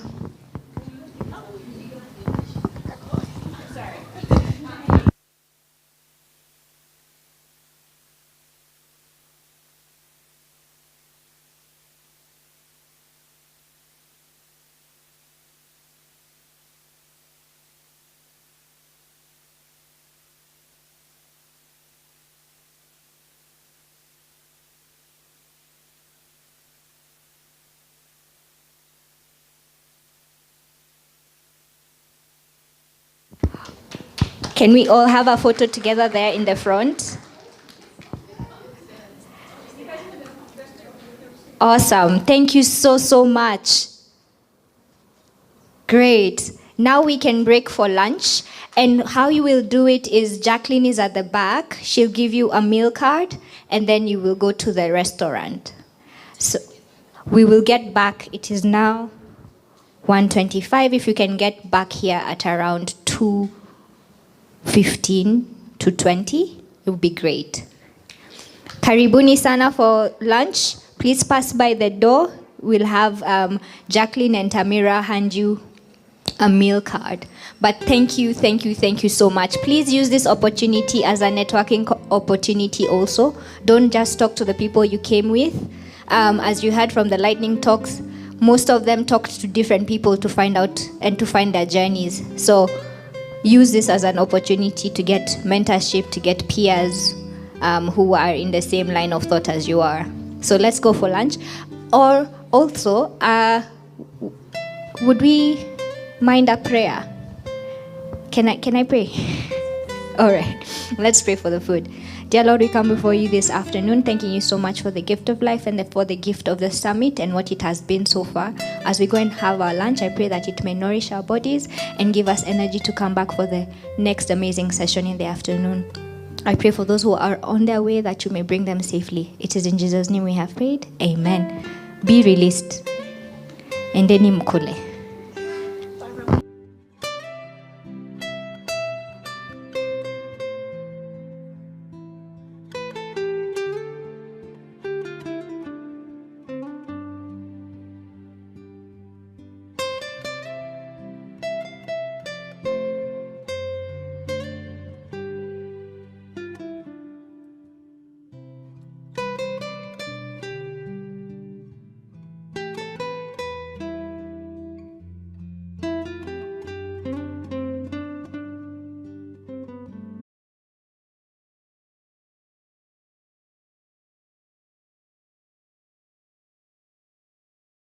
software engineering and women in technology empowerment. I do 3 things, so that's why I said many things, but you're allowed to say just perhaps. My name is Diana Achola. I am a computer science student at the University of Nairobi, and currently I work with the judiciary, teaching them how to chips. And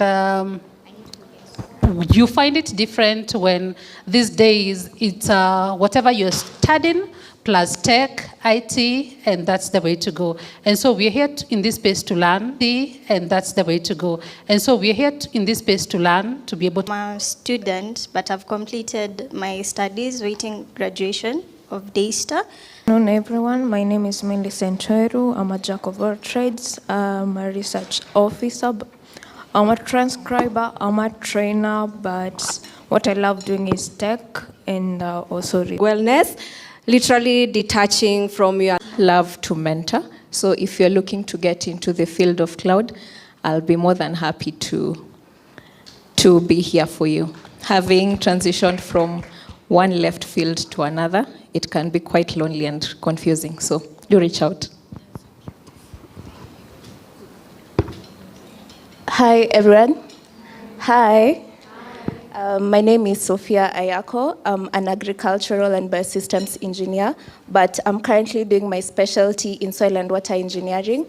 I'm also a founder of renewable energy in the green hydrogen space and just trying to transform Africa to a renewable solution. So that is what I do. But aside from that, I'm just a girl. Good afternoon, everyone. My name is Daki Tulo. I am a founder at TriSecure Solution. We teach kids how to code and robotics, and we are also training on cybersecurity awareness for communities and organizations. Currently, I work at a pharmaceutical called Green Life as an information security officer. Thank you.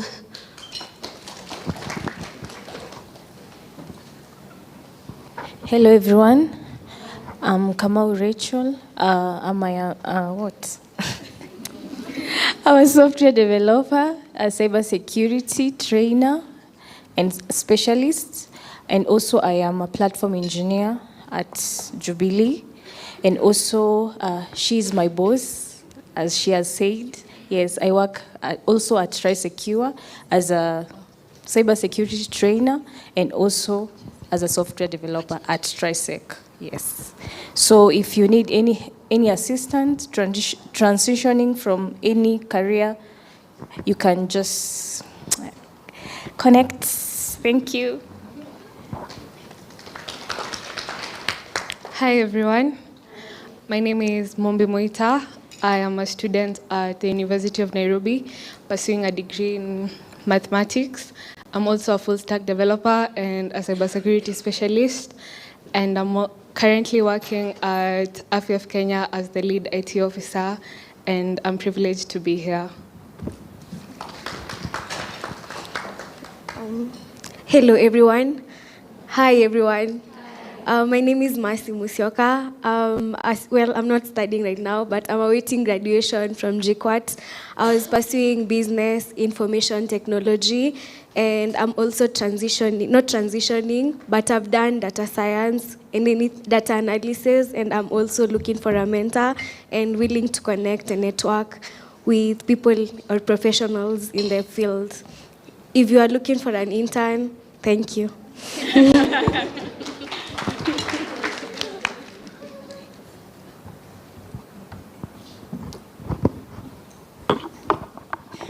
Hello, Cynthia Chebet.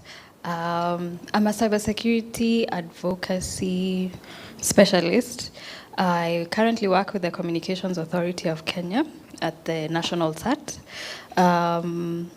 What do I do? National cybersecurity awareness, capacity building, and stakeholder engagement. I am also very passionate about mentorship.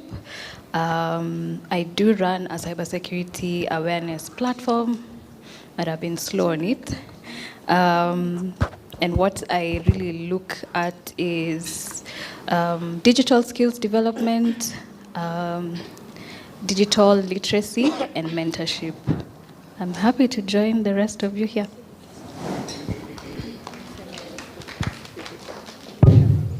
Hello, everyone. My name is Remian. I recently finished high school and I just started at ZTech University. I'm taking my bachelor's in software engineering and I'm really excited to get to know a lot of you women. And I'm just shy, so yes, thank you for this opportunity. And yeah.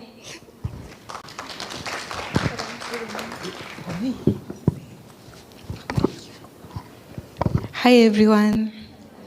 Hi again. So they say tech is the only field that will make you sit at a table with Viola Davis, but for me, tech has made me be in the same room with founders. Wow. So to every founder, congrats on what you're doing. Keep doing it. Okay, yeah. I'm Hidaya Vanessa. I'm a student at the University of Eldoret pursuing information technology. Also a software developer. I've just seen Saranget and I've been happy because that's where I did software engineering at Moringa School. Apart from that, I work as an IT support lead at a tech startup known as Young Techies. My mentor is there. She said, if you want a mentor, I have. It's not adapted. I have made myself a mentee. I'm interested in pursuing a path in cloud. I don't think I've missed anything. Yeah, thank you. Hi, everyone. My name is Valentine Achieng Omondi. I work at USIU Africa as a sports coach. I'm a martial artist. I'm also the ambassador with MCS Brazil, whereby we use martial arts for sustainable development. So right now, currently, into ethical hacking, and I'm also a data analyst. Thank you. Good afternoon, everyone. My name is Natalie Monda. I'm just done with my studies at the Catholic University. I was studying computer science, and I'm currently doing an attachment at Mawingu as a NOC engineer. But I'm also interested in the field of cybersecurity and networking, and I can't wait to connect with you people and get more information about these fields. Thanks for having me. Good afternoon, everyone. My name is Wendy Masese. I'm a student at USIU Africa pursuing computer science, and I'm also a graduate from Moringa, and I pursued software engineering, so I'm a full stack software engineer. Yeah, and I'm happy to be here.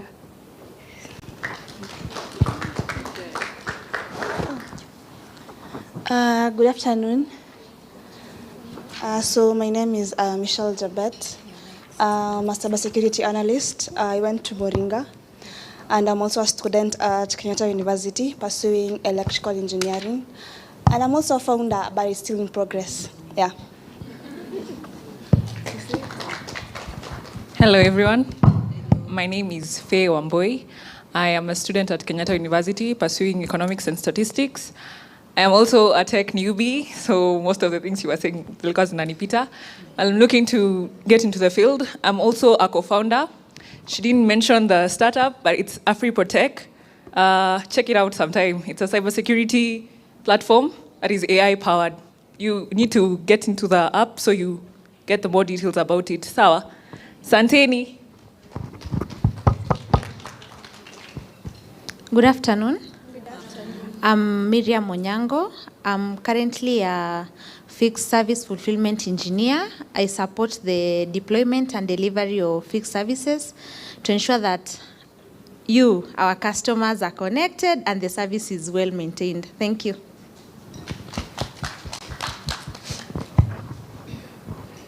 Good afternoon, everyone. My name is Karine. I am a virtual assistant and a full-stack web developer. I'm also one of those people who did a 360 in their career, so did something completely different in uni and then ventured into tech. So I'm looking forward to connecting with everyone here. Thank you.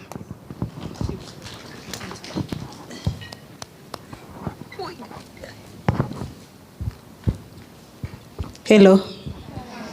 First of all, Dr. Modoni, we are full because I am full. Let me talk about myself. So first, I'm Shalin Karaoke. Was a KU student awaiting results. I don't know about graduation, but for now, results. You never know. I'm an AI enthusiast. I love learning. I mean, niite tu pahali, I'll just come learn, trying to understand why this bottle right now, it's very soft. Before, the Dasani bottle was really tough, if you noticed. But apart from that, I'm just happy to be here.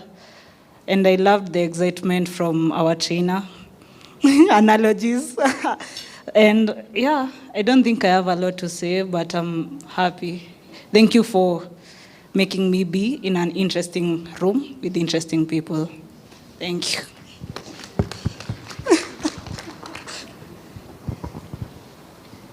Good afternoon. My name is Tiffany Kosgei. I'm a Kamilimu alumnus. I'm also a software engineer, and I was in KU. I'm awaiting graduation, not results. I have faith. I am a co-founder and lead developer of Creator Connect. It's a platform where we help creators meet partners and build and innovate and also network with people. Yeah. What else? Oh, I'm also a data science enthusiast. Yeah, thank you. Hello, my name is Mwangi Mary. Currently I'll be joining my third year at GCOT, pursuing maths and computer science. To the full stack engineer in the rooms, hey, Jamini. Do you know I started that thing and quit even before I had put my feet in it? So I salute you guys. Whenever I meet a full stack engineer, you guys are doing wonders. That's why I ran to the data science part because full stack, I tried and I had to quit at the center. I'm very happy to be in this room. Thank you, Dr. Muthoni, for the chance. I've interacted with Afchix, I think 2 or 3 workshops that you had online, and it's very great to be in a room full of excellent ladies. I look forward to connecting with you guys in the networking session. Hello, I'm Diana Gadegi, and I also want to thank Dr. Muthoni for such an opportunity to not only speak, but to be here in a room full of powerful women and founders. I'm also an alumni of Moringa, and it has taught me a lot. I think you should try it sometime. Yeah, thank you. Hi, everyone. I'm Olive, a procurement officer, and currently transitioning into tech. Thank you. Hi, everyone. Hi. I'm Faith, a nurse, a AI trainer, and a travel consultant, currently transitioning to tech. Thank you.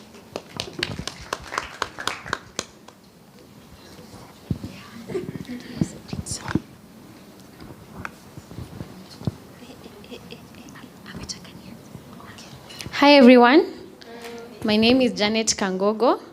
I'm a fixed service fulfillment engineer. I'm here with so many of my colleagues. I see you guys. Currently I work in Safaricom. I want to work towards being a transmission engineer.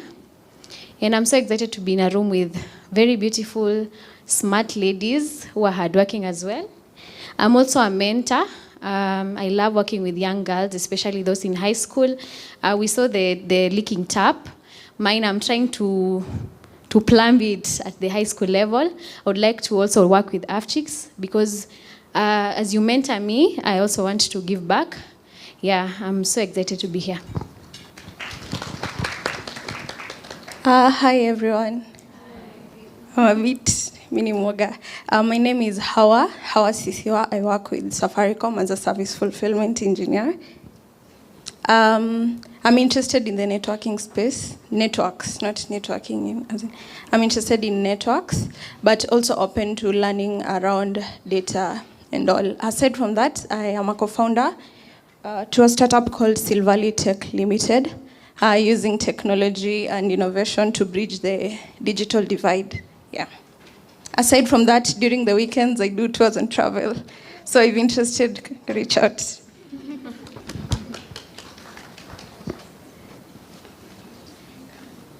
Hi everyone, my name is Wincy Stacy Akinyi-Odera. I am a fourth-year student at Jomo Kenyatta doing my bachelor's in science in clinical medicine and community health. So I am a clinical officer by profession. I am looking to get into the tech space to venture into digital health, health tech, and eventually health systems. So if you are into health, reach out. Also, I am a co-founder of 2 startups. The first one is Therabot AI. We started in, I think, around 2 years ago, yeah, because I was in 4th year, 2024, yeah. So Therabot AI uses AI to bridge the mental health service gap. And I also have just joined another startup, which is Talent Graph. We're looking to position our Kenyan athletes better so that they get the exposure that they need.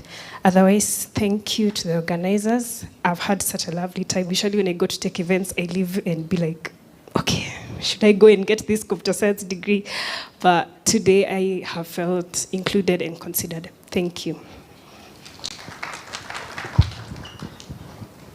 Hi. My name is Elsie Chumba, a cybersecurity intern at Manage IT Africa. Thank you. Good afternoon, everyone. My name is Abigail Momanyi Mora. I'm a software engineer.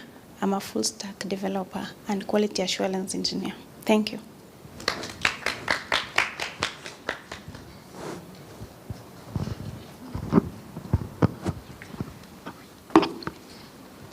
Hi, good afternoon, everyone. How are you? Hi. My name is Anastasia Ngure from Mount Kenya University, currently pursuing Bachelor's of Business Information Technology and aspiring DevSecOps engineer. And I like being around innovative and brilliant ladies like you all, and it was a pleasure meeting you all.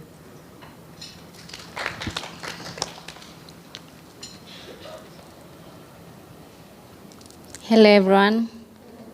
My name is Jepkori Lagat, an aspiring clouds and DevOps engineer, currently seeking mentorship. I've heard there's someone who is mentoring. I would love to connect with her, and I'm grateful to be in a room full of founders and techies. Okay, thank you.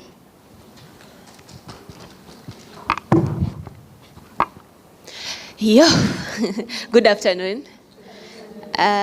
If you've attended my session, you know I'm a teacher. So I teach cloud, AI, and data. I'm passionate about teaching. I love teaching, and especially bringing more women into tech, but also I'm passionate about some different groups, people with disabilities, and some underrepresented areas where sometimes we forget our refugees, as well as people in the slum area as well who haven't had the access to unis and so on. So I'm very passionate about those sectors and teaching them and getting them into the tech space. Otherwise, I'm so inspired in this room full of amazing women. You inspire me. You're great. Let's go. Yeah. Hi, everyone. I'm Doreen William, a student of Economics and Finance from Kenyatta University.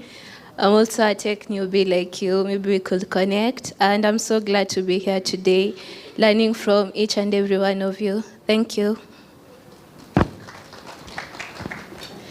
Good afternoon, everybody.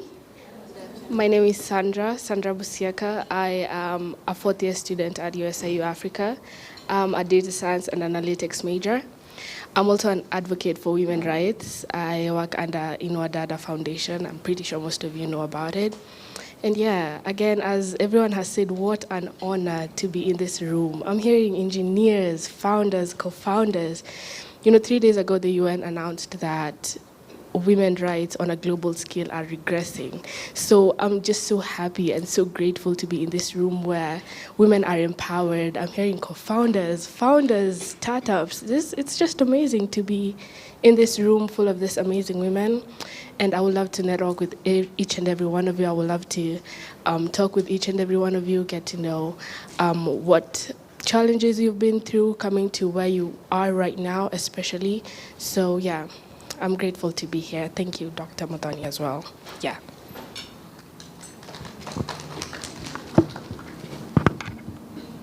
Good afternoon, everyone. My name is Priscilla Lemaikai.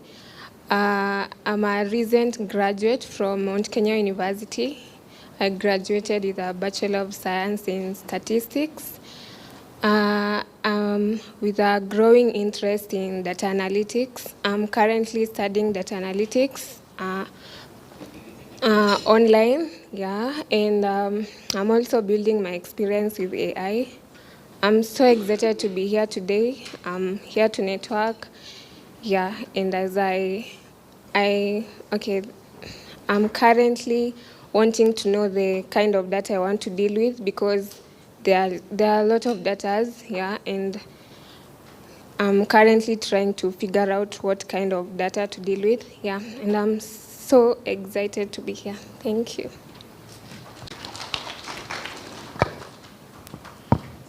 Hi everyone, my name is Barbara. I'm a project manager with WIOC.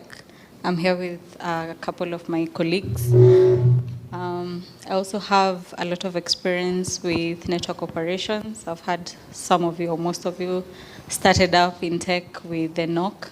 So yes, I was previously a lead in the NOC team, but now I've joined the projects team with network and service delivery.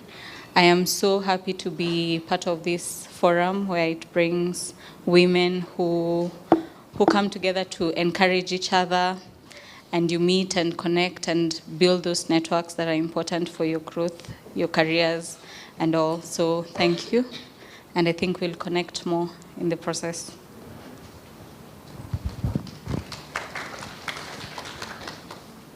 Good afternoon, everyone.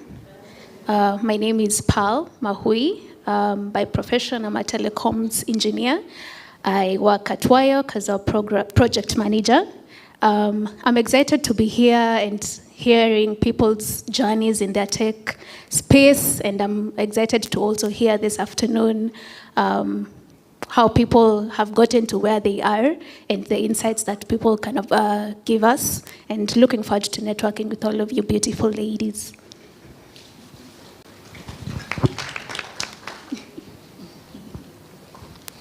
Hi everyone, my name is Pauline Kanyi and I'm a mobile developer. I'm glad to be in such a space and I'm looking forward to interacting and knowing each of you. Thank you. Hello, hi everyone. I'm Linda Okal with WIOC. I am very non-technical, but I've learned a lot of things since morning. I focus in the marketing and communications department, but I'm very aspiring to become an ethical hacker one day. Thank you. Hi everyone. I'm Linda Makali, also based at WIOC. I have a telecommunications engineering background, did a bit of engineering here and there for a couple of years, and then I've stumbled into sales, which I love. Happy to be here with all of you. Good afternoon, everyone. My name is Lilian Onyango. I work with WIOC as a procurement operations manager supporting procurement across the group with a background in IT, but yeah, finished my degree in IT, found myself in an IT company, started off as an admin, entered into procurement, and then yeah, I'm now in procurement. I'm glad to connect with the team here and looking forward to connect. Thank you.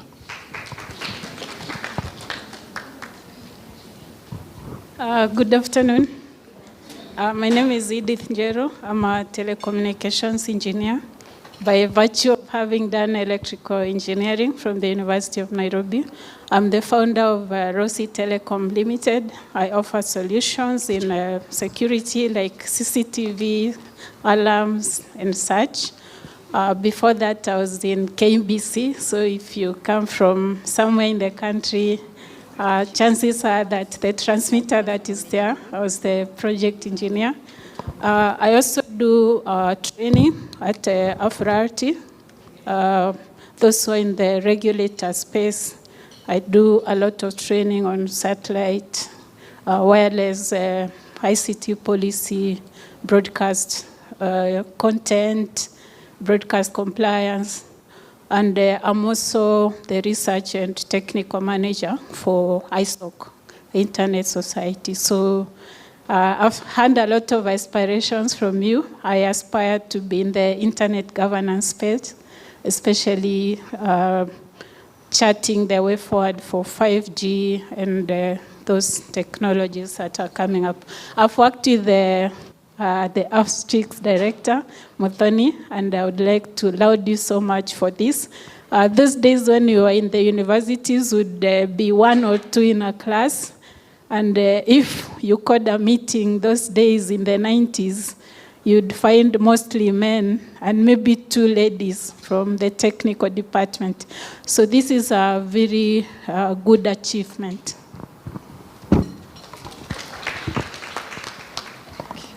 Good afternoon, everyone. My name is Caroline Mute. I currently work for Entity Data as a solutions architect. But over and above what I do on a daily basis, I also do part-time teaching at Multimedia University. I'm a project manager, and on the side, I farm, and I love saying that. Happy to be here, inspired. It's such an inspiration. Also feel like, because what have I been doing with my 10 years, if I was like you people, especially the young ladies who have spoken or have startups and all that. So it's really an inspiration and also a challenge to us.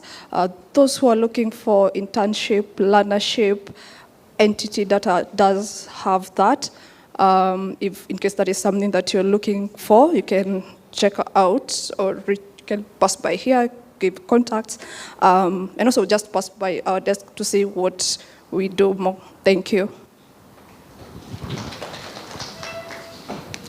Good afternoon, everyone. I see mekula lunch. Good afternoon, everyone. Much better. My name is Carol Kiende. My colleague here, I'll double tap on that part of internship and passing by our desk later.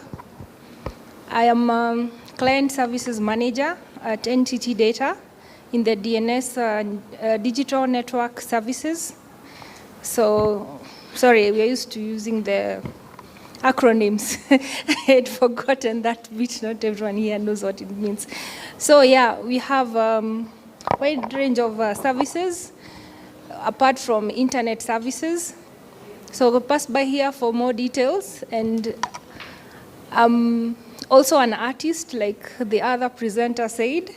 So when it comes to connecting tech and art, it's something you really have to think about it and what you want the outcome to be. So I use that a lot when I'm interacting with my clients.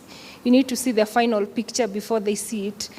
So, and I'm so glad to see so many ladies who've come up in tech. Asanteni sana, and I'm glad to be part of the sponsorship team. Good afternoon. Hi. My name is Daniela, but I commonly go by Wambuyo Menge. I am possibly the youngest in this room. I don't have a career. I haven't started university. I just recently finished my Form 4 from Nova Pioneer. Oh, you're clapping. Nice. Currently, I'm doing a lot of nothing yet something. Yeah.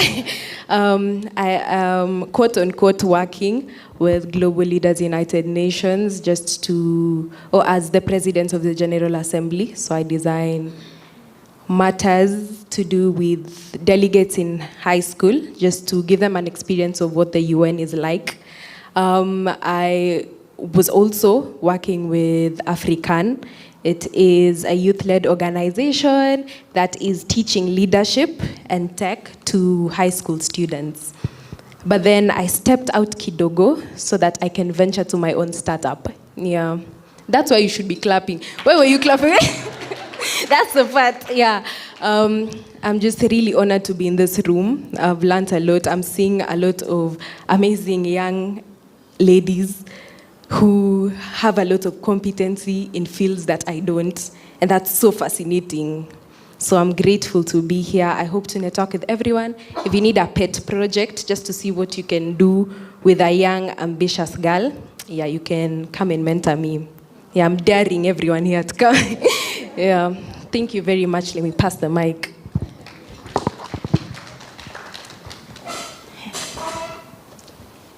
Hello, good afternoon, everybody. I'm Jamboni. Nancy Ikumilu here, coming from Wayok. I'm so delighted and honored to be among these leading ladies seated here. I'm happy to see a lot of ambition, people who are eager to learn, people who are already learning, and others who are aggressive and looking at where are we going in the next 2, 3, 5 years. So I come from tech background, although I'm no longer techie per se, but I joined WIOC 14 years ago as a NOC engineer. So I've walked through those spaces of operations. I appreciate and understand where most of you, I think, I've mentioned, operating in a very, high-paced environment in Network Operations Center. But with time, we've grown through the paths, through project management, solution architecting, and leadership. So we will be able to speak more, I think, later and get to know each other. Thank you so much. Hi, everyone. I think the last and the least, my name is Dr. Magdalene Kamande. I lead health tech at the Nairobi Hospital as the Director of ICT and Transformation Services. I am really delighted to be among you. I really feel like, ouchie, we are not accomplished, but it's good to be in your space, seeing what we were and telling you this is possible. You're gonna get there. One thing I've learned about this room, confidence is everything. Just say what you need at the moment, and who knows, somebody's gonna pick your story and run with it. So looking forward to that interaction in the afternoon session. And I hope you're gonna have energy. You all look like you're in a food coma. So wake up, okay?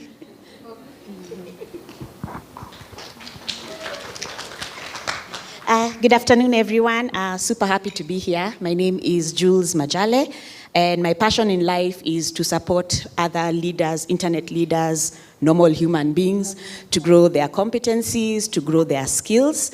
And I serve as that in my role at the Internet Society Foundation as a fellowships advisor. And when I'm not doing that, I am doing that on the mat as a yoga teacher. So happy to be here.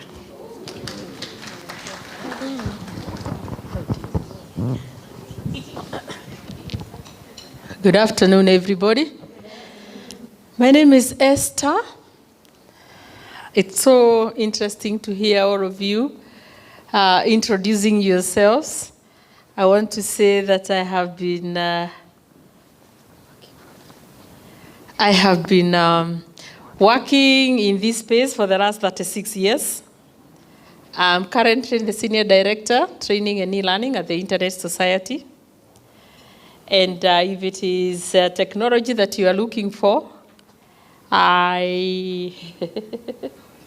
yes, you have found it, especially internet, in the internet space. Let me say, like what everybody else has said, my background is engineering and also education technology, but I don't want to run through all of those. 36 years of work, I will make you tired. But I want to say to all of you young ladies that the planet, the world, the globe is your platform. And as a young lady, it's up to you. It is your stage. It all depends on how you want to catwalk. Thank you very much.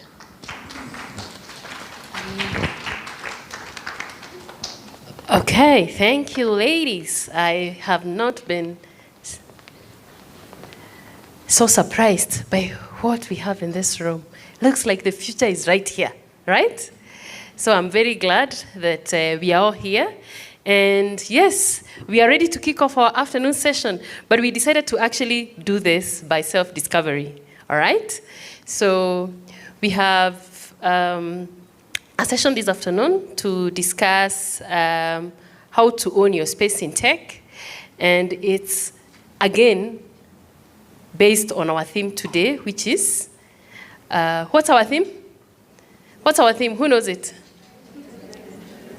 Rooted and Rising. So we have one address from Sarah, and she's going to tell us. You can see she's been doing career services and alumni management. I am sure you heard Moringa a few times. Sounds like she's been doing a fantastic job. So we're going to hear about that. So we're going to focus a lot on self-discovery, positioning yourself, and we just want to make sure that we give it a perspective in a way that when you get technical skills, when you get mentorship, what else do you do, all right? Especially, how do you feel yourself and place yourself in the right place? So that's the purpose of this afternoon. Earlier in the day, we were able to introduce Afchix, and for the ones who had that, we just want to make sure that we are here as a community, learning from each other, networking with each other, sharing with each other, so that we grow together. As you heard, Edith and I come a long way back, okay? About 22 years ago, I think we studied, we did a program in wireless networking when Wi-Fi was being discovered. I know you guys take Wi-Fi for granted. There's a time people were actually being told, you know, stuff about Wi-Fi, and we were teaching about Wi-Fi with Edith in JKUAT many days ago, right? We were trying to convince people to use Wi-Fi. Can you imagine that move away from cables to...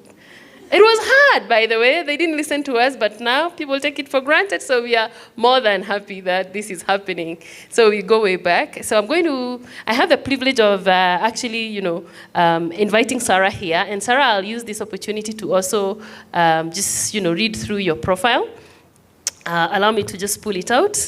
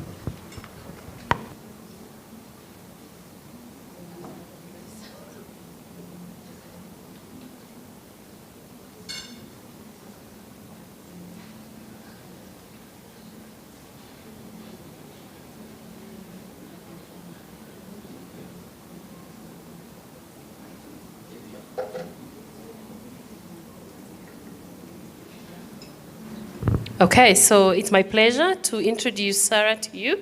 Sarah Ngetha. She's a workforce development and youth employability strategist with 13 years experience connecting education, talent, and economic opportunity. She holds an MSc in executive organizational development from USIU, and she's built her career around closing the gap between the skills institutions cultivate and the competencies employers demand. And at Moringa School, where she leads the initiatives that strengthen graduate employability, her employer partnerships, and she builds employer partnerships and supports meaningful transitions into the labor market through career development, professional skills training, mentorship, industry exposure, entrepreneurship support, and alumni management. She's passionate about the future of work, and Sarah actively participates and contributes to conversations on workforce transformation, youth employment, digital labor markets, skills development, and economic inclusion, with a focus on equipping African youth for meaningful, sustainable work and creating human-centered future-ready systems through strong links between education and industry. So it's our pleasure, Sarah. Please have the floor, have the mic, and engage us. Thank you very much. Asante sana Muthoni. Yes. No, I don't need to. It's my machine. Do you need to put it up? No, no, no.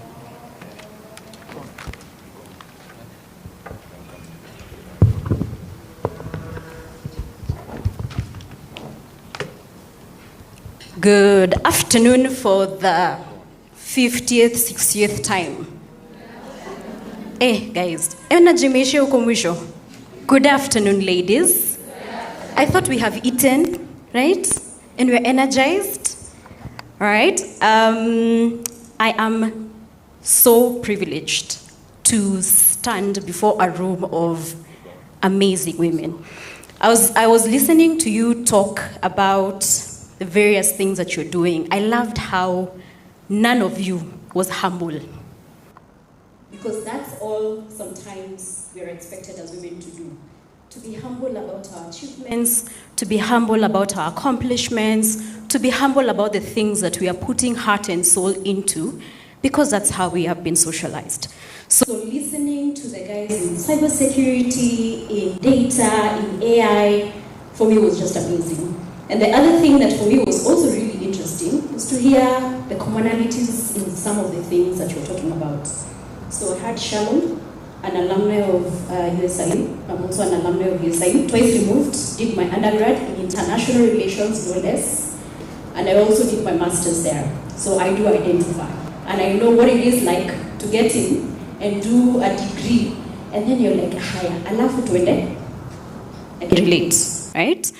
I also worked at Nova, love it, love to hear it, and I'm loving to see that we are consistently moving and pushing boundaries. So for me, it is an absolute privilege to stand before you and give this keynote. So first, I want to observe all the protocols that have been observed for the day today. I am the catering raiser for this afternoon. I really hope I do set the scene for the afternoon and do it justice. So once again, asanteni sana. To get started, when I was asked to come and give a keynote for today, there are three things that ran through my mind, and I've heard a lot of you talking about it. You know, my voice is shaking. I don't know why I'm feeling nervous, because sometimes that is normal. So the first thing I asked myself was, am I knowledgeable enough to come and share the information that I have? That was the first question I asked myself. The second question I asked myself was, do I have the ability? And then the last question I asked myself is, but why me? Specifically because this is a tech space. And while I do work in a tech institution, I am not in the tech space. I am not a software engineer, I'm not a data scientist, I am by no means qualified to talk about tech. But the one thing that I have done consistently over the last 13 years is to talk to young people, women, who want to break into this space and want to understand, how do I get to this place? How do I break into it? Some who come with fire in the belly and halfway through, for full stack, they're like, hey, haiwezi. Right? And I do understand that. But the question is, what are you going to do about it? Yeah? So for me, it is an absolute honor to just talk about the journey that I have seen, from the people that I have talked to, from the spaces that I have been in, and for the opportunities and the experiences that I've also had, even in my own journey, right? So when I read the theme, Rooted and Rising, Women Shaping the Future of Technology, I genuinely felt it here because I interact with these women on a daily basis. Being seated in the Career Services office means that on the one end, I have amazing young women who know exactly what it is they want, and the only thing they need is, show me the door. And there are some who come in and say, to be quite honest, I have no idea where to start. I know this is something that I want, but I don't know where to start. And I don't know who is going to hold my hand. So it's also really encouraging to hear young women talk about, and ladies in the room talking about how you'd want to mentor other people. So I might not be the coder in the room, but I think I'm exactly the right person to talk to. Again, because I have been shaped by the experiences, and I know what it takes, especially for women, to get into the tech space. Because we are the here, we are the now, we are the future. And I think that is something that really needs to sit with us. So I'll talk about rooted and rising. So when you think about the word rooted, what is the first thing that comes to mind? Popcorn answers. Guys, I'm a curtain raiser. You better do a good job. Don't make me look bad. So when I say rooted, what's the first thing that comes to? Just, you are very confident, eh? Just shout something. Grounded. Something else? Firm. Mizizi. Okay, great. Something else? One more? Foundation. Fantastic. Roots do two things. Roots hold you where you are. They ground you, like someone has said. But roots, and meaning that you can't move to any other place. That is one way of looking at it. Roots are also a foundation of the things that you want to be and achieve. So when you think about rooted, I want you to think about it not as what keeps you rooted, for lack of a better word, not grounded because you won't move, can't move, but a foundation of the very being that you want to be. Right?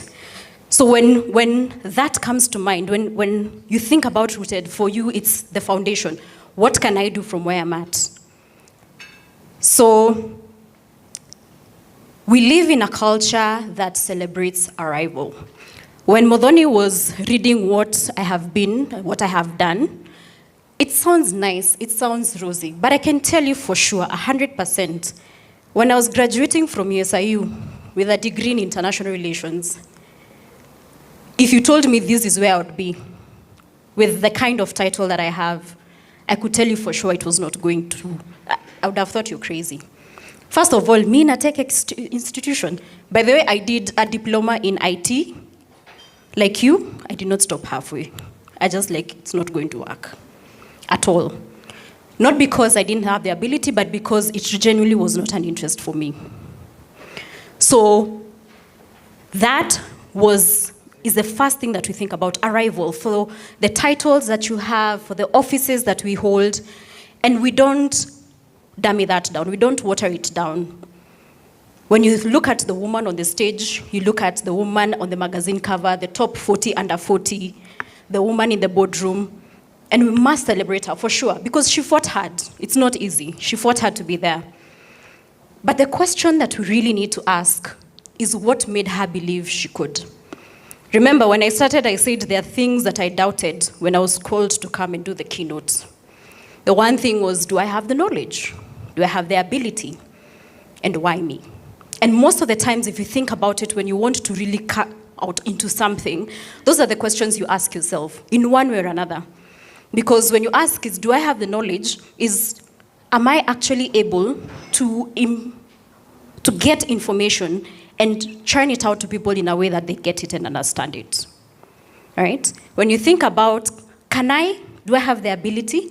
It's thinking about me as a person and my abilities. What am I capable of as an individual? And then why me is because, to be quite honest, why me? So think about it. Again, the question is, why not you, right?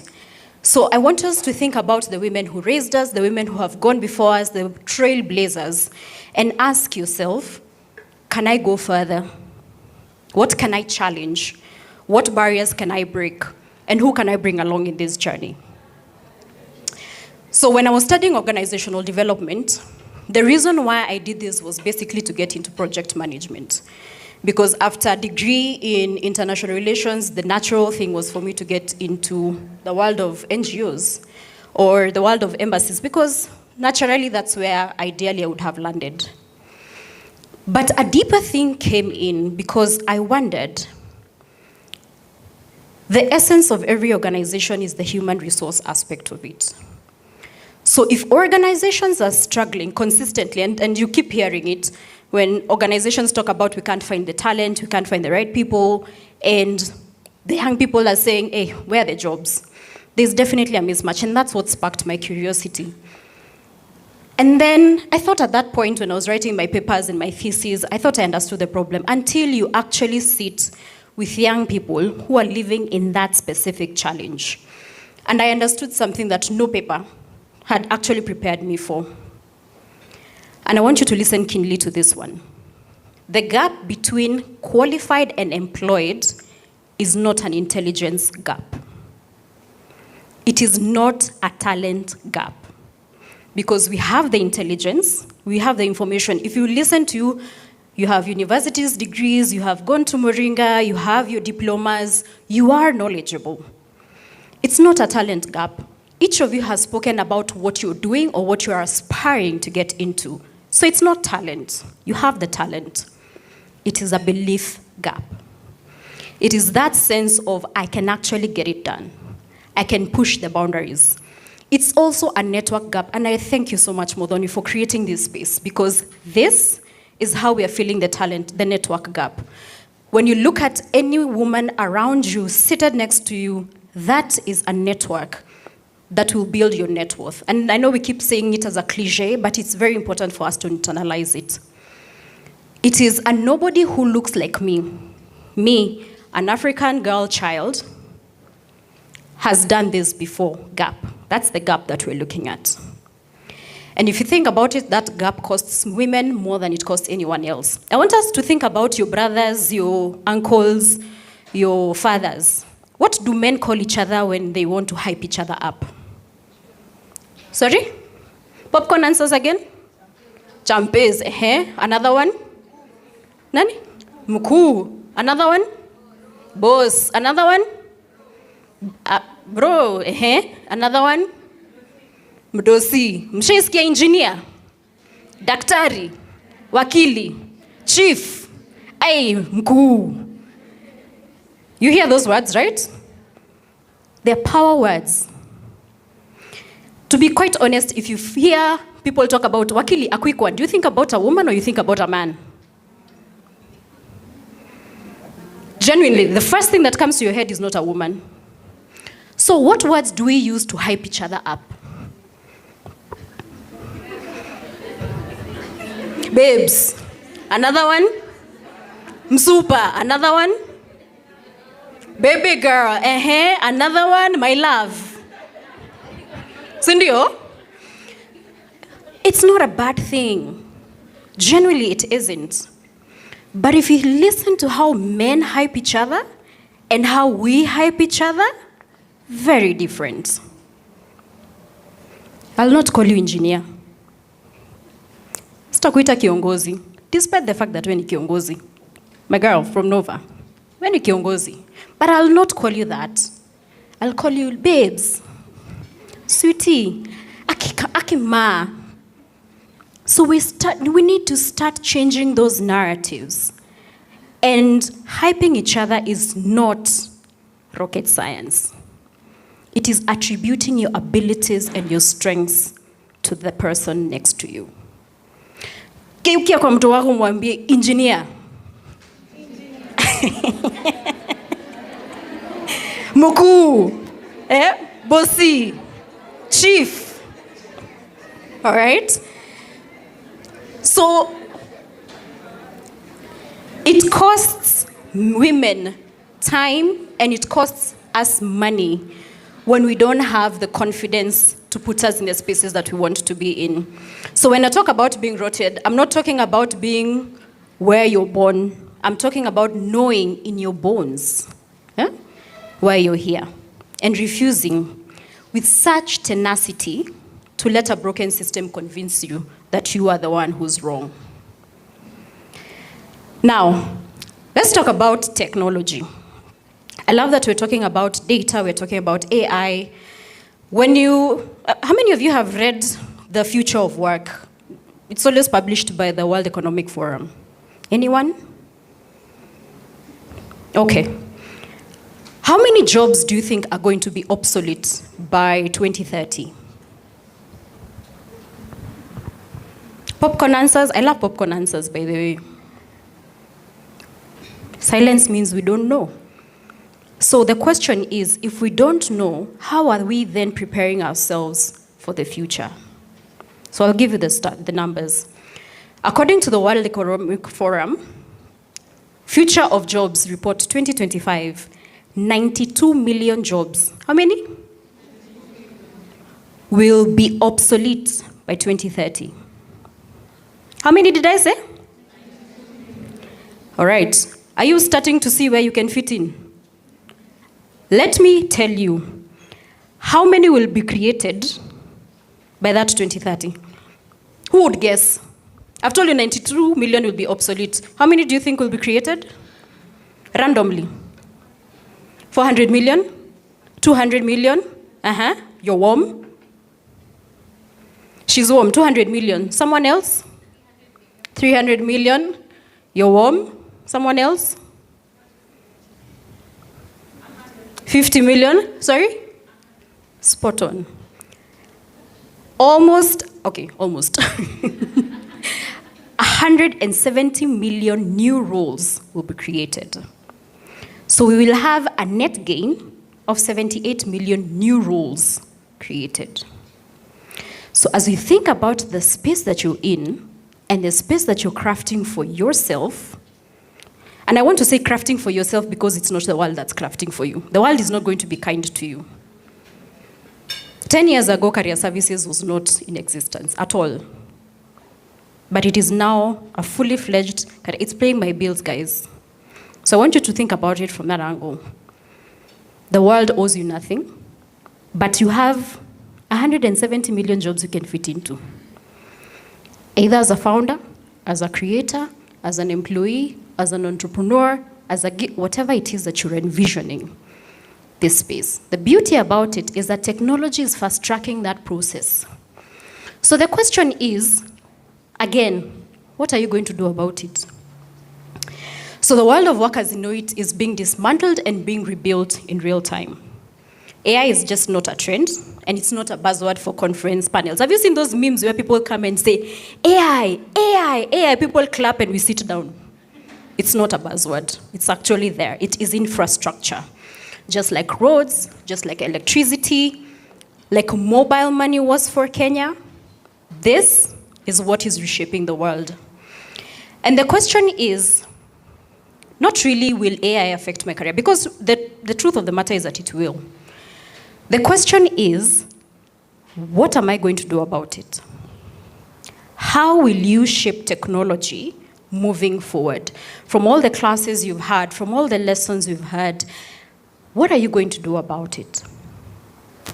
So Africa is not behind in this story. Africa is definitely not the footnote, and Africa is not playing catch-up.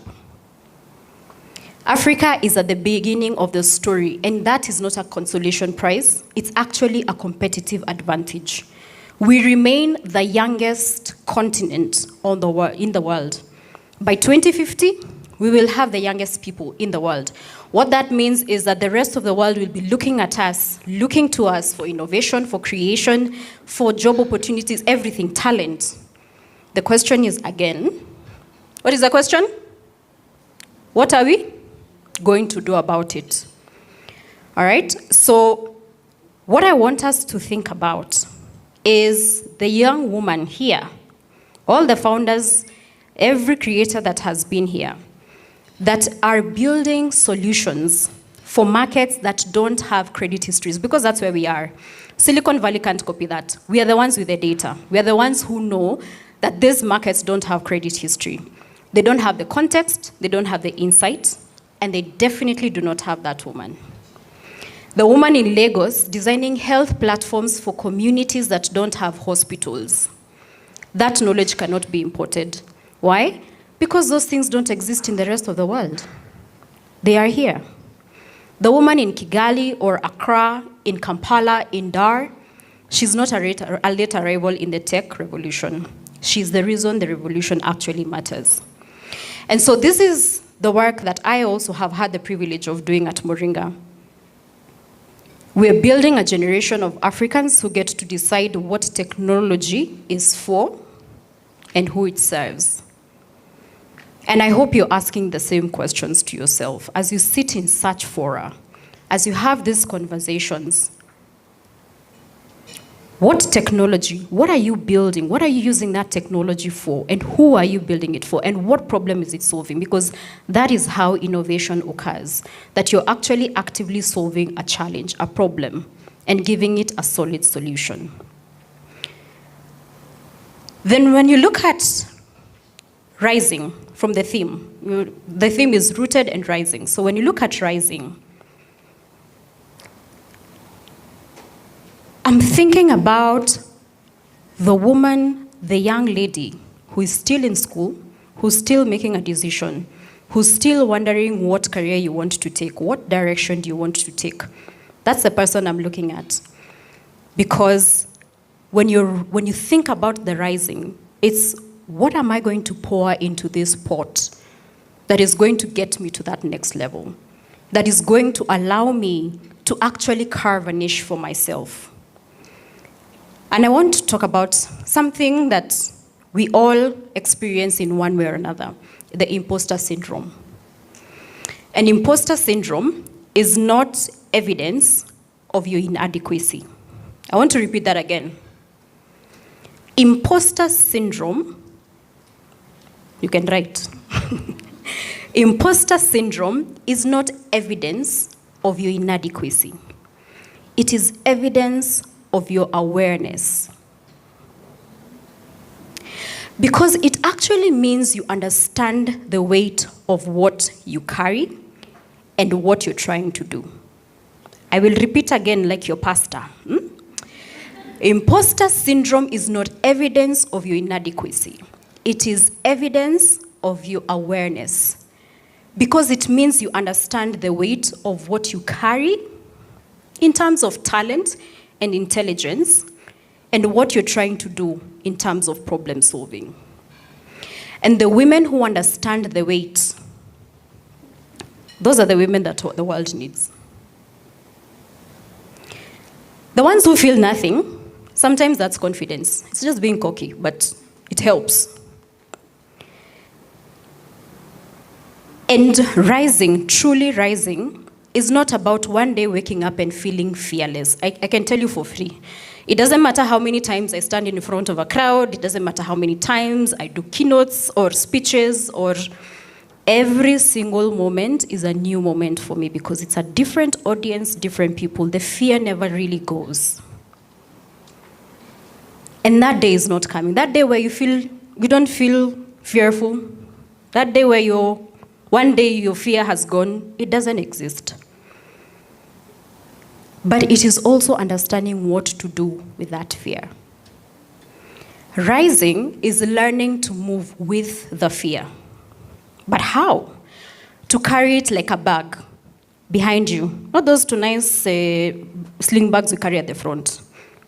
The ones that you carry at the back. A backpack. Not in front of you blocking the road, but on your back where it belongs. Rising is the woman who raises her hand in the room. And I have seen so many of you do that. I loved the energy. I loved how well-spoken and articulate each of you are. Even in your moments of fear, you still stood up and spoke. And that's something, right? Even when you're the youngest person in the room, even when your voice is shaking, I'm sorry, I took note of that. Rising is the woman who sends the application for the opportunity she's not sure about. And let me tell you, sitting in career services has allowed me to see that with such, and I carry it with such a broken heart, because my role also means that I'm talking to organizations and getting the opportunities and sharing them with my community in Moringa. And it saddens me when I see the number of young men who are not qualified at all, don't have the experience, applying with such confidence. And the young woman is waiting to hit 99% of that JD. Yet she can do the job with her eyes closed. It breaks my heart every single day. And that is not, again, an issue of intelligence or talent.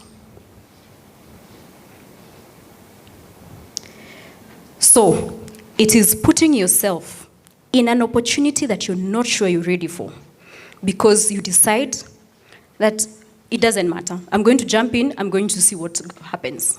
So that, the fact that you're a founder, the fact that you need funding, the fact that you need people to rally around you, and I can tell you even for Modoni, having this was not easy. But the fact that you have taken it and done it in itself is the rising. So rising is the woman who leaves the room that diminishes her. That tells you you're not enough, you're not good enough, you don't have the knowledge, yet you know you have it, because you have no guarantee of what comes next. Rising is not a destination. It is actually a decision that you make every single morning. And one day you will be the woman in someone else's story.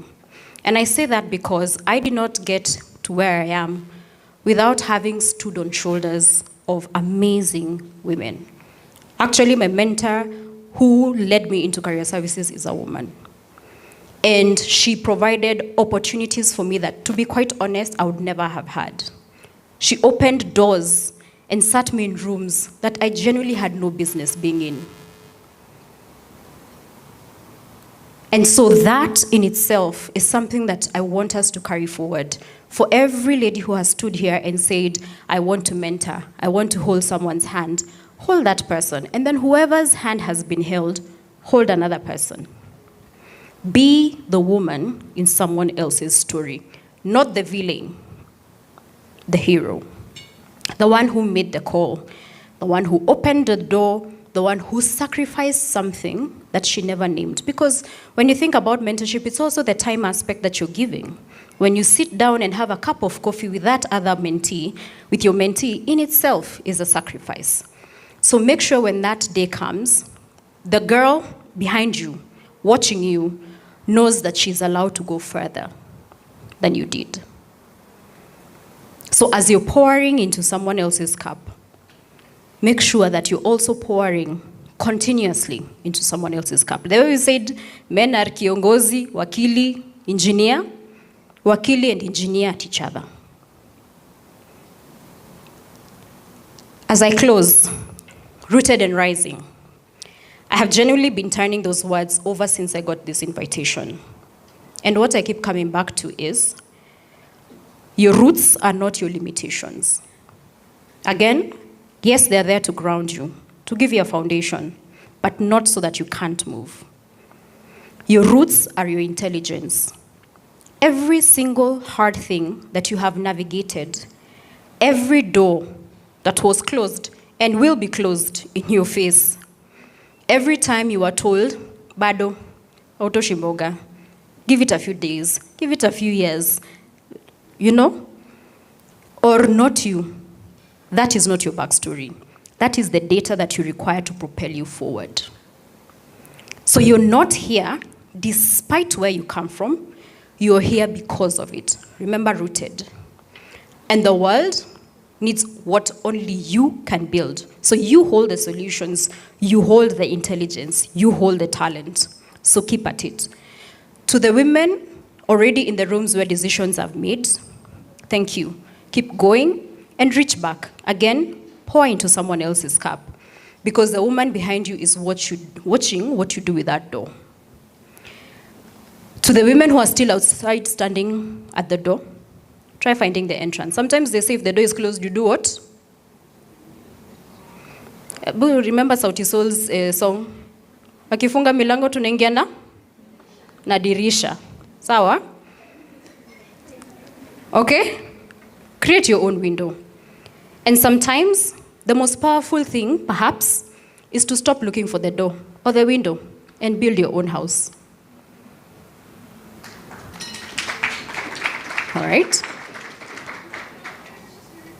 So I want to leave you with just one question, especially for those who are building. Who are you reaching back for? Are you rooted? Are you rising? I really want to, again, really urge you and think through. I've mentioned you don't have an intelligence gap and you don't have a talent gap. Thank you.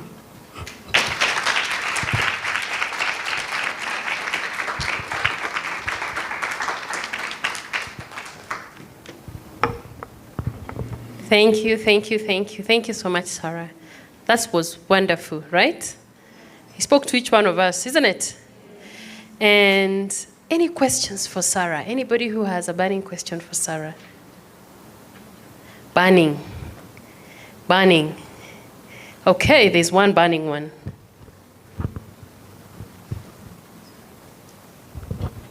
Hi, Sarah. My question is not really burning. It's in regards to Moringa School as an institution for upskilling. I've always wanted to pursue a course in data within Moringa School, but it's very pricey, kidogo. I don't know if there's a way you'd, I don't know how Afchix goes about it to empower us, or maybe have vouchers. I don't know how you're going to do it, but personally, I'm quite interested in getting into data and learning within Moringa School. Okay, so we have had a history of offering scholarships to students who are interested and cannot be able to raise the fees. I would urge you to just see me on the side, but it's something that we can work out. We have organizations that we work with that provide funding and scholarships, so that's also something that we can talk about. Yeah. Any other question? Mm-hmm.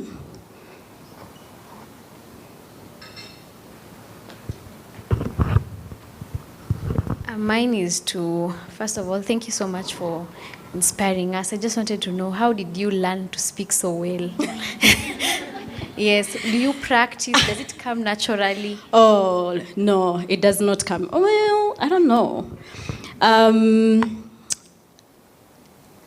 My pastor calls it, I'm a person of mutua kimbelembele, forward. Yeah.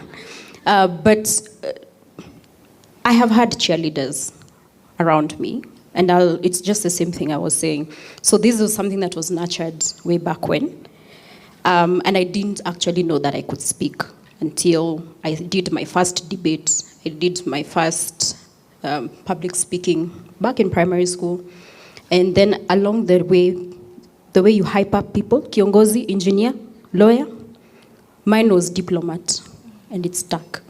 So, but that said, you definitely have to practice. It doesn't come naturally, but you definitely have to practice. So, muite engineer. There's Toastmasters. You can join Toastmasters. You can learn how to do speaking. Yes.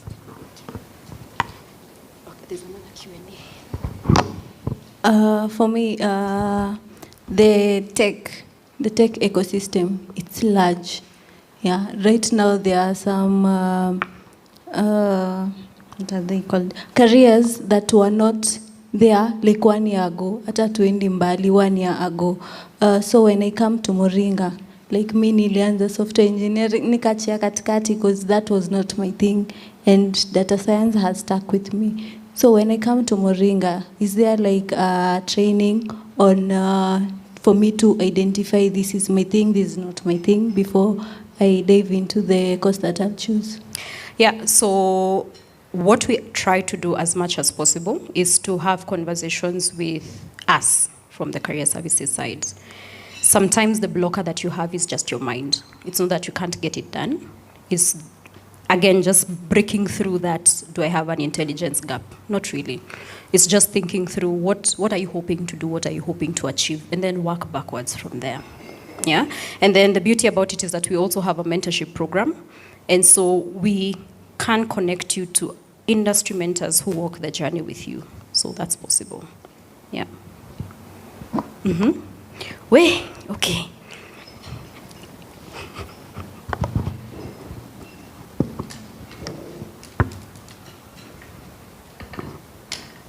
Hi, Sarah. Hello. I loved your session, and I love the point that you mentioned that we create our own window if the door is closed. But in terms of, I'm sure everyone has heard this quote unquote, that there's nothing new under the sun. So what's your take on maybe the founders or maybe people who want to be founders and they wonder where to start because they're like, this is already done. People are working on this. So what's your take on that? So it's always about what is the, I don't want to use this word, but I'll use it. What is the unique value proposition? What is that thing that you're solving for?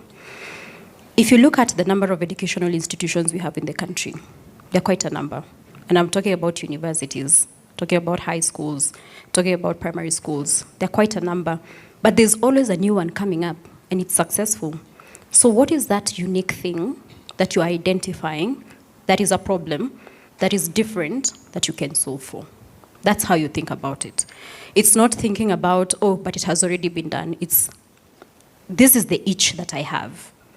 And this is what is going to be great about it, right? I do have a mentor. I also do tours and travels. And one of my business mentors told me, you always have a market to sell a product, dependent on how you position yourself for that market, and dependent on the problem that you're solving for that specific market. Yeah? So think about what is the unique value proposition that makes you different from everyone else in that pot. When you find that why consistently, why the problem, why the solution, and why am I the one to do it? That's how you find it. And by no means or measure is it the easiest thing to do. It comes sometimes as an epiphany at 2 a.m. at night. Take a notebook, write it down. Then look at it in the morning and see if it actually is something you can build on. Yeah. Thank you so much, Sarah. Can we hold the questions? There's going to be a Q&A session after this because we're running out of time, please, so that then we allow our panelists to also share their wisdom and then we combine. Sawa. I'm still around. Yes, if anyone she's has here. questions. She's here. Thank you so much. Can we give Sarah a hand? Thank you so much. Thank you. Mudhoni? Okay, thank you very much. I would like to call our next set of people, and I apologize that we have caused a bit of an inconvenience in terms of time. Please, may I have Nancy Ikumilu with us here? And may I have Dr. Magdalene Kamande? And may I have Dr. Caroline Ayuya?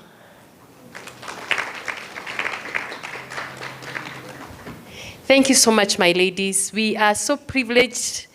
As you know, these topics are very hard to control, but we are going to try our best, right, to manage time.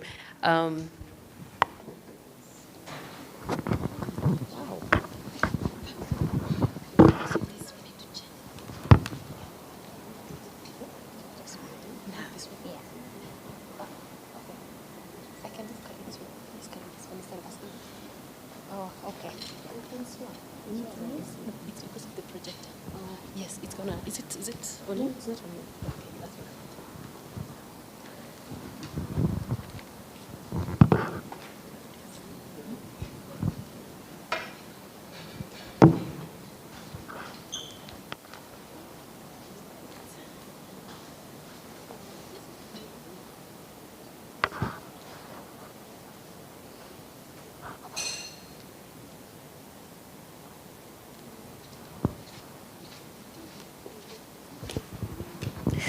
Okay, so we have the privilege of having very accomplished ladies here who've been through it all in many ways and in different ways. And I'll be the moderator of this session. And this is just a mentorship session to again speak to the same conversation we're having this afternoon. It will be an engaged conversation. So I have Nancy here. I'll begin with Nancy. And Nancy is the Director of Client Service and Experience at WIOC. You may have heard her introduce herself. She's been doing this work where she leads strategy and execution of the end-to-end client experiences across African markets. WIOC is a big operator in the African ecosystem, and I think actually globally. It's beyond Africa, and she drives the client centricity across service delivery, service assurance, escalation management, and continuous service improvement. And throughout her career, Nancy has led these areas for impactful client experience initiatives, including client segmentation and retention. As you know, when you get into tech, you'll find so many other things. This technology is applied in real business environments. You can see this. And so I just want to say that she's been involved in a lot of work that helps to improve how clients experience their services, and is recognized as a proactive, empathetic, and structured leader in her work. She's passionate about developing women in technology, and we want to really thank WIOC for sponsoring this event. Thank you very much for that support. And she approximately 70% of her direct reports are actually women whom she's actively mentoring and helping to grow in confidence, capability, and leadership. Thank you so much, Nancy, for your leadership in this area.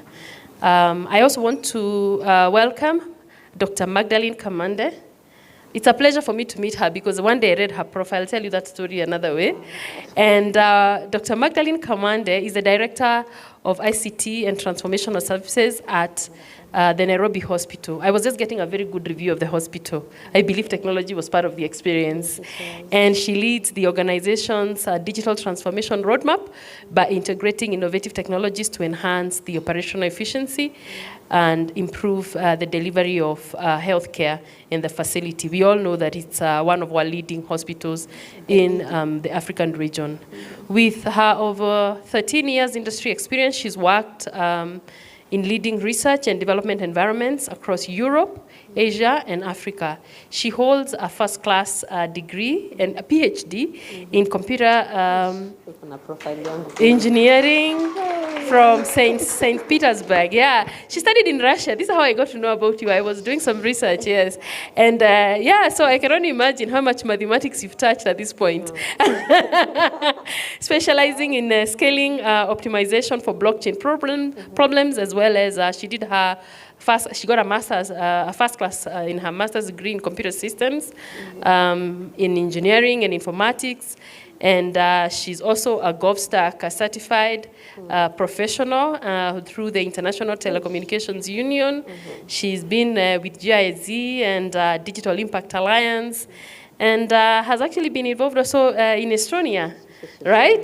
This is the bio that has been put together, you know? And this just tells you how much the road you have walked is great, and this is amazing. She's also the CEO and lead digital transformation consultant at Accelerating Digital Transformation Limited, where she guides the implementation of end-to-end solutions. And previously, she was a lead engineer at Huawei Technologies in Moscow, and she enhanced cloud storage technologies using AI and data-driven reduction algorithms. I like these things because, as we said earlier, people are not comfortable with discovering who they are. And you know, we don't get here. It's a journey, right? Yeah, so I'm gonna, you know, make sure that, you know, we feel comfortable in this skin. This is it. Because we want others to actually walk this journey. So I'm really proud of the panelists that we have here. And then we have Dr. Caroline Ayuya here, who is developing engineers, and at Daystar, am I right? Yeah. So she's a clinical psychologist, a very, very important area of profession as far as I know in the current societies. The way we live, we really need them. With extensive experience with assessment, diagnosis, and treatment of mental disorders, as well as administration, supervision, teaching, and organizational leadership. She has a very strong sense of purpose, professionalism, and commitment in basic human rights. Beyond her clinical work, Dr. Ayuya has contributed significantly to community development through partnerships with Schools Farms Africa, and helps to transform the lives of school-going children in Kibera by attracting grants for classrooms. So thank you so much. Administration blocks, toilets, working for the people who really need our help out there so that we don't forget the other people who are in our societies who need our interventions. Sure. She's a member of the Kenya Professional Association of Trainers, PTAC. She's one of the people who are involved in professional development across our corporate sector. That's what it means. Yeah, and Kenya Counseling and Psychological Association, and is widely recognized in her work on leadership, mentorship, and commitment to social impact. Thank you so much. As you know, we have a very strong theme, rooted and rising, and Sarah did justice in just helping us think through that from our perspective. So we're going to have some very interactive questions to our panelists, and I'll begin with the first one.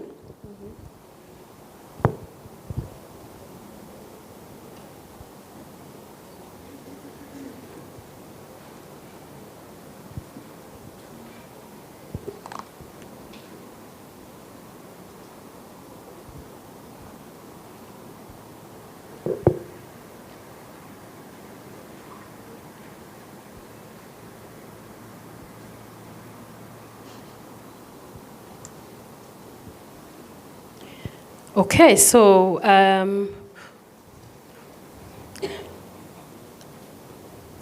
let me see who will start. But we can go. We can first of all take all of us this question.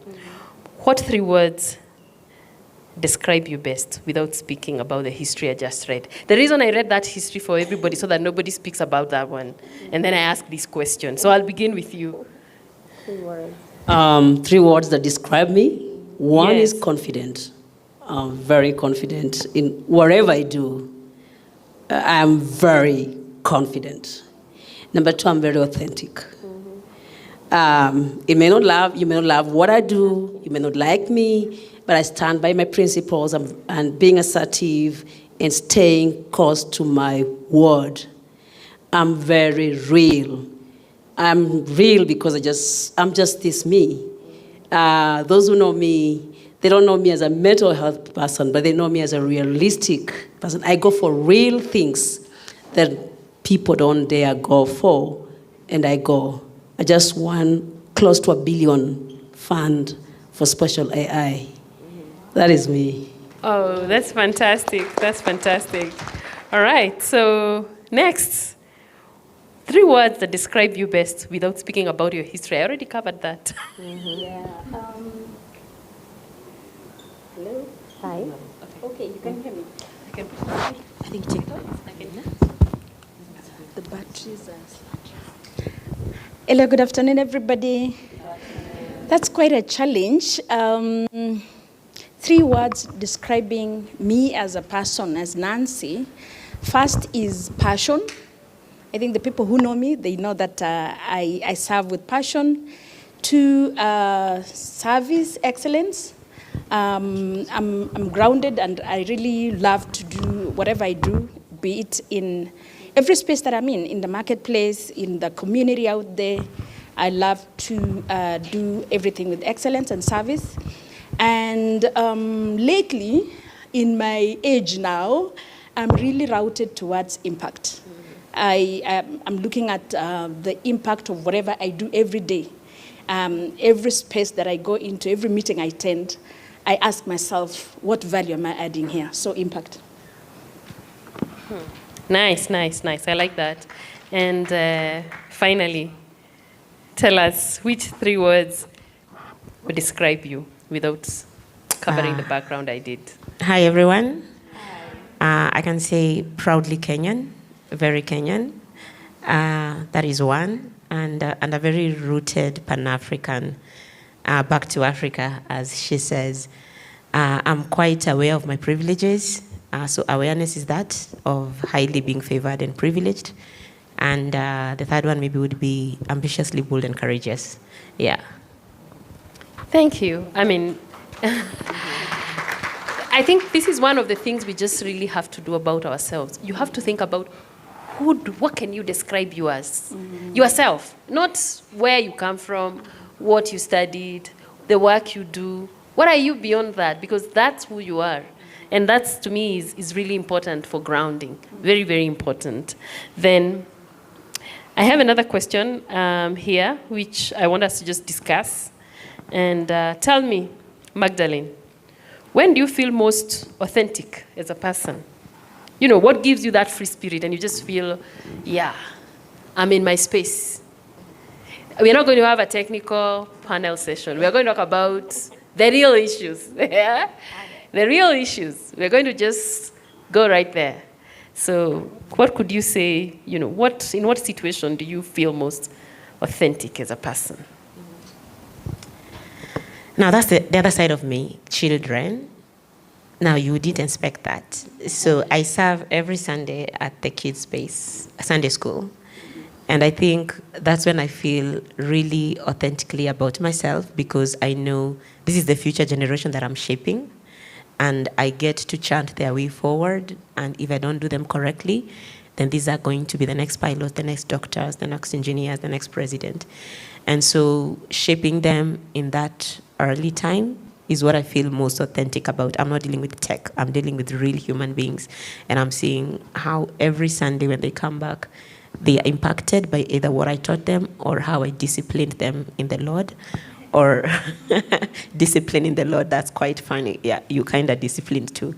So that's when I feel most authentic. The second part about me is culinary art. Like if I'm not in tech space, you'll find me cooking and hosting a lot. So I feel most authentic about that. But if you ask me the real question, I really feel good to be back to Africa. Like I really feel good and authentic to be back home. Reason being, I'm not black anymore, I'm home. Like a blend in. That's fantastic. And I like that because you've brought out something very interesting. You see, you didn't go into what you do for 8 to 5 or for, you know, to earn a living. It seems to be like when you're doing something that you're not even getting paid for, you're really enjoying. It's like a passion just comes out of your system and you feel so fulfilled. And I think to me it's very, very important to discover those spaces because they rejuvenate us. Those things rejuvenate us, and it's very important to know that. What about you, Dr. Caroline? What could you say is that? What is that thing that actually makes you feel very authentic as a person? More space. I'm generally very truthful about what I do, what I go for, and everybody around me makes it easier for me because they trust and believe what I'm doing. Whether in the community, as I said, I know I serve in the community of children in Kibera, in Kajiado. You know, during COVID, people were afraid to interact with people.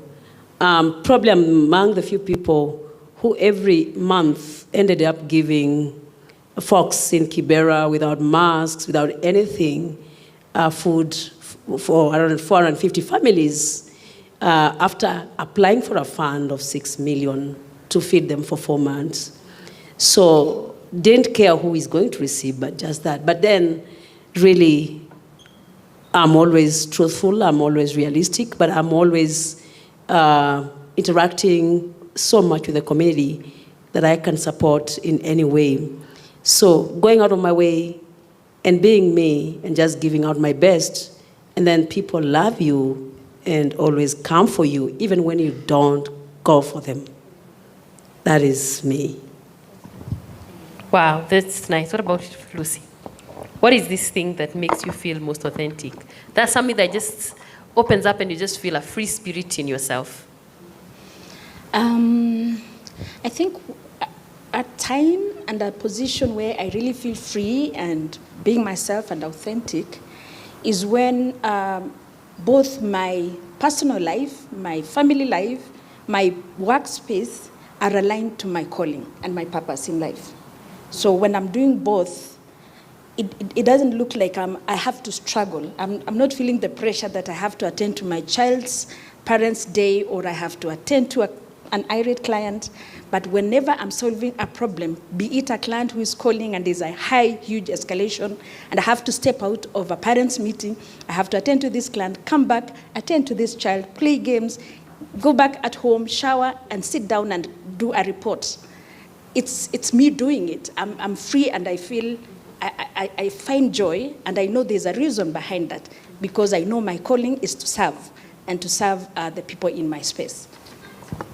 Wow, so everything you do, you try to put service in your mind as part of it.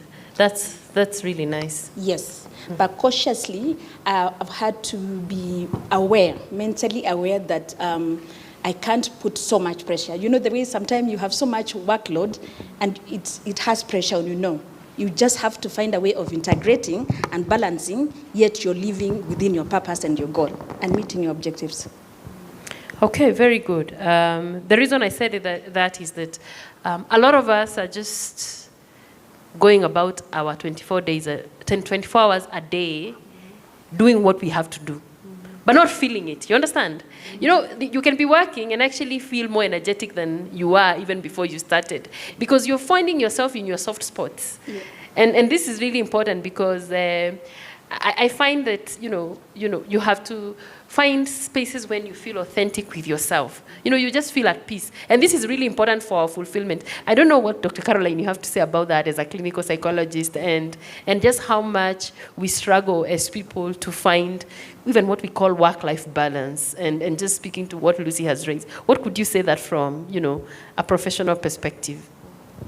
That space that look at work-life balance, I realized actually it's very difficult to even talk about it. Being authentic, again, is very important for you. Consistency in your character, behavior. You can be good and you can be bad. You can only be good or you are just good. And if you're bad, you're just bad. And therefore, being authentic is being real, being that. But the work balance life is what what we've always known. But with practice, I realized you need some imbalances to be able to make it. I'm sure these ladies sitting here, if I have to ask them how much they have sacrificed beyond what they need to do, there's certain imbalance that must come in your life to be able to achieve a goal. Most people sitting here are Gen Zs. They don't believe in imbalances. They believe in completing things. But an imbalance is what destabilizes you so that you can be able to achieve that many people don't want, because people want to be balanced. It's very tough. I love that. Yeah, we have to get pushed out of our comfort zones, or what we feel might be the ideal space to be in, right? Because life, I used to say that we are all kind of, trained to think that life is a straight line, and it's not, right? It actually never is. And how do you accept that, apart from accepting that once in a while you find yourself out of balance, but by discovering that, then you start to navigate towards what will give you a more balanced space at that stage in your life. So the other question that I have is, what are you deeply grateful for based on the journey of life, based on the journey that life has taken you? I just want you to reflect right now, because I think the other thing we don't do enough is just... We talk about gratitude, but as a word. But how many times do we reflect deeply? I know many people have been asked to do, gratitude journals, maybe in the morning. I don't know how many have time to do that. But I just want us to discuss about, what could you really say based on your life journey? What could you say you are purely and feel strongly that you are grateful for that? And it's a strong pillar in terms of gratitude in your life. I just want us to take stock of that. You want to start? Magdalene? Yes, I can start. First of all is family. Family is a very good place to bounce back to. And the more you get wings to fly, the more you appreciate family and what it gives to you. It makes you feel like even if you go out there and you become a loser, you can always go back and you'll have your position in the family. I'm the first one, I'm the second one, you know. Nobody takes it away from you. It's an unchallenged position. That is good. So one of the things that we take for granted that we should be really appreciative is our families, especially if we come from a good family background where we were invested into, we were given love, we were given a lot of assurance that we can always come back even if we fail. Take that as your root. As she said, mizizi, your foundation, never lose it. Second is your education. It's unfortunate, until you leave the country, that's when you understand that your education is really good. Kenyan education is really good. Take it seriously when they invest in you. Maybe if you have brothers and sisters who are still in their preschool and at school, just tell them to take that education seriously. That's the foundation of which you lay your higher education. And last but not least is people who say no to you. The naysayers, we don't appreciate them so much. But if you take every no seriously and say, wow, that's a good, why did they say no? Where did they see the gaps? How can I bridge these gaps? In fact, those naysayers, they see you and they're like, I'm impressed. You finally made it. So don't take for granted all those things, but also take time to take stock of those things that push you beyond your limit. As she has said, life has no balance. Different stages of your life, different season of your life, you'll have different priorities. It is not, this is my priority at the moment. It depends with the season. Oh, thank you. What about you? Lucy? You have to add something there about, what you're truly grateful for. What do you feel from where you sit, from your experience in your own journey? Okay, Nancy is the name. Oh, sorry, yes, sorry, Nancy. Yes, thank you. I'd say, I'd echo what my sister said. Of course, we have to be thankful for the journeys that we have walked through, especially your career, life, family, the grounding. Can you hear me now? Yes. Okay. So I was saying that in adding to what Maggie has said, aside from family and the strong foundation that we have, the pillar in the family, we have to be cognizant that there are those values that really help to ground you. And one of those, personally in my own journey, is my faith-based journey. So I'm grounded in strong faith beliefs, in integrity, in discipline, and those foundations have laid a path to how I've grown. And again, I think I would be one of those examples of those people who worked in one company for so long. I'm also appreciating those journeys. For 14 years, I've worked in 5 departments. And growing from the operational technical space, I really, truly appreciate the 2-3 years I worked as a NOC engineer, because that's when I started the basics of career, learning discipline, learning to follow processes, to adhere to the rules and guidance. But again, as I grew and moved into other touch points with clients, you realize that there's so much than processes and standards. You understand? There's a human part of the business, understanding the solution, understanding what do the clients want, what do people want when they look for internet connectivity, when they come to look for internet solutions, what do they really want? So the moment I started interacting with clients at those spaces, you realize that actually the work that I was doing at the NOC, the solutions that are working to resolve the faults, is actually life impacting. A business goes down, and many people in the hospital, Nairobi Hospital, the doctor cannot diagnose or cannot send the diagnosis to the pharmacy because the system is down. Do you get the point? So you really try to understand now, interpret those. So every path and every move that I have made, again, I've worked in projects, I mastered in project management. I appreciate the delays in the process. The importance of critical path and how do we really deliver what we promise. And ultimately, where I am now in leadership, it helps me to bridge that gap of understanding the importance of processes. But now, I'm also happy to say these processes cannot work in isolation. In WIOC, we provide digital solutions, and we know that we run a huge network. But without people and without soft skills, you cannot run the business or the organization without those. So marrying both the technical and the soft skills and understanding the requirements of the clients and the end users really would give you that big picture I talked about, impact. That every activity, every work you do, every inactivity, every item or task that you miss to do has an overall impact by the end of the day. So those are the values that I'm appreciating. And what I'm getting from you is we have to appreciate our journeys. The path we have walked makes us who we are today. And so when we think of gratitude, you have to step back and say, and by the way, everybody's journey is different. Everybody's journey is different. You just have to take stock of your own. Even up to where you are now, it doesn't matter. It's not about 20 years of experience. It's about where you are today. Just look back and just be grateful for the journey. It's very important to take stock. And I think to me that's really important. What about for you? Opportunities for me. Today you are here, I'm sure some of you don't know, like I know I've seen my students here. They have no idea how to go to a process to procure a vehicle to bring them here. And not that, I wish I could bring the whole university here, but we are only able to bring the 5 students from Daystar. Whenever you get an opportunity, lady, take advantage of it. It will never come again. And whenever you get an opportunity, do just exactly what we are telling you. Because for us, we never got certain times. You are in a different age group and age generation.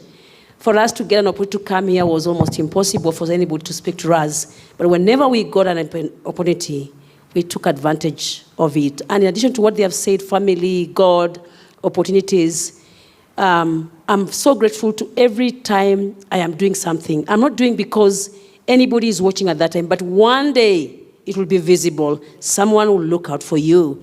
And I think just do what you're doing. Whenever you keep doing, an opportunity always come, and you find yourself, you're being told, hey, Laura, we are asking you to be the director for some place. In an organization, don't say, oh, Gen Z just want to be given work, they finish, and then they move. Do very well. When you're given something, do extremely very well. It will be noticeable. You'll just rise yourself to where you are. Thank you. Okay, thank you very much. Now, in my journey, I found that, you have to have some non-negotiable core values that keep you grounded. You just have to. Because, the journey is dynamic. And each one of us has their core values, all right? And I know, Magdalene, you may have experienced the world in different places, phases, stages. Do you have some non-negotiable values that when you find yourself in an environment or in a situation or interacting with people, you're able to identify and say, this one I set a boundary. And what can you say can be one of those that has helped you to identify good and bad situations? Wow, that's a deep question. So first of all, there is no framework for everything in life. So I can't say that there's one framework that I've used that has been able to gauge what is wheat and what is chaff a lot in my life. But one of the great pillars that helped me is anything that it contradicts my faith. Immediately anything contradicts my faith, then that one is a no. That is one. And then there are also 3 P's that I was taught when I was really young, and that one is purpose, principle, and process. As long as it is breaking the purpose, the principle, and the process of that issue, then don't do it. Purpose means the chair was meant to be for sitting. If I'm breaking the purpose for that chair, don't do it. If it's breaking the principle why the chair was made, don't do it. If it's breaking the process by which that chair is coming, don't do it. So everything that comes, just try and sometimes filter it through. What was the purpose for this thing initially? What is the process that makes this come? What's the principle behind this? If it breaks it, think twice. Okay, thank you. So I'm going to ask just a little modification of that one for you, and what boundaries have you needed to set to thrive in your career and personal life? Boundaries. First of all, is to what our sister mentioned, Martha, earlier, is to be self-aware. You know, that awareness of who you are and where you're going. So you have to have a personal path or a personal objective of where you want to be as a person or even in the organization, the role that you're playing. And when you do that, you have to set boundaries and know that you cannot do everything on your own. You have to learn. I think what I've learned is there's power in delegation. Always learn to ask for help. Seek advice from your colleagues or your other team members, and learn from each other. Have partnership. Collaboration is very, very critical for you to create that boundary to help you thrive. So I think that's what comes at the top of my mind. Okay, I get that. So. For you, I just want again to just modify that question a bit and ask, what makes you feel truly alive to be highly productive in the work that you're doing or in your personal spaces where, you're still productive? Not everything is work, but you're still being productive. So what do you really feel makes you to feel truly alive to whatever you're doing? I think the impact, for me, the impact, whether Daystar University or whether the community in Kibera or whether the community in Kajiado, in Kiserian, the impact, you receive so many tons, and that is really, really makes me productive every other day. Just the impact that I'm able to do. It's really bad that nobody feels you. People must feel you.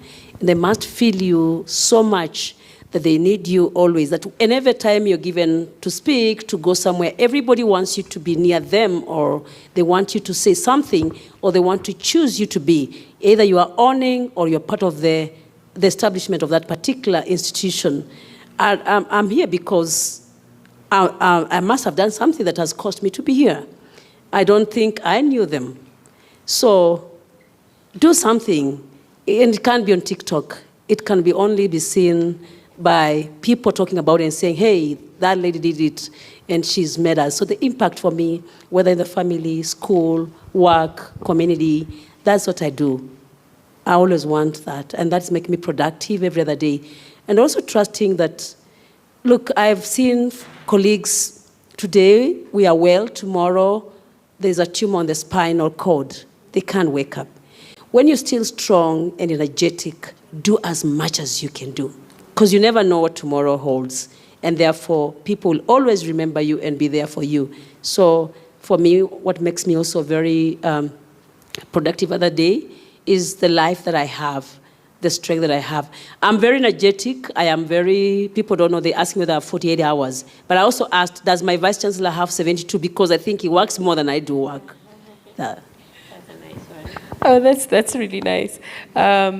So over time, you start to discover, your unique skills and the things that you just truly feel that you possess. And all of us feel that. When I was listening to the introductions, I could hear people speaking to what they have chosen to do or what they are pursuing. And it was really speaking to what they believe they are good at or they could be good at. And to me, this is really important.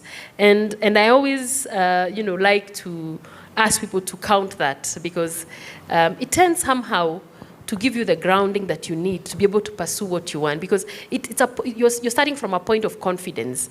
And so I will just again now do just another round and say, when you look back or at your journey, what could you say you could identify as that unique skill that has given you, every time you move forward, you realize that's what was my stepping stone again.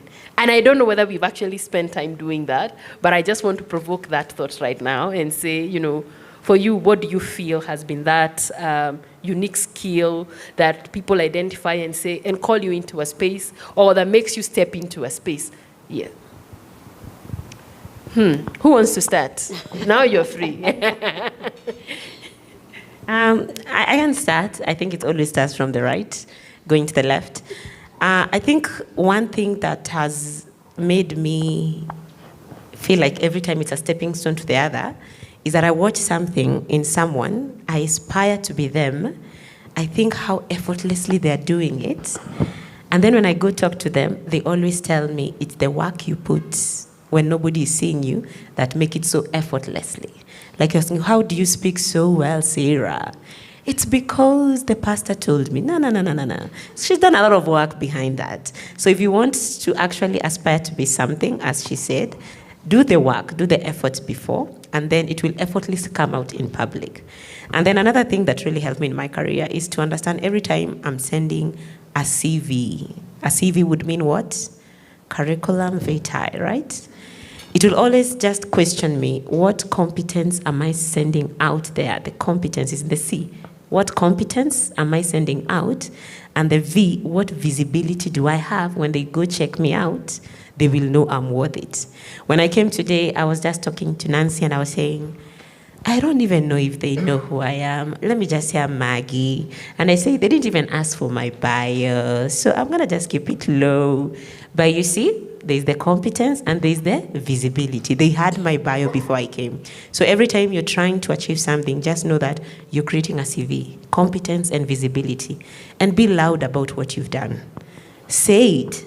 Show it, let people see it, so that by the time they are coming to see you on the desk, they have already known your visibility. That creates a bias. They will take you. Okay. I think for me, again, reflecting on my journey, what sets me apart, and I mentioned earlier, is the passion. And perhaps maybe I can give this, citing a story that helps. When I got employed, I had not finished my degree, but I had done my certification. You know, the CCNA, diploma and all that. So we did the interviews, second round, and the final decision maker said, you have done well at your level. However, we needed graduate engineers. Do you get what I'm saying? So I told him, okay, that's fine. However, would you mind giving me an opportunity, as much as you're employing those people who have qualified, for me to come and serve as an intern? It was a very difficult say or ask at that time, because I had a 2-year-old baby. And I want to come and work at the NOC. You know, NOC is 24/7. You work at shifts. And this, I don't think when she was 2 years yet, she was still breastfeeding. And I think he told me to go out and wait. But to cut the story short, I was given the opportunity. Do you get what I'm saying? So when we talk about appreciating, or, you know, what name did you call it? The question was what you can call a unique skill that you've been leveraging. Yes. So you have to have that go-getting spirit. Do you get what I'm saying? And as she mentioned, do not accept those saboteurs, those small voices telling you you cannot do it or you are not qualified. And by the way, I was the only lady in that NOC shift that was taken. Hello? Are you feeling what I'm saying? And then I got into this job, and WIOC was still new. We didn't have a network. Okay, we had a fiber system from Durban to Djibouti all the way to France, but we didn't have clients. We had just onboarded one client in South Africa, not even here in Kenya. So we were just monitoring one client in case there's an issue. So what am I saying? There was no work as per se. And people were, you know, these are young people, they're watching movies, at night. But I got an opportunity to study and to read. What is fiber? What are these alarms? You know, those things I've never studied. So to cut the story short, you have to put yourself in a fast pace, especially in a male-dominated environment. And I'm sorry to say so. As women, we have to work twice as harder. And 1 year down the line, they needed somebody to go into projects, service delivery. And guess who they picked? We did not do an interview. Nancy was handpicked to go and help the service delivery team. Reason is there was visibility, the output. I've been doing work, I've been following those walkthroughs, doing reports, and those days we used to do handover reports, and one person would just send an email, not 3 of you. However, most of the time in my shift, people used to nominate me to do the handover. That was visibility, that was smart, because the bosses are going like, yeah, night shift was Nancy and the team. You see, I automatically become the team lead. Do you get the point? Because my name is visible. So what sets us apart, understand your basics. And the young ladies who are here, kindly be disciplined, work hard. And then through and with time, you will learn to appreciate those baby steps as you go along. I like that. I've just learned about the power of asking, you know. In that particular situation, even if it didn't look like the real opportunity was not there, you asked for something that gave you entry. And I think to me, that's really outstanding. And I guess maybe that could be one of the things that maybe you do more often. And somehow, it might be actually you volunteer somehow, but it actually sets you to the, I mean, like becomes a stepping stone to the next step. And to me, I think it's one of the things, whether you're running a startup, whether you want to kind of, be selected in the 5 group that's going to be, sent to a trip like this in the university, is that part of showing up, volunteering, and just asking, that really pays. And sometimes we take it for granted, but it's really important. Yes, for you, what would you say has been your unique skills? I think aspiring to be. Every other time I want to become. I want to become that person. So I am not comfortable every other day when I'm given an opportunity to serve, for example, in a directorate or in a position. I really have to exceed the expectations until everybody thinks, no, this is too small for you. We need you now some other place. I think I have begun as a lecturer, and then I have seen myself being picked out because I taught well during COVID, and they wrote an email, students say, we want that lady to train the whole university. That gave me a chance to become the founding director of e-learning at Daystar. Before I knew it, I started the Innovation Hub without the university support system, and my students can confirm that. There was nobody, I launched it, I began it. That was not e-learning. But I said, what are we doing as a university? Before I know it, they established the newest Directorate of Research, Innovation, Commercial, which I became the director.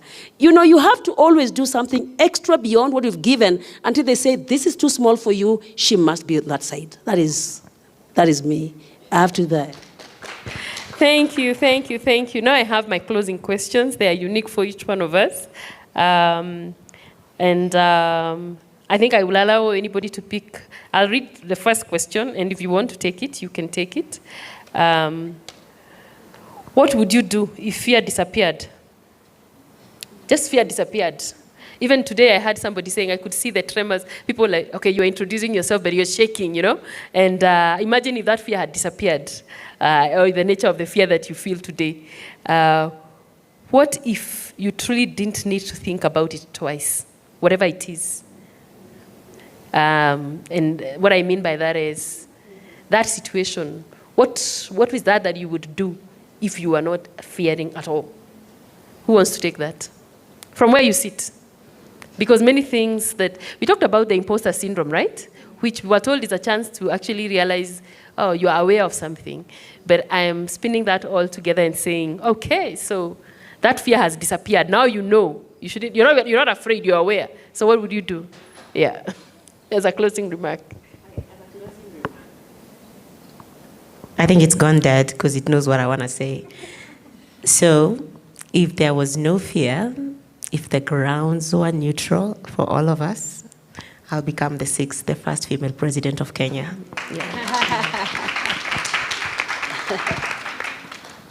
Let me give the reason why. Okay. I do think we have good leaders. Some of us are very good leaders. We keep quiet. We are not in that space. We are comfortable. But there's only much we can do to privatize public problems, okay? As in the private sector are enjoying a lot of benefits, our salaries, our packages. At the end of the day, there's only much I can privatize. If I have kids, I can take them to a private school. If I'm sick, I'll take you to the Nairobi hospital. I'll fly you to the UK because I have the package too. But there's only much I can do until 26th happened in 2024. Then you understand there's only much you can privatize in terms of public problems. It's time we step into those places and make the whole country all inclusive, uniform, and be able to be fair and just to everybody. Amazing. So we want you to do something about that. Challenge yourself to something. Yes, that's really good. Okay, so I have the next question, which is Also a very tough one. What negative habits do you repeat? What are those parts of you know about and want to change or let go of? Just because we all sometimes are actually stepping backwards because of these habits. I just want you to, be authentic and, speak, be vulnerable and say, you know what? Yeah, we've said all the good things about ourselves. What about this one that I can actually deal? Who wants to take this one? Thank you. Thank you, the sacrificial love. Let me take that because, voicing it out, they will tend to come out and get off me, right? One of the first challenges that I keep repeating, and I'm really learning to unlearn and to relearn, is to be perfect. The perfectionist woman, you want to do everything right, it has to be perfect. And sometimes if your colleagues who are of the other sex do the same, then they will just admit, do shoddy job, and it will not even hurt them. But you, as a lady, I hold back, I do a report or I do some task, I ask myself, I wish I could do better. I wish I could do this. I wish this was like this and that. Yet, if you were to compare what I've done with other people, actually you've done so much. So that is one. Two is that I tend to carry so much. I know there's power in delegating, but I think there's a challenge of once you delegate, you still want to monitor and evaluate and check progress. And I know Gen Zs are here. I have 2 Gen Zs in my house. They don't want that. So they just go like, Mom, you want the dishes done? It will be done. Please don't ask us about the process of how. So I need to learn to give people power to find ways of innovating ways of getting work done and appreciate the steps. And finally, under celebrating my wins. And I want to believe that I'm speaking on behalf of many of us, right? We do so much, but we are not vocal. We do not document. We do not shout of what we have done. And I think it's really critical and important that we voice out what we do. We beat the drums and say, da, da, da, da, da. I did this. I brought this solution. I gave this innovative idea. You may have not done it yourself, but the thought process, it took time for you to have that dream, to voice it out, share it with somebody, and somebody just ran with it for 2 days and they deliver it and they take the glory. Okay? So let's learn to do that, to celebrate our wins. Yeah, amazing, amazing. Hoots your own horn. So now, every day, every experience teaches us something about ourselves, right? Have you learned something about yourself today as you reflected? Did you do that? So now I just learned something from Sarah, and she said, we need to call each other daktari, wakili. So daktari. Where do you see yourself in 5 years? Based on what you've discovered about yourself today, based on the conversation we just had, you must have discovered other things about yourself. Oh, sure. Yeah, and what do you see yourself based on that in the next 5 years? I think I'll be a very big name of impact to the society. It may not be a big name, but I think people will be talking about that lady who has left a mark every other place that they go, whether it is in work, whether it's at a home, whether it is with such kind of forums. People remember Carol. Carol is an amazing lady. I want to be sitting on tables. I don't want to be the menu. I want to be sitting, sitaki kukulwa. I want to be part of the tables that are shaking and people are making decisions, that everybody would want you to be in that table. A lot of it globally, not just in Kenya. I'm already doing it here in Kenya, so I want to go global. I want to be on that table. So don't be the menu. Let's sit on the table. That is where we belong. Thank you. Thank you, thank you, thank you, thank you. In the interest of time, we've come to the end of our panel, and I want to really thank our panel members. But you may have some questions. We may take 1 or 2 with Barbara's permission. Before we give to everybody, and by the way, we have gifts for people who want to ask questions at the same time. So, yes, I see a hand behind there, another one, 3. Where is our mic person? Help, help, help. So I see a few hands. Okay. Yes. I can give mine.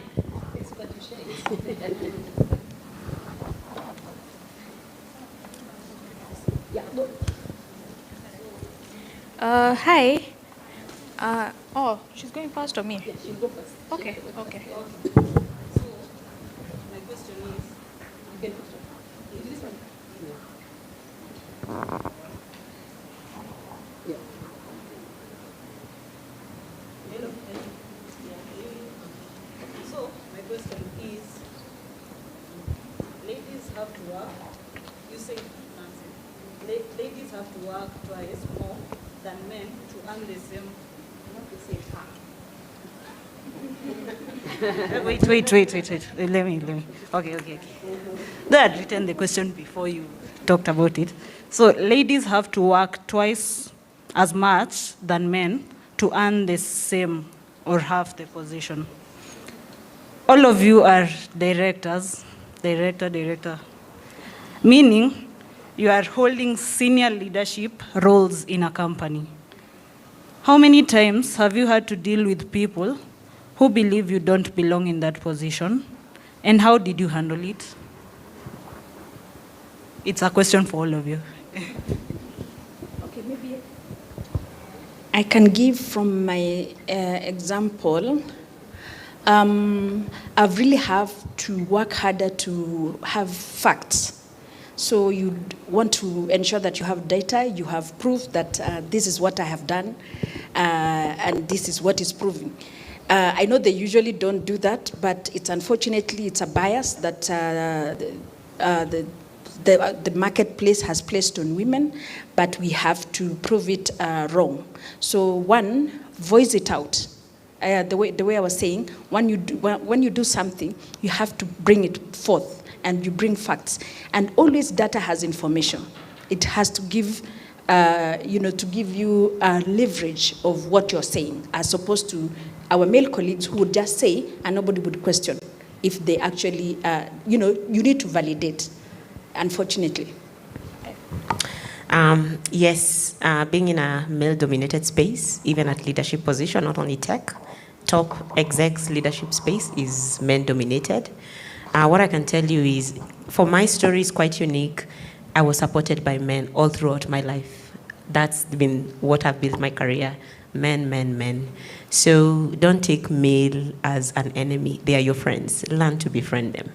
Let them be your ambassadors, because everything they say is not taken with a pinch of salt. So make sure the male also know what you're doing, and not male who are in competition with, who are higher than them.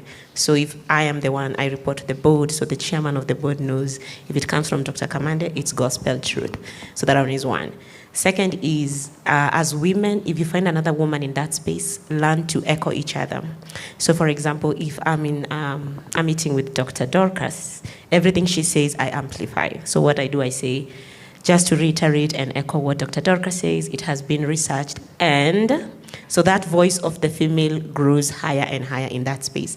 Therefore, it becomes a collective force other than just you're championing your own thing. So even if I don't have anything to say and I know she said something good, the next time I'm picking the mic, I reiterate what she said first before I continue. And just to add that as she said, Dorcas said, we are now moving towards a space where we are transforming. We are not where we had rigid generations that saw male as the only people to sit in the position. They are now appreciating, and they come to, I think at Daystar, the Senate is now more females than male. And because of the leader, I think the leadership and the governance of every structure really matters. If they value human beings and not gender imparity or disparity, you'll always find yourself, just do everything well. Just do it very well. Even the male will be coming and asking you, how did you do it? I can tell you so many times, my colleagues at Daystar keep asking me, how are you doing? They're males. And they like it now to come and ask for support.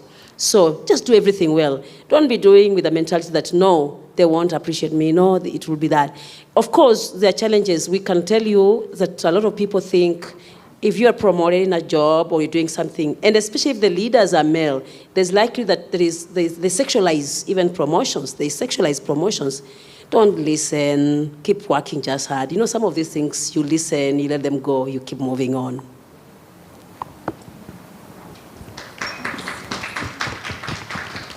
All right, hi. I've seen that all of you are very well-educated women, and I would like to pursue further education beyond my bachelor's degree. So I was wondering, what advice would you have for us in terms of learning to become a good researcher? Yeah. Okay, thank you. I think we have 2 researchers in the room. A good researcher, every skill you have can actually cause you to do research. Even at undergraduate level, you can do research. There are many researchers at undergraduate, but if you're furthering your career to a master's, postgraduate, I would say you've now had the basics right now. You've now known exactly what you want to become. At this point, with undergraduate, you are sure of your path. I did education. I moved to clinical psychology, but I do most, you can be sure I do most of my work around research, innovation, diversity. I think flexibility allows you to move. Postgraduate is not where we are sticking you to tell you, move this direction, or this is the only career that is good. No, we say, what do you really do? If you want any level of postgraduate allows you to do research. Research is not confined to any discipline. It is it must be embedded in every field. And if you're a social scientist, for example, if you've done hospitality, or you've done marketing, or you've done at undergraduate, it doesn't mean you cannot do administrative job. The only problem we have with students or those who are in the university or finished is thinking that I must get a marketing job. I am a clinical psychologist, yet I'm doing research innovation. I have diversified. So look at around. When they say they are looking for a social scientist, they're not saying they are defined as a marketer or I don't know what. We always want to hear our discipline being mentioned. Then that way you'll never even get where you are. But more important, we want you to build jobs for people. If you can, Afchix here, someone started it. It didn't begin from nowhere. If you can create a job out of your own skills and knowledge that you've received, that will be even good because then you'll be employing. But I want all of us to do research because Africa gives a lot of research data, yet the research we produce to be able to support Africa is less than 2%. Yet we are the most people who are used as participants, we are the respondents, we are everything, but then we don't produce solutions to ourselves here in this country or in Africa. So you're on the right track. We'll leave our numbers, let's see what you've done, and then we can help you, guide you in your career. Now, my clinical psychology, now we'll go there. Okay, I'll just add one thing. Make everything time-bound. Be very intentional about your education. If there's something you take seriously about, I don't know what that is, but it's your career. Take it so seriously. Make it time-bound. Say, I don't know, you're in your 20s, I think this is the age we are talking to, but say by 30, I want to have the deepest competence in my field. Whatever field you are, start with competence. If you want to go far, root. Competence, competence, competence, that's your skills. Talent is overrated. You can have the talent. Everybody's born with potential. We're all potentials, right? But now you're kinetic, kindly. You've already grown. This is not potential. So deep in your competence, that is one. After deeping in your competence, make it time-bound. Say by 30, let me have the deepest competence in my field, okay? So it means you're already the deepest you can go. Then you say by 35, I want to go lateral to a managerial position, a HOD or something. Those are skills that are making you. So you know, in that I need a master's. So when you're deep in your competence, now you're adding a master's. Then you say, I want to go to exec. Exec is executive level, directors, exco. You want to do that before your 40s. Then it means you need to do leadership, you need to do masters in MBA, something like that. So make sure everything is time bound. But don't be in your 40s now wanting to become a HOD. So you're in your 50s, you're becoming an exec. It's not bad, but really make it time bound. make it as serious, I don't know what. If it's fitness that you take seriously, that I have to lose 3 kgs by the end of the month, make your career the same way, okay? Mm-hmm. Good. Hi. Yeah. My name is Valentine. Here. Okay. My question is, when people are introducing themselves, most people have their startups and all that. And my friends usually tell me that I need to start something. But in my mind, I'm used to being a follower, not a leader. So I always think that I'm still missing something, that there's something that I need to tap into first before I put myself out there. And I see that the panelists, all of them, like they have confidence. So my question is this: what are the key important skills that I need to learn or integrate in order to be a trailblazer? Or like, what do I need? What am I missing? Yeah. First of all, I'll tell you, you're not missing anything. Yes. You're being who you are. Yeah. I mean, not everybody needs to be a founder, to be honest. Otherwise, who would be working in the companies if everybody was the founder? Yeah. Let's think about it, right? And by the way, many founders eventually need executives to run those businesses who are not necessarily the founders.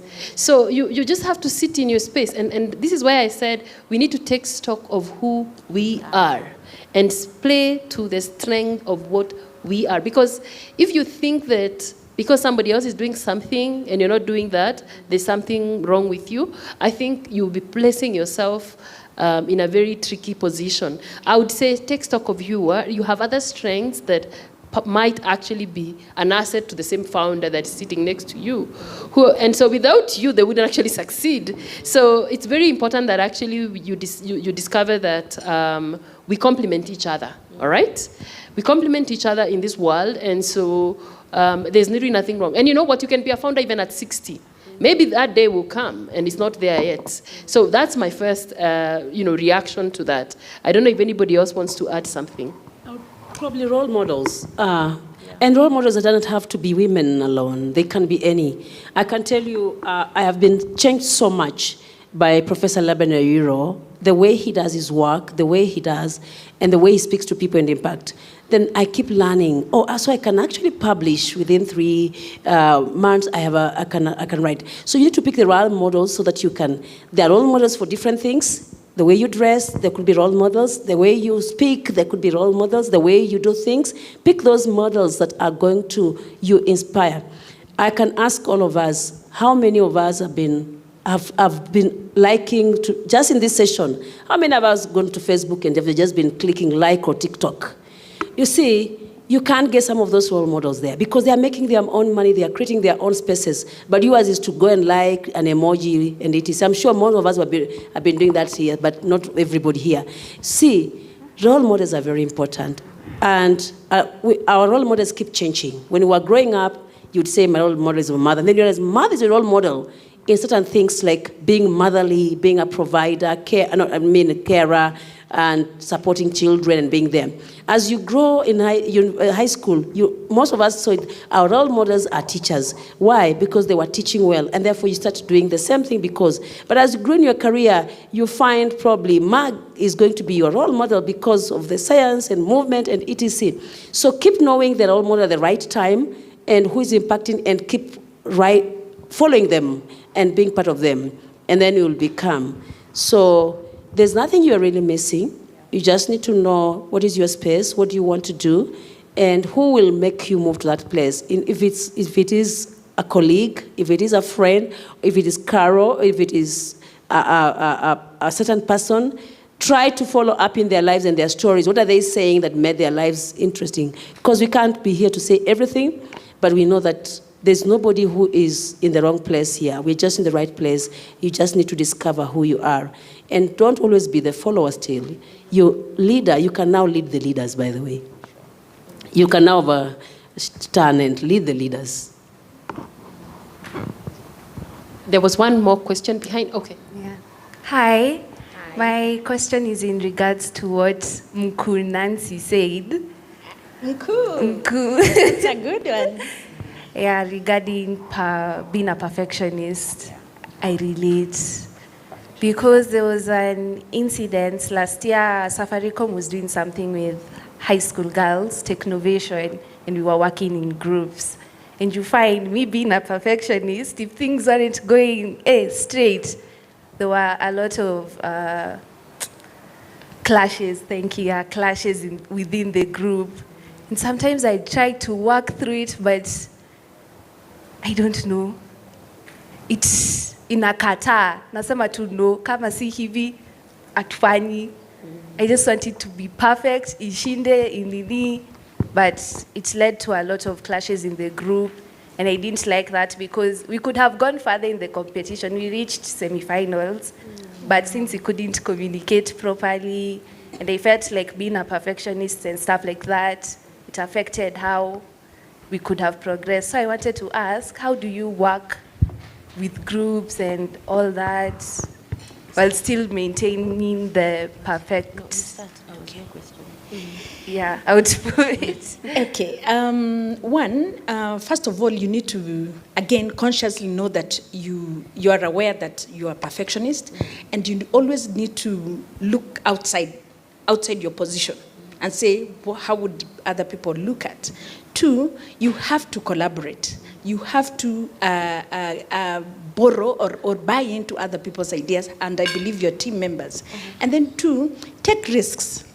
You know, in life we learn, and it's a continuous path, and we continue learning. Take risk, push through whatever that project was. If you fail, there's something that you failed on, you can quickly learn and relearn and submit again, instead of staying in that cocoon or in that space where you are trapped. Yeah, but Dr. Maggie here wants to add something. Okay, I can add something, and maybe we need to say it all together. So we can say, a group of wolves is called a pack, right? So say a wolf is as strong as a pack. A wolf is as strong as a pack. And the strength of the pack is in the wolf. And the strength of the pack is in the wolf. Yes. It's the wolf, okay? Yeah. So that means, I've just translated that, but that means that you really need to know that your individual strength contributes to a collective genius, okay? There's some things that you're not bringing in and you cannot see. We all have blind spots. You're driving and the left side, you're always hitting something. You know, it's a blind spot. So you have to know that the collective genius in the house is bigger than you, okay? But you're also talented enough to contribute to the collective genius. So when you're really trapped in that, it's like when you're in a ball dance, step out, go on the balcony, look from the top how the people are dancing. Trust me, there's a rhythm. It's just that when you're in it, you really can't see the pattern. Like if I'm so much focusing on this one small circle here, I can't see the whole pattern. But seated above here, there's kind of a genius in how this thing was made. There's a pattern, you know? But if I'm just seated in it, I just find it's chaotic. So always remember that in your team, it's not about your individual competence, it's your collective genius. So try and give people time and space, and that will even help you grow so much to see things in their perspective. And just know you're just as strong as everybody else, but even your strength contributes to the strength of the pack, okay? Good. Okay, thank you. We have one question that goes to Sarah, is it? Yes. Okay. I'd like Sarah to answer, and also anyone from the panel. Yes. So one thing I have struggled with since transitioning from the career I did to what I'm doing currently is defining what I want out of life and out of the career that I have chosen. Because there's a quote that keeps ringing in my mind that intelligence, I don't know how true it is, but intelligence is okay, I'll put it lightly because I've forgotten. The mark of intelligence is getting what you want out of life. So translating that to my career, deciding what I want out of career has been a challenge for me to say that at the end of all this, maybe I'll live for the next 20 or 30 years. This is what I want to look back on, and this is the track record I want to have found. So is there a way you can guide me on that, to you and also to the panelists? Maybe the panel can start, then I will wrap it up. So if I can just rephrase your question, you're saying that, you want to look ahead and say, what do I want to be in the next 30 years, right? Yes, yes. So deciding that has been a challenge. Do I want to have a business? Do I want to be a CTO? Do I want to be a CEO? You know, Okay, there's just a lot. Okay, so for me, I would say, what will I find fulfilling? What do I want to be enjoying? If, for example, today you are 25, when you're 50, what do I want to be enjoying? What do I want to have around me? You know, if God grants me life to that stage. To me, that's how I always look at it. And so I start working backwards. If that's how I want it, then what do I need to do from where I am today? Then I start working my journey. And these things can come from career to this, to that. There are very many pieces that make our life fulfilling, but I always anchor it there because I think the ultimate purpose of being alive is to actually enjoy life. What do you think about that, right? I mean, I don't want to have a career. I want to enjoy the career, all right, that I'm in. That's how I look at it. So I would say that from where I sit, very important to be able to identify what is this that will be fulfilling. Is it that you want to be a CEO?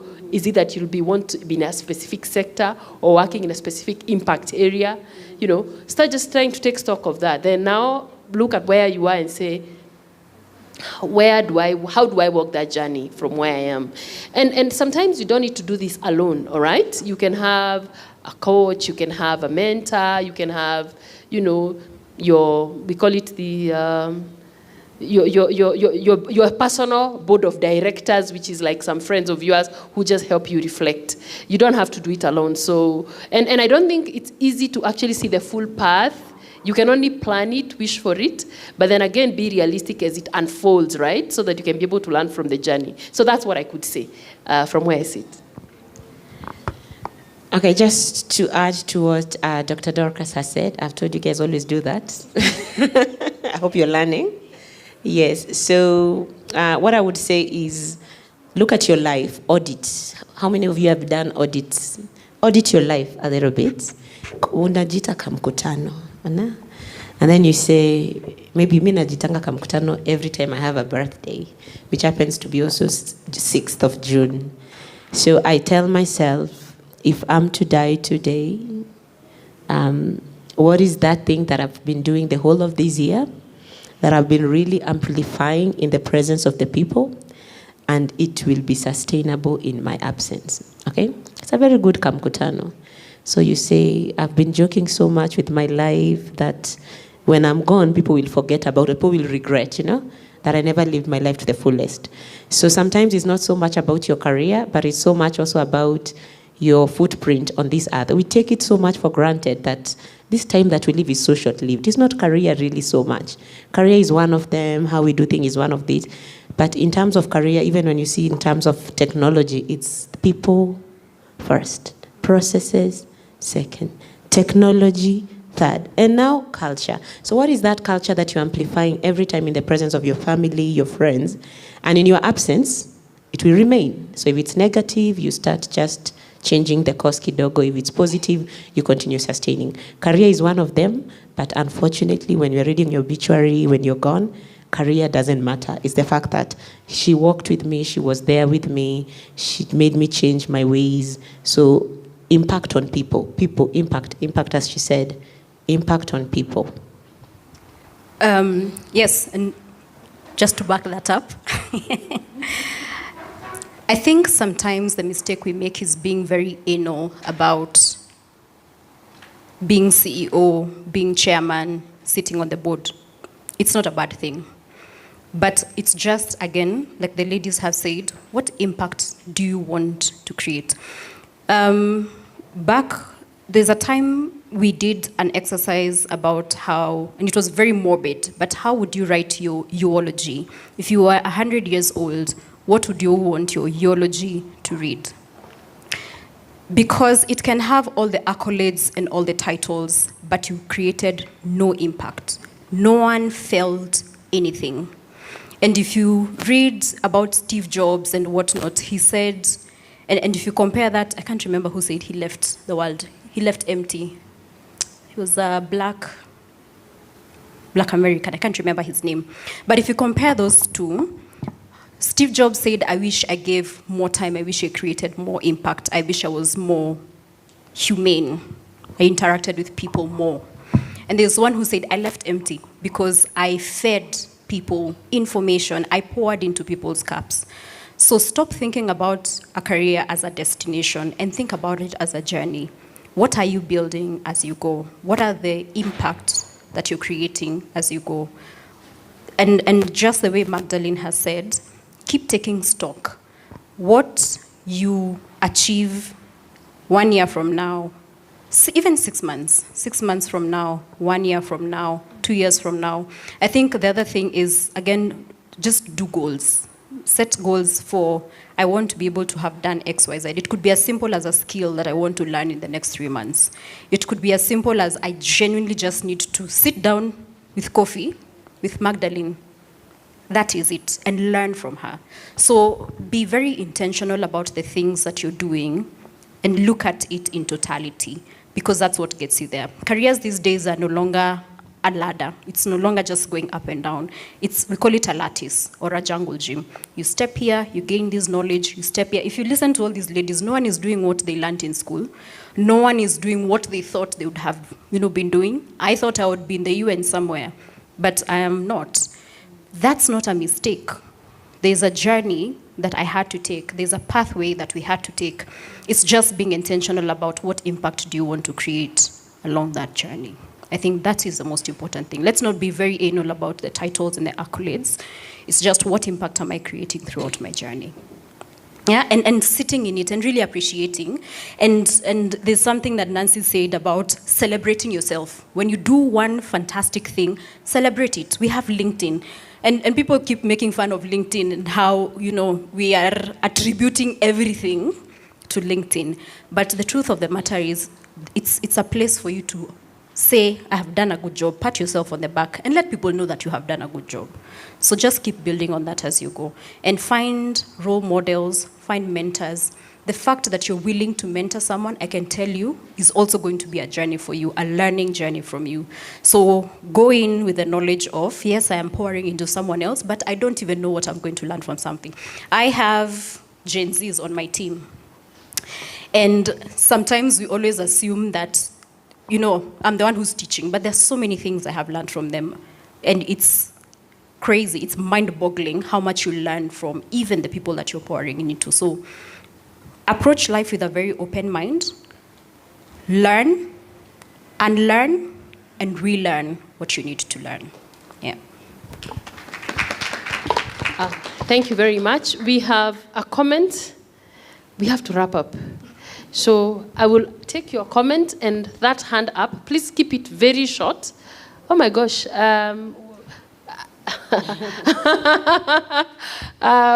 I don't want to discriminate. Only 3, but we keep it short. And I'll take them together. So who has the mic? I'll take the 3 together so that we only respond once.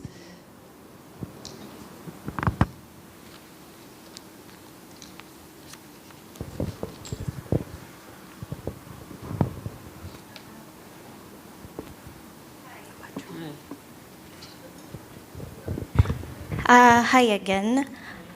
My comment is, let me say that I'm so glad to be here, and all the innovations and everything that I have had has really inspired me so much.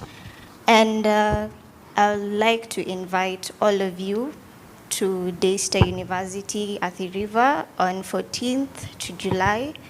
We're going to have a conference that is based on AI and innovations, and I welcome all of you to register your innovations, come showcase, come be part of our community, and we welcome you so much to that space. And there is also prizes to be won, funding to be won, so kindly come. And I'm talking from the organizing bit of that conference, and I also love to see the same faces here. That's all I had to say. Thank you so much. Oh, thank you so much for the invitation, yes. Yeah, good afternoon. My name is Jerry Mwangi, and as the panel was talking, I kept being motivated each and every time. There is one bit of them that they kept talking about training, capacity building, and raising your value. So in my introduction, I said I've been supporting students to be able to access scholarships.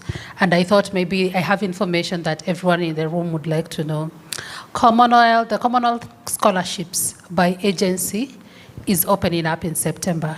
And it's an opportunity that all of you here, women who want to pursue their master's and PhD scholarships, can be able to explore.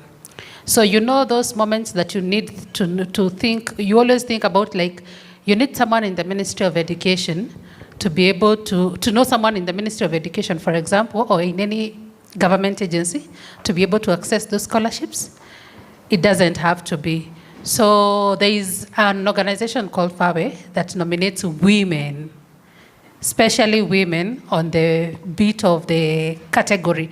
Like on the scholarship, the Commonwealth Scholarship Commission, there is a slot where women compete with compete fairly by themselves. And so maybe I may not be able to meet all of you again, but when it opens up in September and you go to the website, choose nomination by agency, on the country bit, put UK, that is where you're going to find FAWE. Make the application, do it your best, explain it your best, and use matters. Tell FAWE more about STEM, specifically matters to do with what Afchix has brought us here to be. And I am sure when you do your best, no application is required, no money is requested, it's just you have to do your best, explain your best, go through the essays like any other scholarship the way it does. And next year by April, wait for their feedback. And all the best to everyone. Asanteni. Thank you. Another opportunity, feel free to share that information with Ivy. She can actually share it with the people who've participated in this. I think we had only one more hand up. Yes, go ahead. My question is, as someone who naturally doesn't speak about their achievements or accomplishments, the one thing that I've picked that the whole panel or all the panelists are talking about is being visible and voicing it out. So my question is, how do you differentiate between humility and self-advocacy, or basically how can you share your accomplishments and achievements without coming out as arrogant? Wow, I like that. However, it's a fact. You did it, right? So say it. What about that, right? Anyway, let me let the panel say. Yeah, you should say it, but if you're not in a position to, I think it's also important sometimes to have allies within your workspace and sponsors. So every time you're handling a project or a task or an activity, always have somebody sitting at, say, a decision-making level, okay? That way, you have, and I'm not sure who said, you will have somebody mention your name. You'll have somebody say, remind me your name, please? Mumbi. Yeah, you'll have somebody say, by the way, Mumbi developed a certain prototype which we can investigate and da-da-da-da-da. But the point is, they have mentioned your name, right? Yeah, so I think finding allies, finding sponsors, people to really echo and support you and build you up. Mumbi, you happen to, that's a good question. Let's assume Omo created the best washing soap, but they keep it under the bed because they really don't want to come out. But they want the sales and they want the money. And so your name is a branding, and so is your career, you know?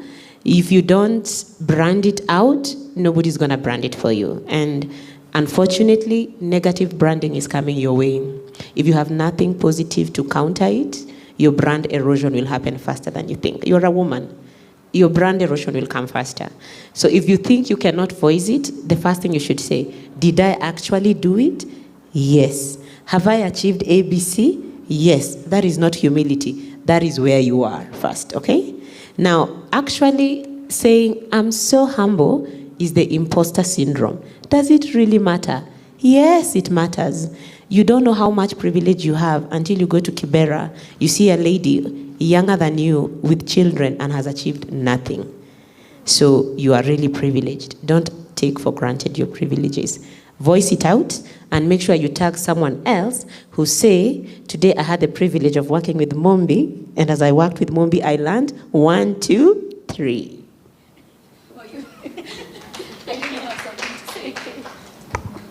If there's anything that I have learned, it is the gift of audacity. If you think about the lion, do you think the lion is the king of the jungle? He's not smarter. He's not bigger. He's just audacious. He just has audacity. And that's how we need to live. Again, you remember when I was talking about men calling each other chief and kiongozi? I can tell you for sure, and you can correct me, ladies, if I'm wrong. Men don't talk about, I'm so humble. And I think I started with that. Please don't be humble. Please. Don't be humble, especially about something that you have put heart and soul into. These ladies are owning these titles. It was not perchance. And it was not good luck. It was effort, blood, sweat, tears, children, husbands. Society just looking at them and wondering, you're in the tech space, what do you mean? So please, ladies, can we first leave humility uko, tafadhali? If you do nothing else, live like a lion, audaciously. Right? Yeah. Just to add, whenever you get a chance to speak about what you've done, what you've accomplished, do it. Don't fear. Fear is one of our weakest area. Just talk about it. She has gotten a chance to say about her conference. She has gotten a chance to say about her scholarship. Just say, you see, we didn't know whether she was going to ask a question or not. But they lifted up their hands. We thought they are questions, but they were marketing themselves. Get a chance, say what you've done. Don't be afraid. And then Mumbi, lastly, love and appreciate yourself. You understand? God loves you so much. Like, if God has a plan for you, he already has a good destiny, and he said your future has hope. So don't take those whispers saying, if I speak or if I humble myself, what would people say? The Bible says God has not given us a spirit of fear, but of power, of might, and of a sound mind. So that soundness of mind is being confident and, coming out and really raising your head high. So we are giving, not only you, but all of us here, hope that let's be confident, let's voice out ourselves, and let's be proud, and let's sing it and bring it out. Whatever we have done, to see Ogope Sawa. Thank you, thank you, thank you. Thank you so much, our audience. Thank you so much, our speakers. Thank you so much, our team, our providers, for your patience. We've come to the end of our panel. It's not necessarily the end of the program, because we have an MC to control that. But I want to really thank you for your attention and your participation. And in the spirit of saying about what we've done, what about you just share that post right now on your LinkedIn? What are you waiting for? Ivy, what do you think? Shouldn't they do that? Yeah, of course, permission granted. So thank you so much. We are going to close this session, and we be privileged to gift our speakers here some tokens of appreciation from Afchix and our sponsors. Yeah? Okay, so...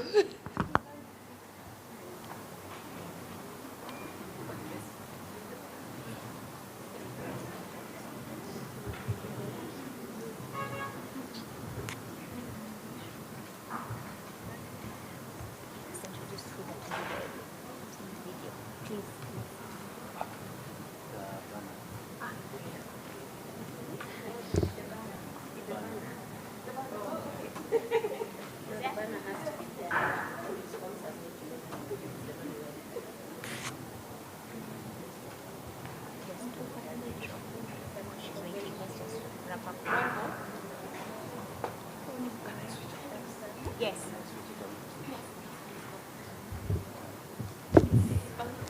Just for now.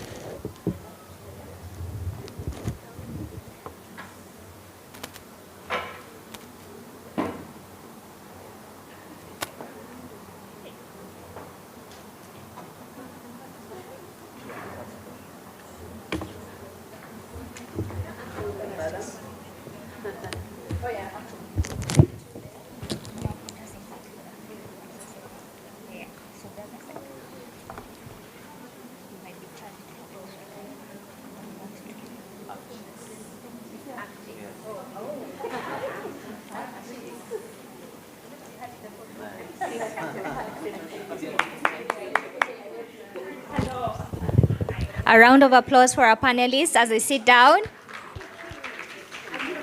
We want to close the ceremony with a vote of thanks from our director, who is joining us from Morocco, so we have to put her on Zoom.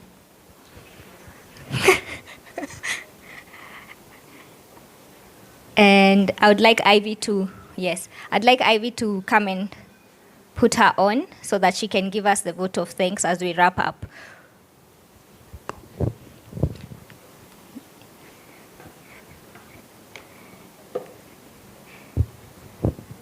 Oh, it's coming on. All right. Probably just increase the brightness, but we hope that. All right. I'll let Ivy take over and introduce Dr. Huda Shakiri from Morocco. She's an associate professor at a very tough named Moroccan university. She will say it herself because there has to be the accent. But we are very glad that you were able to join us today and allow me to give the mic to Ivy so that she can be able to introduce Huda, who is right there at the top corner.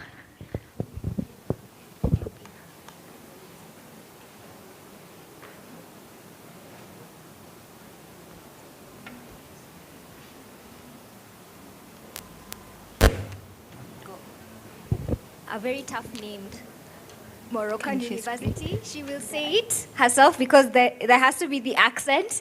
But we are very glad that you were able to join us today and allowing to. Okay, let me just sort out the audio meanwhile. Barbara, please help me sort out the audio so that I can. Yeah. Okay, Huda?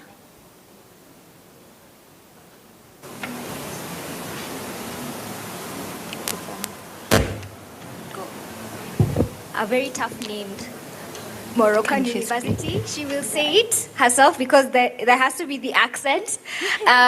But we are very glad that. So let me just figure out what's going on. Okay. Hello? Let me just sort out the audio meanwhile. Barbara, please help me sort out the audio so that I can. Huda, can you hear us? Okay. Huda? Yes, do you hear me? Hello? We can hear you. A very tough named Moroccan university. She will say it herself because there has to be the accent. But we are very glad. Let me see. Is my sister projecting something? Okay, I think you can begin speaking. But meanwhile, let me introduce you. So the person who is going to lead our closing ceremony is Dr. Huda Shakiri. Huda has been part of Afchix since it began, an incredible lecturer at I can't pronounce the university name, so Huda, you'll please excuse me today, but she's part of our board of directors, an incredible woman. She's also volunteered for Afchix so many times. She's part of IEEE. I think there are so many people from DASTA here. It's IEEE. Don't mind me, I'm not part of the engineering field, but I'm absolutely privileged to be listening to her today. And on top of that, I hope you get to listen to her, learn from her. She's been part of our sessions before. I think she was teaching along the lines of how to build she built an incredible startup, and I hope you will get to watch it later. So Huda, over to you. Yeah, thank you very much. Do you hear me? Yeah, excellent. Good afternoon, everyone. Just let me pronounce correctly the university. I'm an assistant professor of computer science at Al Akhawain University in Morocco, and I'm also leading 4 MS programs, computer-based MS programs, the Master of Science in Software Engineering, Master of Science in Big Data Analytics, Master of Science in FinTech, and Master of Science in Cybersecurity. And I'm sending you my warm greetings for this excellent event from Morocco. Although I'm joining you virtually, my heart is with you, of course, in Kenya. I truly wish I could have been there in person. As a member of the Afchix board of directors, I have had the privilege of attending several Afchix summits before, especially before the pandemic, in Uganda, Senegal, and previously in Kenya as well. And it was wonderful. It is wonderful for me to see our community continue to grow. Under the theme Rooted and Rising, Women Shaping the Future of Tech has reminded us of Afchix in such a special community.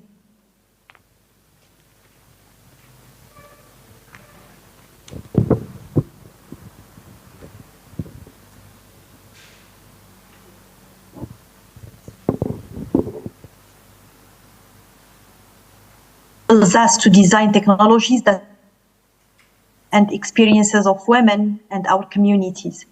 We have also seen the importance of continuously investing in our skills throughout workshops on LMS, administration, virtualization, and cloud computing. These sessions, of course, reinforced a simple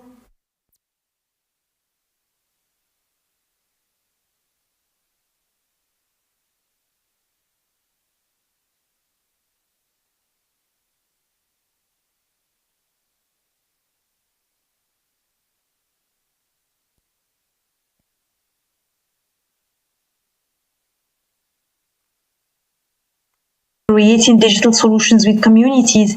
Every journey is unique. What matters is having the courage to take the next step. This afternoon, Sarah left us with another important reflection, that being rooted means knowing who we are and why do we why we do what we do. So she also challenged us to rethink the imposter syndrome, not as a weakness, but as evidence that we care deeply about making a meaningful contribution. If we embrace it with confidence, it can become a source of grit rather than self-doubt. Finally, the mentorship sessions reminded us that success is never achieved alone. The remarkable women who share their personal journeys demonstrated that it is possible to build meaningful careers while remaining true to ourselves, supporting our families, and giving back to our communities. That is the essence of Afchix. As we leave the summit, I encourage each of us to ask ourselves one simple question: what is next? Perhaps what I will do next, perhaps mentoring a young woman, perhaps learning a new technology. Perhaps it is starting a research project or launching a startup or applying for that leadership role that you have been postponing. Whatever that step is, take it because the future of technology in Africa will not be shaped by a single breakthrough. It will be reshaped by thousands of women who decide every day to keep moving forward. Before I conclude, I would like to express my sincere appreciation to our keynote speakers, mentors, workshop facilitators, volunteers, organizing committee, hi Dorcas, Barbara, Ivy, for delivering such a rich and meaningful program. My sincere thanks also go to our partners and sponsors, WIOC Kenya, NTT Data, and of course Internet Society and Daystar University. Your continued support makes it possible for Afchix to empower more women and girls across Africa and strengthen our growing community. Thank you all for making this summit such a success. Although I could not be there with you physically, I live inspired and optimistic about what we can achieve together. Let us remain rooted in our values, rise with confidence, and continue shaping the future of technology across Africa. Thank you. Enjoy the rest of your evening, and I look forward to seeing you in our next Afchix meeting.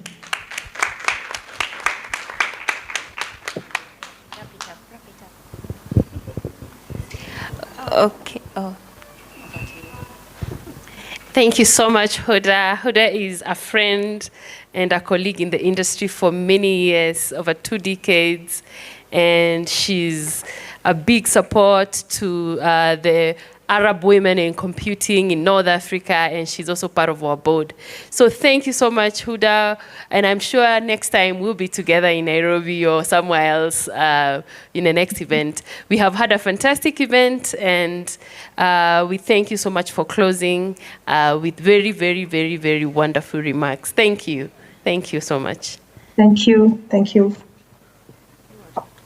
All right, so we have finally come to the end of today. The Afchix Summit 2026 has come to end.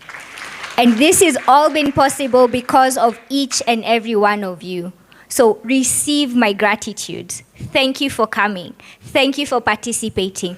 Thank you for sponsoring us. Would not be here, by the way. Thanks, WIOC. Thank you, NTT. Thank you, ISOC Foundation, and thank you, Daystar. And thank you to each and every one of you. I hope to hear from you, like tomorrow, next week. We have a community that Ivy will send you a WhatsApp link to via your email so that then you are able to continue these conversations we've been having. Please remember, all the speakers who've come have talked about community, have talked about women that they have spoken to who have pushed them. Here we are. Make use of us. Yeah?